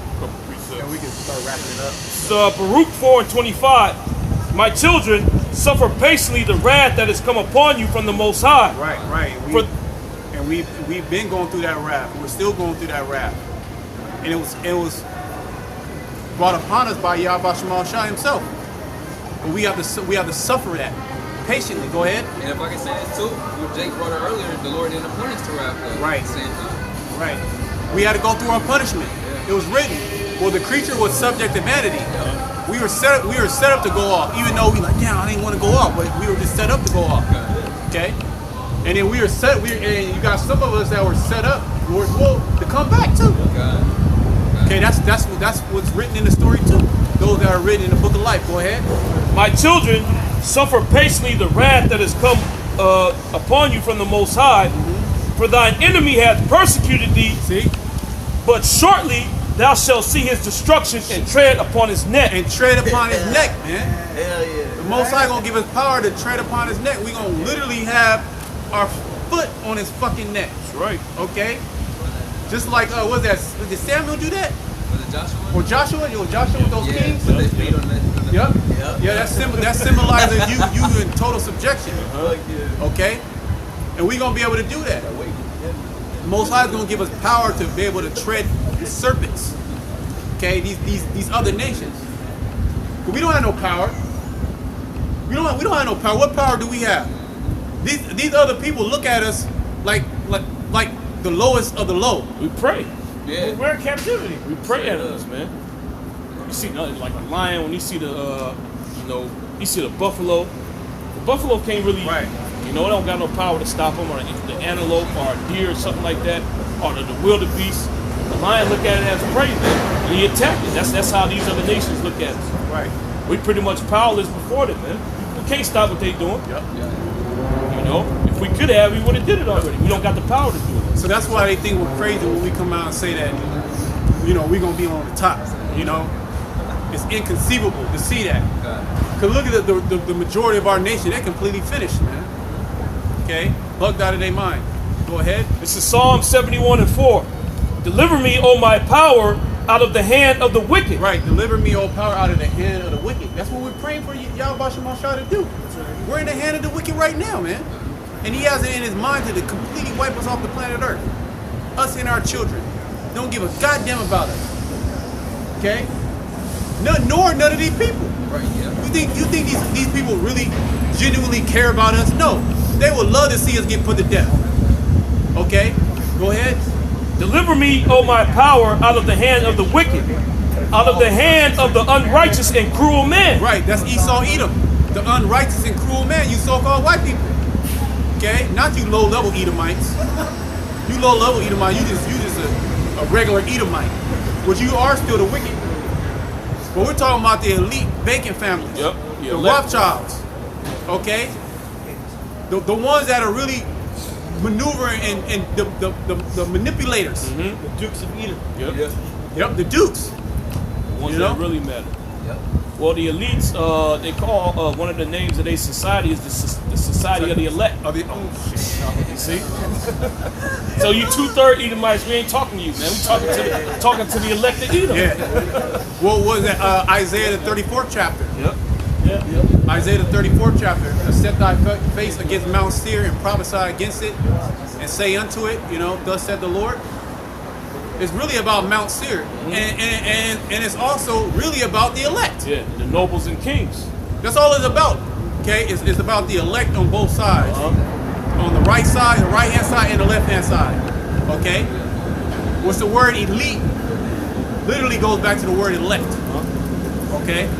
That's who the Most High is dealing with. He ain't dealing with just everybody. Okay? So elect just means the chosen. Right, that's all that means. That's the chosen. The Most High got his chosen on the right, and he got his chosen on the left. And these two factions are doing battle down here on the earth. That's right. That's right. Verse 5, it says, For thou art my hope, O Lord, Yahweh Hashem Yahweh Shai power. Thou art my trust from my youth.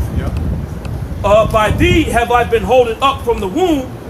Thou art he that took me out of my mother's bowels. Because the Most High, he was dealing with us since the beginning. Coming out of the womb, we didn't know, right? We didn't know. But if you reflect back to your life, damn, the Lord really was looking out for me, man. The Lord, I could have got put to death this way, and this could have happened to me, and then this and that, and then boom, I'm here. I got the truth. It was the Most High, he was holding us up from birth, man. We were just now and then we got activated. The appointed time for us to wake up. We didn't wake up to the fact, we weren't circumcised on the 8th day. We didn't know our parents weren't Hebrew Israelites. Now that could happen. That there's a couple instances like that. But for the most part, we were those dry bones, right? Our dead bodies were in Babylon the Great, meaning we were in that dead state. Go ahead. It says, Thou art he that took me out of my mother's bowels. I prayed. The Lord did that. He literally fashioned every single one of us. He fashioned us to his liking. Okay? Every brother's personality, every brother's look, he fashioned. Okay, this is how it's gonna happen. He gave you parents, He set that all up. Go ahead. My praise shall be continually of thee. Right. I am as a wonder unto many, but thou art my strong refuge. Right. We're through. But the Lord is our strong refuge, and nobody can break through that refuge. We're literally refugees. Oh, there's a refugee crisis going on in the EU. You got a lot of the Moroccans. They're going over jumping into the water, going into Italy, I believe. Yeah. And a lot of them are jakes too. They over there swimming and shit. They catching nothing but pure hell. You know, a lot of them dying. You know, but we're likened unto refugees trying to go into that strong refuge. Okay, to be protected. And this word, this knowledge is going to protect us. The Most High, He gonna send those angels. Hey, keep my elect. And the angels, it's not like, oh, Esau's gonna be able to identify an angel and put an angel to death and then get one of the elect. No, that's not gonna happen. If you part of that number, then that you got that thawah, you're good. But you gotta continue. We don't know. You'll get proud. You're like, I ain't gonna come out no more. I ain't gotta read. I ain't gotta do nothing. I'm good. Okay, go ahead. Let my mouth be filled with thy praise and with thy honor all the day. Then this is what we're doing. All the day when we're not amongst brothers, and then when we congregate and give with brothers, what are we talking about? Yahweh Shema Shai. Okay, and his great power. Okay, his glory, what he's about to do to the earth, what he's about to do to you people. Okay, how he's waking up, you know, the elect, certain things that we go through that the Most High delivered us from, you know. So our praise is constantly of Yahweh Shema Shai, no other God. We ain't speaking about Jesus the Christ. We ain't talking about Muhammad. None of those guys are gonna do nothing for you. Well, look what those guys have got jig into. In the situation that they're in now, completely finished. Okay, worshiping these other gods. Go ahead.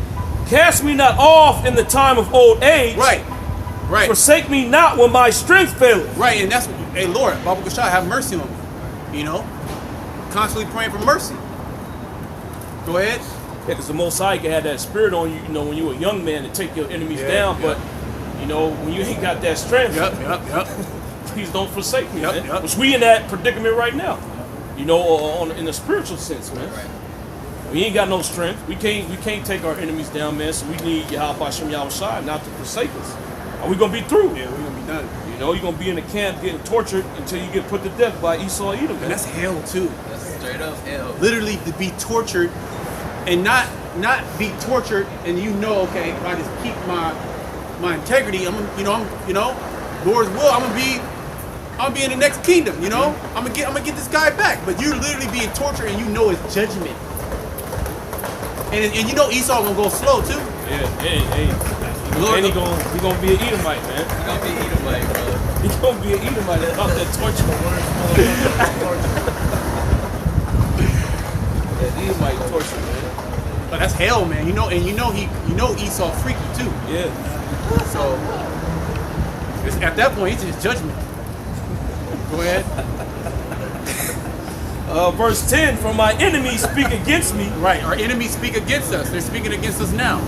They've always been speaking against us. Go ahead.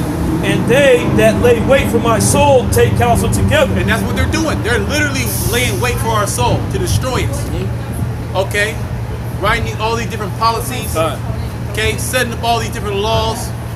Okay? Creating all these different scam-demics and plan-demics. Okay? And false flags. All to ultimately to destroy us. To get us off the street. Okay? To label us terrorists. When we ain't doing shit. Here it is, the so-called white man literally dropping bombs on people right now as we speak. Literally. Right now as we speak. This nigga already shot up probably 100 rockets. Yep. Blowing people to smithereens. But since he's in power, nobody can say shit about him. He's the king. He can get away with it. Well, that nigga put heavy metal in baby powder, man. Oh, and it's coming out. The same, and then you got the Johnson & Johnson jab. Yep.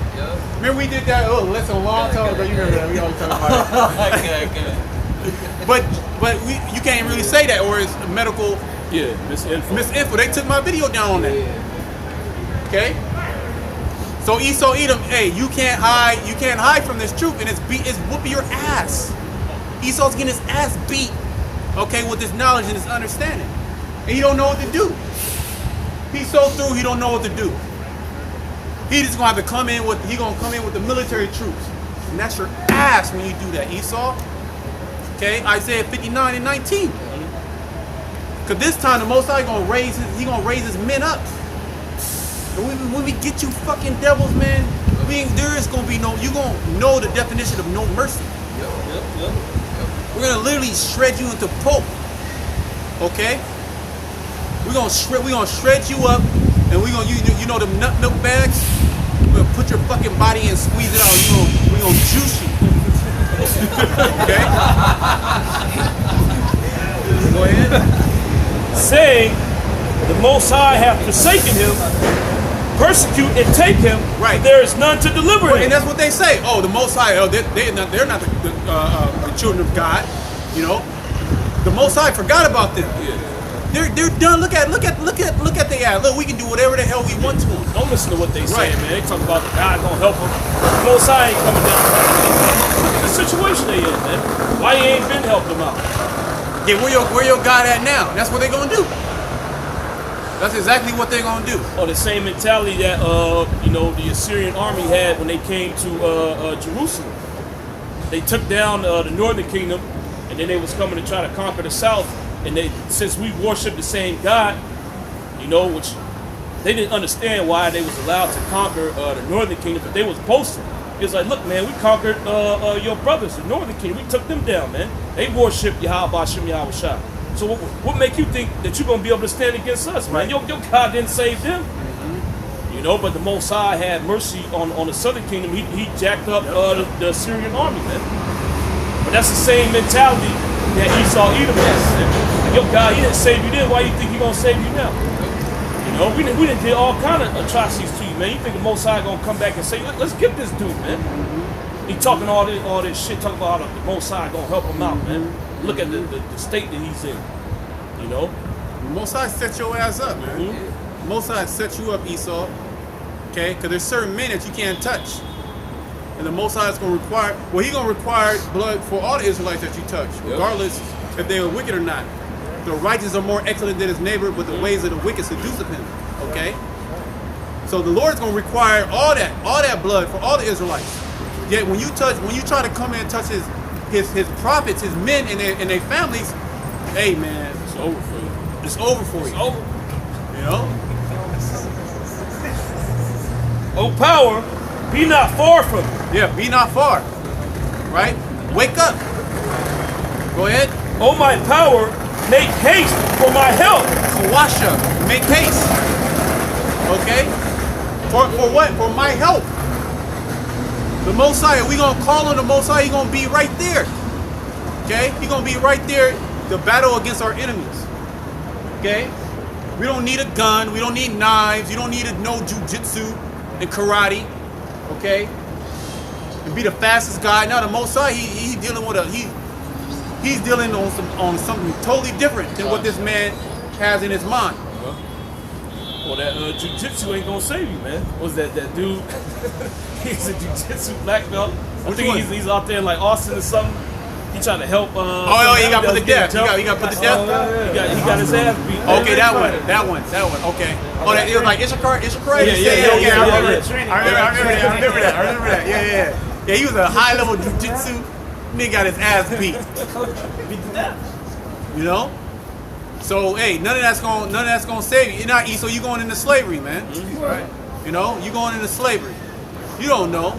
You're an Edomite. You know you're an Edomite? No. Are you an Edomite? I'm just letting you know. Edomites. Edomites. Yeah. Draw it out. Yeah, I'm gonna draw it out. Edomites are the people that the Most High is going to destroy. He hates them. Because he created them to be that. He created them to play the evil character in the movie. Right, does that make sense? Yeah, of course. Okay, good. Of course it does. Go ahead. Where does it say it though? Like, He ready. Let's bring it up. Erod. Huh? My name's Erod. Erod? Yeah. Okay. Where you from? I'm from Oregon originally. I was adopted, but I'm from all over. I live out here. Okay. Was that a Gideon? Yeah, Gideon. So you took that from a hotel? No, I got given to it by somebody. Every time I read the Bible, it seems to disappear.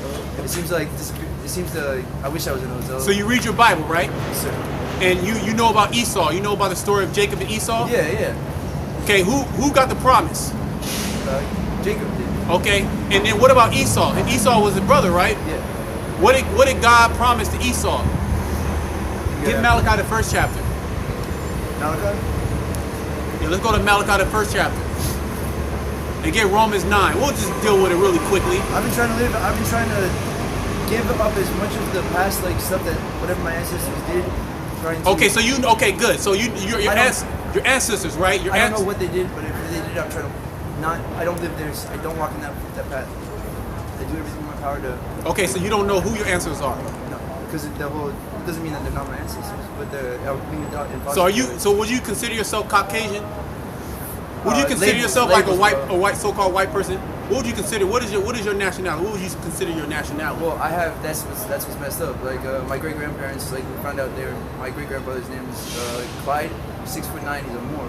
So he's a Moor. Okay, on your father's side? Yeah, my father's side. Okay. Well, the Moors were Israelites. Yeah. So look, I'll say this: you better hope like hell that you're an Israelite.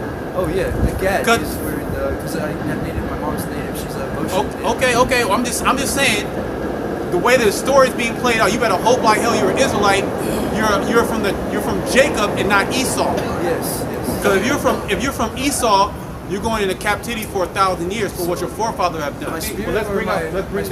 My name is translated from Hebrew. It's Jared. Okay, that's fine. Malachi. It's on the top. Yeah, you start at the top. Go ahead.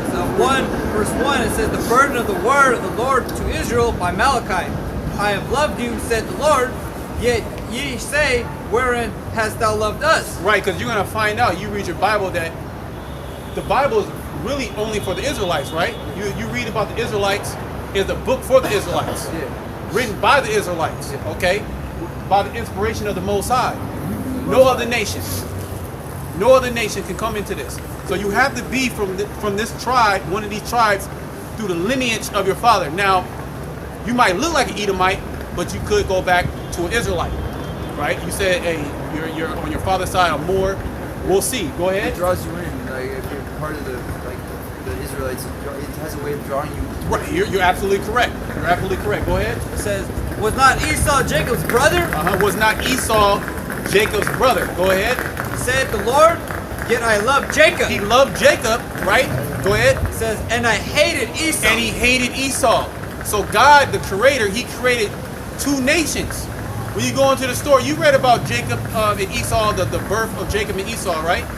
Right? The Most High, He created two different nations.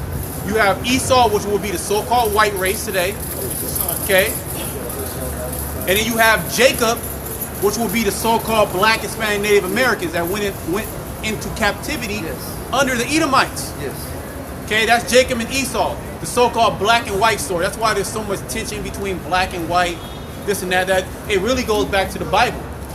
Okay. Did you guys do a present? Did you guys do this in the? This is Esau. This is Esau, right? We was there before. This is Esau. This is Jacob. Okay. And this actually happened. Jacob held the heel of Esau, meaning what? Symbolically, in the last day, he's going to pull Esau out of power. Okay, now the Edomites right now are ruling. They're in power, the so-called white man. Okay? And Edom means red in the Hebrew. Which, when you're white, you're not really white. Your skin is translucent and your blood is showing forth. That's why you have like a pinkish color. Right? Yeah. So Jacob will we read this. 2nd Ezra 6:9. Get that. That's just like a little brother grabbing the foot of his brother or something. Yeah, big bro Esau. See, that's what I don't get it. You know how it is. No matter what God says, God said love. That's what Jesus was saying. But see, I try not to get stuck on the 3D. What we see, hear no evil, see no evil, speak no evil. No matter the color, Hey, bro, you going off? Go ahead. Second Ezra 6, and I'll start at verse 7. You wanted to get educated. I'm trying to educate you. Go ahead. Then answered I and said, what shall be the parting asunder of the times, or when shall be the end of the first and the beginning of it that followeth? And he said unto me, from Abraham unto Isaac, when Jacob and Esau were born of him. Going through the story of Jacob and Esau, because that's what it's about. Go ahead. Jacob's hand held first the hill of Esau. Right, what we just seen right here in this illustration. Okay, when our Lord Yahweh Shai, ultimately the ultimate Israelite, is going to come and pull you damn Edomites out of power. Okay, that's right. That's why you're hearing these talks of so-called UFOs. Right, the UFOs are the angels, the chariots, the vehicles of the Heavenly Father. And Esau, he's saying they're demons or they're aliens. No, that's not the case. They're actual. That's why somebody said it's Metatron. They're actual vehicles of the Heavenly Father, and that's a curse unto Babylon the Great and these people.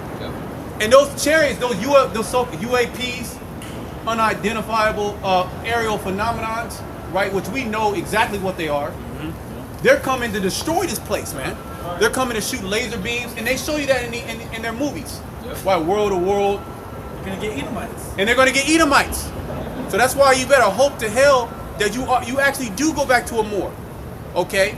Because the Moors are the Israelites, okay? Even then, you may be 2/3 of the Moors. Yeah, you could be. The majority of those Moors were 2/3. Well, but you should hope that you're still an Israelite. Yeah. Because you're gonna come back in the kingdom. At the end of the day, you'll be good. Right. Just remember that this is temporary.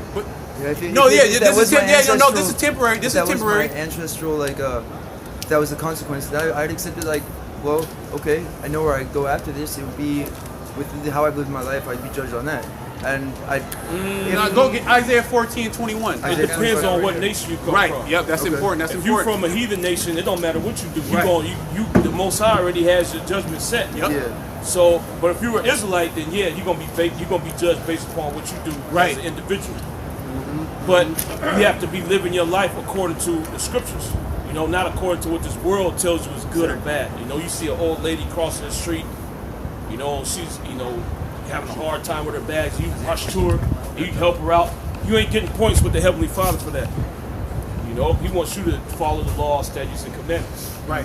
It's things like growing your beard, which I see you got a beard. You're not eating pork, shrimp, lobster, crab. Not lusting after other men's women, not having sex with other men's women. You know.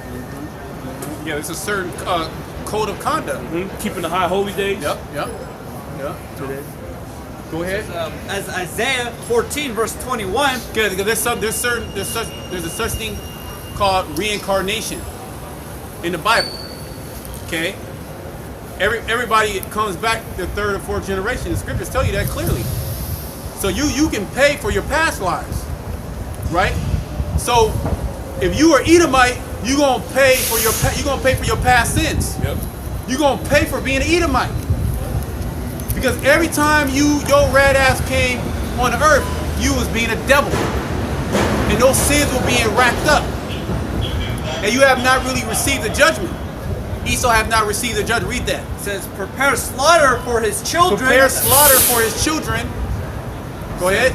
For the iniquity of their fathers. Yeah, for the iniquity of their fathers. Okay, so what the white race did, which are the Edomites, there's no such thing as white, they're the Edomites. What they done to all humanity, starting with Israelites, the so-called black, Hispanic, Native American. Get a slavery sign up. And that's what we know of. There's probably so much they've hidden. There you go. There's a lot more, but it's all contained in the scriptures. Ultimately, now we don't know the intricate details of how many dungeons they had, how many arms they chopped off, but we have a rough estimate. And the Lord knows. How many civilizations, how many cities they destroyed, like outright. And the Lord is going to put His anger, okay, in His people. Because the Lord knows everything that the Edomites have done, okay? That's why you should hope that you're not an Edomite. You should be praying that you're not an Edomite, because you're not going to receive any mercy, okay? Because this is just a little bit of what the Edomites done, and they're still doing it today. Yeah. More covertly, okay? Planned Parenthood. You heard that something strange? The stab and jab, okay? The prison industrial complex, okay? The financial system, the educational system. Okay. Yeah. Oh yeah. The medical system. When so-called still. Well, there's reports of autism in a lot of these jabs that was given into so-called black children. Disproportionately higher autism rates in so-called black children. Mainly the boys. Mainly the boys. Why is that? Okay, the same things that they were doing in ancient Egypt, where they were trying to kill the boys. They tried to do that in the Roman Empire with Herod. It's the same thing that's happening now. The Edomites, the so-called white race, have it against you so-called blacks, men, and Native Americans to destroy you because it's inside of them. It's inside of them that hate you and to kill you. And to set up a society that's totally against you. Okay? But then they'll blame, oh, the Negroes, they're killing each other. And that is true. We don't condone that. But who facilitated that? Who's the catalyst behind all that? Yeah, who's killing more people? And who's killing more people? It's Esau either. Mainly through his abortion clinics. And he's taking those fetuses, right, through his abortion clinic, and what is he doing? He's experimenting. He's experimenting on the aborted fetuses, and then he's putting them inside these different concoctions that he's labeling as, drugs to save the world. Right. And he's sticking it right inside of you. Okay? That's what the Edomites are doing. So you better hope to hell that you're not an Edomite, because there's no mercy for the Edomites. Good. They're going to go 1,000 years of slavery, and then they're going to be exterminated. Okay? And the Most High, he's going to have his people do that. He's going to have his people do the exterminating. Okay? Get Jeremiah 30 and 16. All right? Yeah. What Jeremiah what? Jeremiah 30 and 16. That's where I was just at. Go ahead, bring that out. This is Jeremiah 30 verse 16. It says, therefore all they that devour thee. All they that devour thee. Okay? Because we're to pray. We were going into that earlier. We're to pray. What does the predator do when they see the prey? Do they take it to dinner? They get down like they. Do they buy it a ring, or do they devour it? Okay. They hunt it and they devour. They hunt and devour. Like kill it, like right on the neck, depending what it is. And that's exactly what these nations are doing, starting with Esau, Edom. They're biting us on the neck. Okay. With their teeth represent what? Power. Go ahead. It says, all they that devour thee shall be devoured. So all the nations that devoured us, started with Esau, Edom, the so-called white race, they're going to be devoured. Go ahead. It says, and all thine adversaries. And all thy adversaries. So we have adversaries as a nation. Okay, the same ones that put us in this predicament, that keeps us in this predicament, and then that also, puts our people against each other. So there is no coming together. What is that? What is the Jim Crow laws? Right? To put the dark skin against the light skin. To put the Willie Lynch. The Willie Lynch. Yeah, the Willie Lynch. The what? So it's divide and conquer. Yep. And that same tactic is being used today, even in the rap culture, right? Yeah. Hip hop culture. Oh, I got this nigga. I got more cash than you. You just a bitch ass nigga. You ain't got no money. Look at my shoe. Look at my car. Look at my whip. So you grow up like, damn, I want the whip. I want the car. I want to stun on niggas. You want money just to stun on niggas. You don't want money to further, further your line in positivity, further your people, buy back the block. You ain't trying to buy back the block. You trying to stun on the block. Right? So that culture of hating your brother or shoot it up. Evil eye towards your brother. Right? Which goes right into the curses. We can full circle right into the Bible. It all makes sense. Okay? So it's Esau, he not only does he have a grip on you physically, but he has a chain on your mind. And that's really how he wants you. Because if he got a chain on your mind, he know you ain't gonna revolt. Okay, there's no possible way they're gonna revolt. Well, he's a sodomite. How you a sodomite gonna revolt? Okay? He thinks God loves everybody. He doesn't even know the name of his power. How the hell is these people gonna go anywhere? They're completely finished. Go ahead. 2:9 says, every one of them shall go into captivity. Every one of them shall go into captivity. How do you feel about that? Do you feel that the white race shall go into captivity under the so-called black and Hispanic race? I don't really like the word karma, but it's You say what? I don't really like the word karma, but there's consequences, Okay, you don't like the word karma. Get what is that? 2 Thessalonians 1 and 6. Does it say anything about karma in here? Yeah, we're gonna get it. 2 Thessalonians 1 and 6. Let's get continue on that. Continue on that. Okay, yeah, we can bring that out too. Go ahead.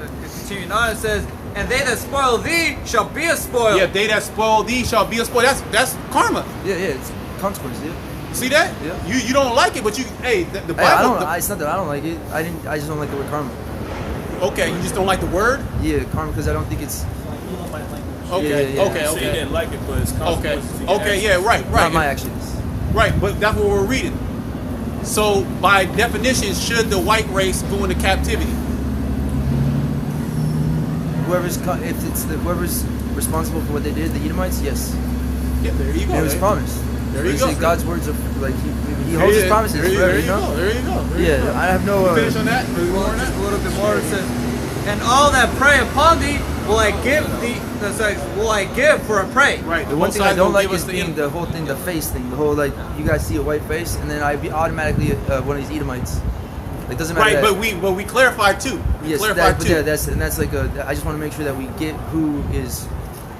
Right, because because you can look like an Edomite, but that might not necessarily mean you're an Edomite. And vice versa. And I was just about to say that too. And vice versa. The tares, they call it the tares in the wheat. You can look like a so-called Israelite or a so-called black person or a Hispanic person, or you can be a Moabite, or you can be an Edomite. You could be of another nation. You like how you so it's not hold on. So it's not about color, but color is a good starting point to build off of. You see what I'm saying? Yeah. Then we're gonna go. What's your father? What's your background? Okay. Then we're gonna probe you. How do you feel about this? Right. The scriptures say, "Try the spirit." Right. So hey, I apologize if I called you an Edomite. You're not an Edomite. No, I got it. Okay, I'll repent. Okay. But if you are Edomite, that's your ass. Okay. If you are a J, you gotta repent, or that's your ass. Yeah. You see what I'm saying? So regardless, the word is gonna go out. Okay, you're gonna have to pay for your actions, whether they're good or whether they're bad. No matter if you're an Edomite or no matter if you're a Jake. It's just that if you're a Jake, you're gonna receive the promise. Yeah. You're just gonna be destroyed. You're gonna death by pain, as it talks about in the book of Esdras. Okay. You waiting for precept? You done there, no? Okay, yeah, go ahead. Bring that out, and then we'll bring that out. 2 Thessalonians 1:6. Right. Seeing it is a righteous thing with the Most High. So that whole, you say you don't like the word karma. Okay, that's respectable. But the concept of karma, that goes back to the scriptures. Okay? Reaping what you sow. There we go. Yeah. That's pretty much, they took it from the scriptures. Reaping what you sow. Go ahead, like that. From the top. Seeing it is a righteous thing with the Most High. It's a righteous thing with the Most High. Go ahead. To recompense tribulation. To pay back tribulation. Tribulation is not fun. If you went through tribulation, you're catching nothing but pure hell. Go ahead. To them that trouble you. To them that trouble you. So who has troubled us as a nation? Okay? The Edomites. The Edomites did that, as well as other nations too. Okay, and that's written in the scriptures. Psalms, the 83rd chapter. Okay? It's fucked up they're doing in the schools. We're done there. Go ahead, bring that out. You said Revelation? Yeah, we'll start wrapping. We can probably wrap it up on this. Revelation. Brothers had more precept. You got another one? We'll bring it out. We'll bring it out. Go ahead. Revelations 13:9. If any man have an ear, let him hear. Right. If any man have an ear, let him hear. You in Revelation? Where you at? I'm in Jeremiah. I'm looking for something, but Okay, well, if any man have an ear, go ahead. He that leadeth into captivity shall go into captivity. Now, how did the so-called black man get over here in America? He was led into it. He was led into captivity, right? Yep. Read that again. He that leadeth into captivity. So who led the so-called black man into captivity? We were told a bunch of things, but I don't. You don't know? Yeah. You don't know how they got here? We were told, like, there's a whole bunch of propaganda. We were told that they were sold by their own people. I don't believe that. Okay, yeah, that's true. Because they weren't. That was Africans, because we're not Africans. Okay. The so-called black man, that's a mystery, a misconception, and a lie that's been perpetuated by the devil, the so-called white man. Okay, the Africans sold the so-called black people in America. Okay, for lack of a better term, the Israelites into captivity.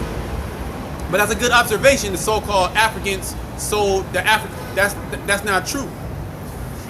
Who they sell them to though? So it's his story. They sold them to the Grecians, the Edomites. Who was in control of the slave trade over here in America?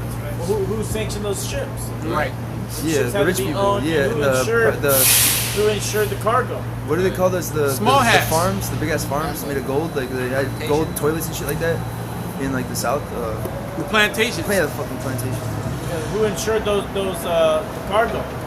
If that was me, my family would still be rich. Is all I'm saying. You would pay, and then they would come back, and you would need that insured just in case someone dropped dead Right, on the boat on the way here. And that happened all the time. It's big money. Stock market. Right, that's how the stock market was founded. Was through slaves with the first commodity, as well as a lot of these big insurance companies. They got their start. Their startup money, right? Yeah. Their startup money was what? Slave money. Yeah. You know, AIG and all these different. That was like the best thing to be financed because they knew you didn't have to pay them slaves. Yep. You're gonna pay the bank as soon as that first check comes in. That's going straight to the bank. So that was a good business for the lenders. Right? Yeah, slave money. trade. Yep. Because I can't pay you until you make enough money. I gotta pay all my workers first. Da da da. I can pay you only this much small payment. Like, nah, you can pay 50% up front, 50% right after your first 6 months. Yep. Why is that? Because you ain't paying no labor. Free labor. That's how Esau Edom got his riches. That's how America got its start. Their startup money. Yep. Okay. It's through the slave trade. Okay. The Africans they got a little bit of that money. Arabs. The Arabs they got a little bit of that money. Amalek. Yep. Amalek funded it. The most of it though. Oh, Amalek. He's still in power. He was the banks giving the loans out. He was giving them loans. Same families just in charge. They ain't give up. They just decide to give up power one night, one day. You know what? Let's create a constitutional government and allow the people to have the power. Now that was never in their mind, man. Right? They wanted complete control. That's why they control the Federal Reserve. They own the money system, man. And now before you was a chattel slave. Now you're a wage slave. Yep. Same thing. Right? You're on a subsistence wage. Plus, you're making money. It's not even real money.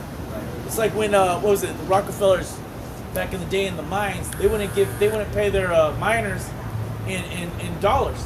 They'd pay them Rockefeller bucks. And they would take those Rockefeller bucks and dollars. Look it up. They go to the shack and use that money to buy food. So they were making money off top, money because they were never paying. They were slaves, pretty much. A complete dirtbag. That's when they started creating unions, and they started having revolts on those pretty much mining plantations. He was the devil, man. Well, that's why slavery was so well documented, because each resource, you know, was money, you know. And that Edomite, he never got canceled. He owns Rockefeller Center, right? That name Rockefeller, that holds weight. You got every museum says Rockefeller. That nigga never got canceled. It's the Standard Oil building is here in the financial district. Yep. See, and they own the Embarcaderos. Yeah, they own Embarcadero Center. The Rockefellers own that. Yeah, Rockefellers own that whole Embarcadero. And the BART as well. They own the BART. Yeah, I own that from 16th Street. That plaque right there. They own the Heart Association, the American Medical Association. They own it all. But you can't say that, you know. What do we own? We're through, man. We're captives.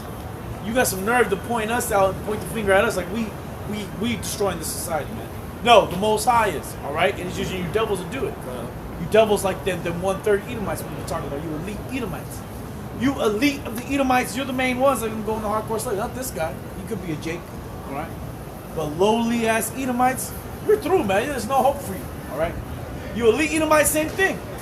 The only hope for you is that, you know, you're gonna make it out the missiles, but that's pure hell because you're gonna be a straight up slave. Yeah. We're gonna drag you out the caves. Well, they gonna make it. Yeah, you're gonna be spared. You're gonna have to make it. You elites, you're gonna be spared. Don't worry about it. Make it. Missiles ain't gonna touch you. You're gonna be good, man. You're gonna be good once the missiles explode. You don't have to worry about the masses of these bug outs trying to storm you. You ain't gotta worry about the fallout. You're gonna be good, man. You're gonna survive, and then you're gonna be led captive by Yasharal. Right. All right. That's what you should be worried about. When the door, the bunker get taken off. Bunker buster. The notes come in. Yeah, the door get ripped off. You see Jake with the power there with the chain, man. And like in the movies, it's that steel door you get dented. Yeah. Jake. Yeah. With some chains for you. Yeah. Yep, that's right, that's right. And that's going to be a beautiful day, man, to have Edomites in hardcore bondage. Man. Yeah, it's an honor. Scriptures say this honor hath all his saints. Praise you, the Lord. We're going to be singing songs, man. When we subdue you Edomites, you already know there's going to be peace. There's going to be peace on the earth once the Edomites are subdued. Yep. For the earth, too. Yep. Oh, we were singing songs during slavery. We're going to be singing songs on the way to put you Edomites in slavery with them chains, man. They going to have some kind of song. We're going to ask Esau to sing the song. Yeah, we're going to Esau sing one of them Edomite songs. Sing me one of them Babylon songs, boy. One of them good old Babylon songs, man. Sing me some of that Elvis Presley. One of them old country songs, man. Sing me one of them country songs. One of the American tunes. Hank Williams. Yeah, you know. Good old Appalachian tune, boy. With his banjo and shit. Yeah, Bayou music. Go ahead, finish.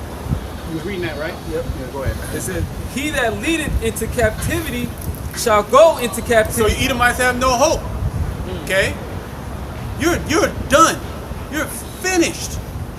And that 1,000 years is gonna be a slow 1,000 years. And then we're gonna forget about your ass until the high holy day. And then we're gonna wish we had an Edomite torture. Yeah, you know? Damn, we ain't got no more Edomites. We're handmans, man. We're handmans.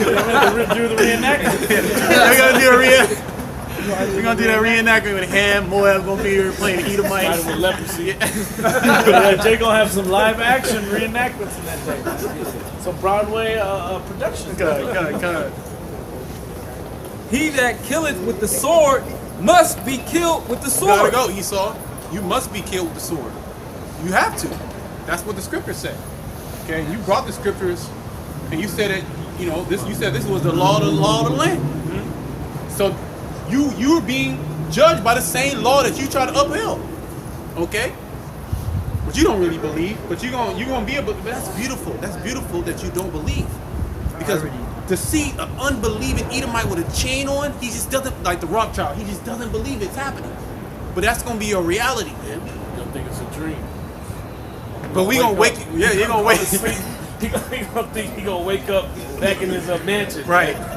Pinching himself. That next day he gonna wake up. Oh man, this is real. Yeah, it's gonna be real. It's gonna ain't be no real. simulation. Man. Right. It's gonna be real every single fucking day too. And we gonna. Hey, we might just jump into your fucking dreams to let you know. Okay. Yeah, nigga, you in captivity. Oh, you're gonna be trying to have a good dream. You have to bring back the nightmares out of this. Okay, go ahead. Nightmare on Elm Street for you. I'm trying to remember the good old Babylonian days.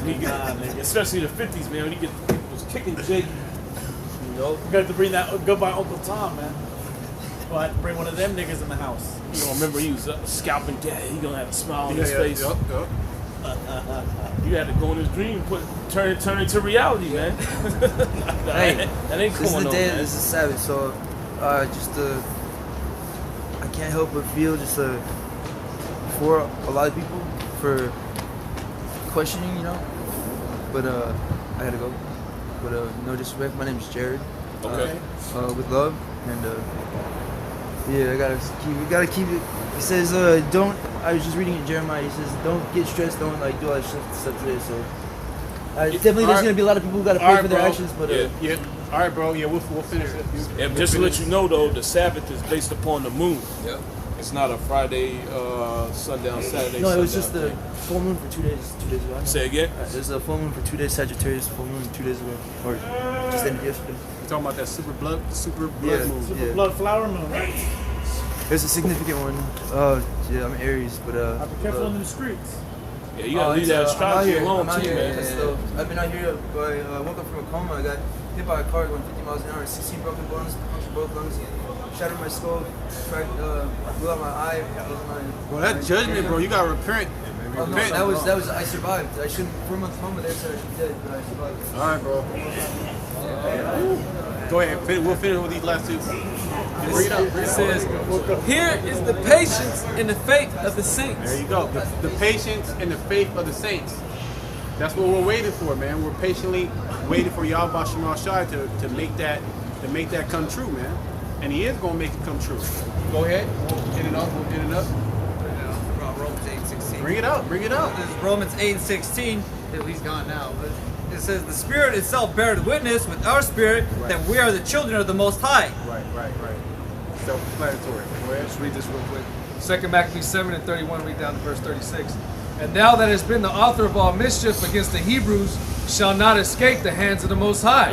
Not going to escape. You can't escape, man. You're not going. Nobody's going to escape. Everybody is under that rule of Yahweh Shimon Shai. You'll wake up in a coma, man. Yeah. That's a heavy judgment. Go ahead. For we suffer because of our sins. Right. We suffer because of our sins. We came back to that knowledge. We understand that, and we actively repenting. Right. So repenting is an action. Go ahead. And though the living Lord be angry with us a little while. Yeah, a little while he was angry with us. He tore our ass up. Go ahead. A little while for our chastening and correction, yet shall he be at one again with his servants. Right, and it was really only for chastening and correction. When you read Baruch, the fourth chapter, where it says, "Suffer patiently the wrath that has come upon thee." Right, go ahead. But thou, O godless man, Esau, Edom. Right, go ahead. And of all other most wicked, all you other nations, go ahead. Be not lifted up without a cause, nor puffed up with uncertain hopes. Yeah, because you don't have anything to boast in. Your society is about to crash and fall. The writing is on the wall, but this man is so proud. That's just the spirit of the Most High put in him, that he has to fulfill that role of being most proud. Go ahead. Lifting up thy hand against the servants of the Most High. Right, and you've done that. Go ahead. For thou hast not yet escaped the judgment of Almighty Power, who seeth all things. Right. So you think that you escaped, you rode off to the sunset, but that judgment is coming to you. You know, that cup is about to be passed unto you. Go ahead. Last verse. For our brethren who now have suffered a short pain are a short pain. It was a short pain. Hey, the beautiful thing about it, we're done with it. We went through all that in our past lives. We went through all that even now, and we're done with all that shit. We just getting ready for that hour of temptation now. Okay, go ahead. For our brethren who now have suffered a short pain are dead under the Most High's covenant of everlasting life. See? Everlasting life. So, and all Israel going to get that everlasting life, man. Not the 2/3 are going to be obliterated. Right. That's madness. Bug outs. You're going to be obliterated if that's the case. I remember that nigga. He used to just be standing there, not even reading. The nigga just be right there with Adam Abbott. Yeah. Long dreadhead nigga. Go ahead. But thou, through the judgment of the Most High, shall receive just punishment for thy pride. Just punishment, and that just punishment is what? 1,000 years in extermination to you Edomites. So that's the hope of you Edomites, is for you to be exterminated, okay? And to be completely beat down by the nation of Israel. Even our women gonna get their licks in, okay? Our children, a 2-year-old are gonna get their licks in. They're gonna come out of the womb beating your ass. They're gonna have that superpower. Yeah. Oh yeah. Or like was it Pan? I knew he was gonna say that. I knew it. They had that spiritual power, man. Cut. You're gonna get a sharp kick to the face. Your teeth gonna fall out. And when she went straight to outer space, coming out of the womb. So how much more our children? You know, they're gonna be they come out speaking. You know. So any brothers, anything else they want to say? All right, well, we're going to end it there. We're going to give all praises, honor, and glory to Yahweh, Ba'ashim, Yahushai, Ba'ashim, Shalom to the elect. Shalom.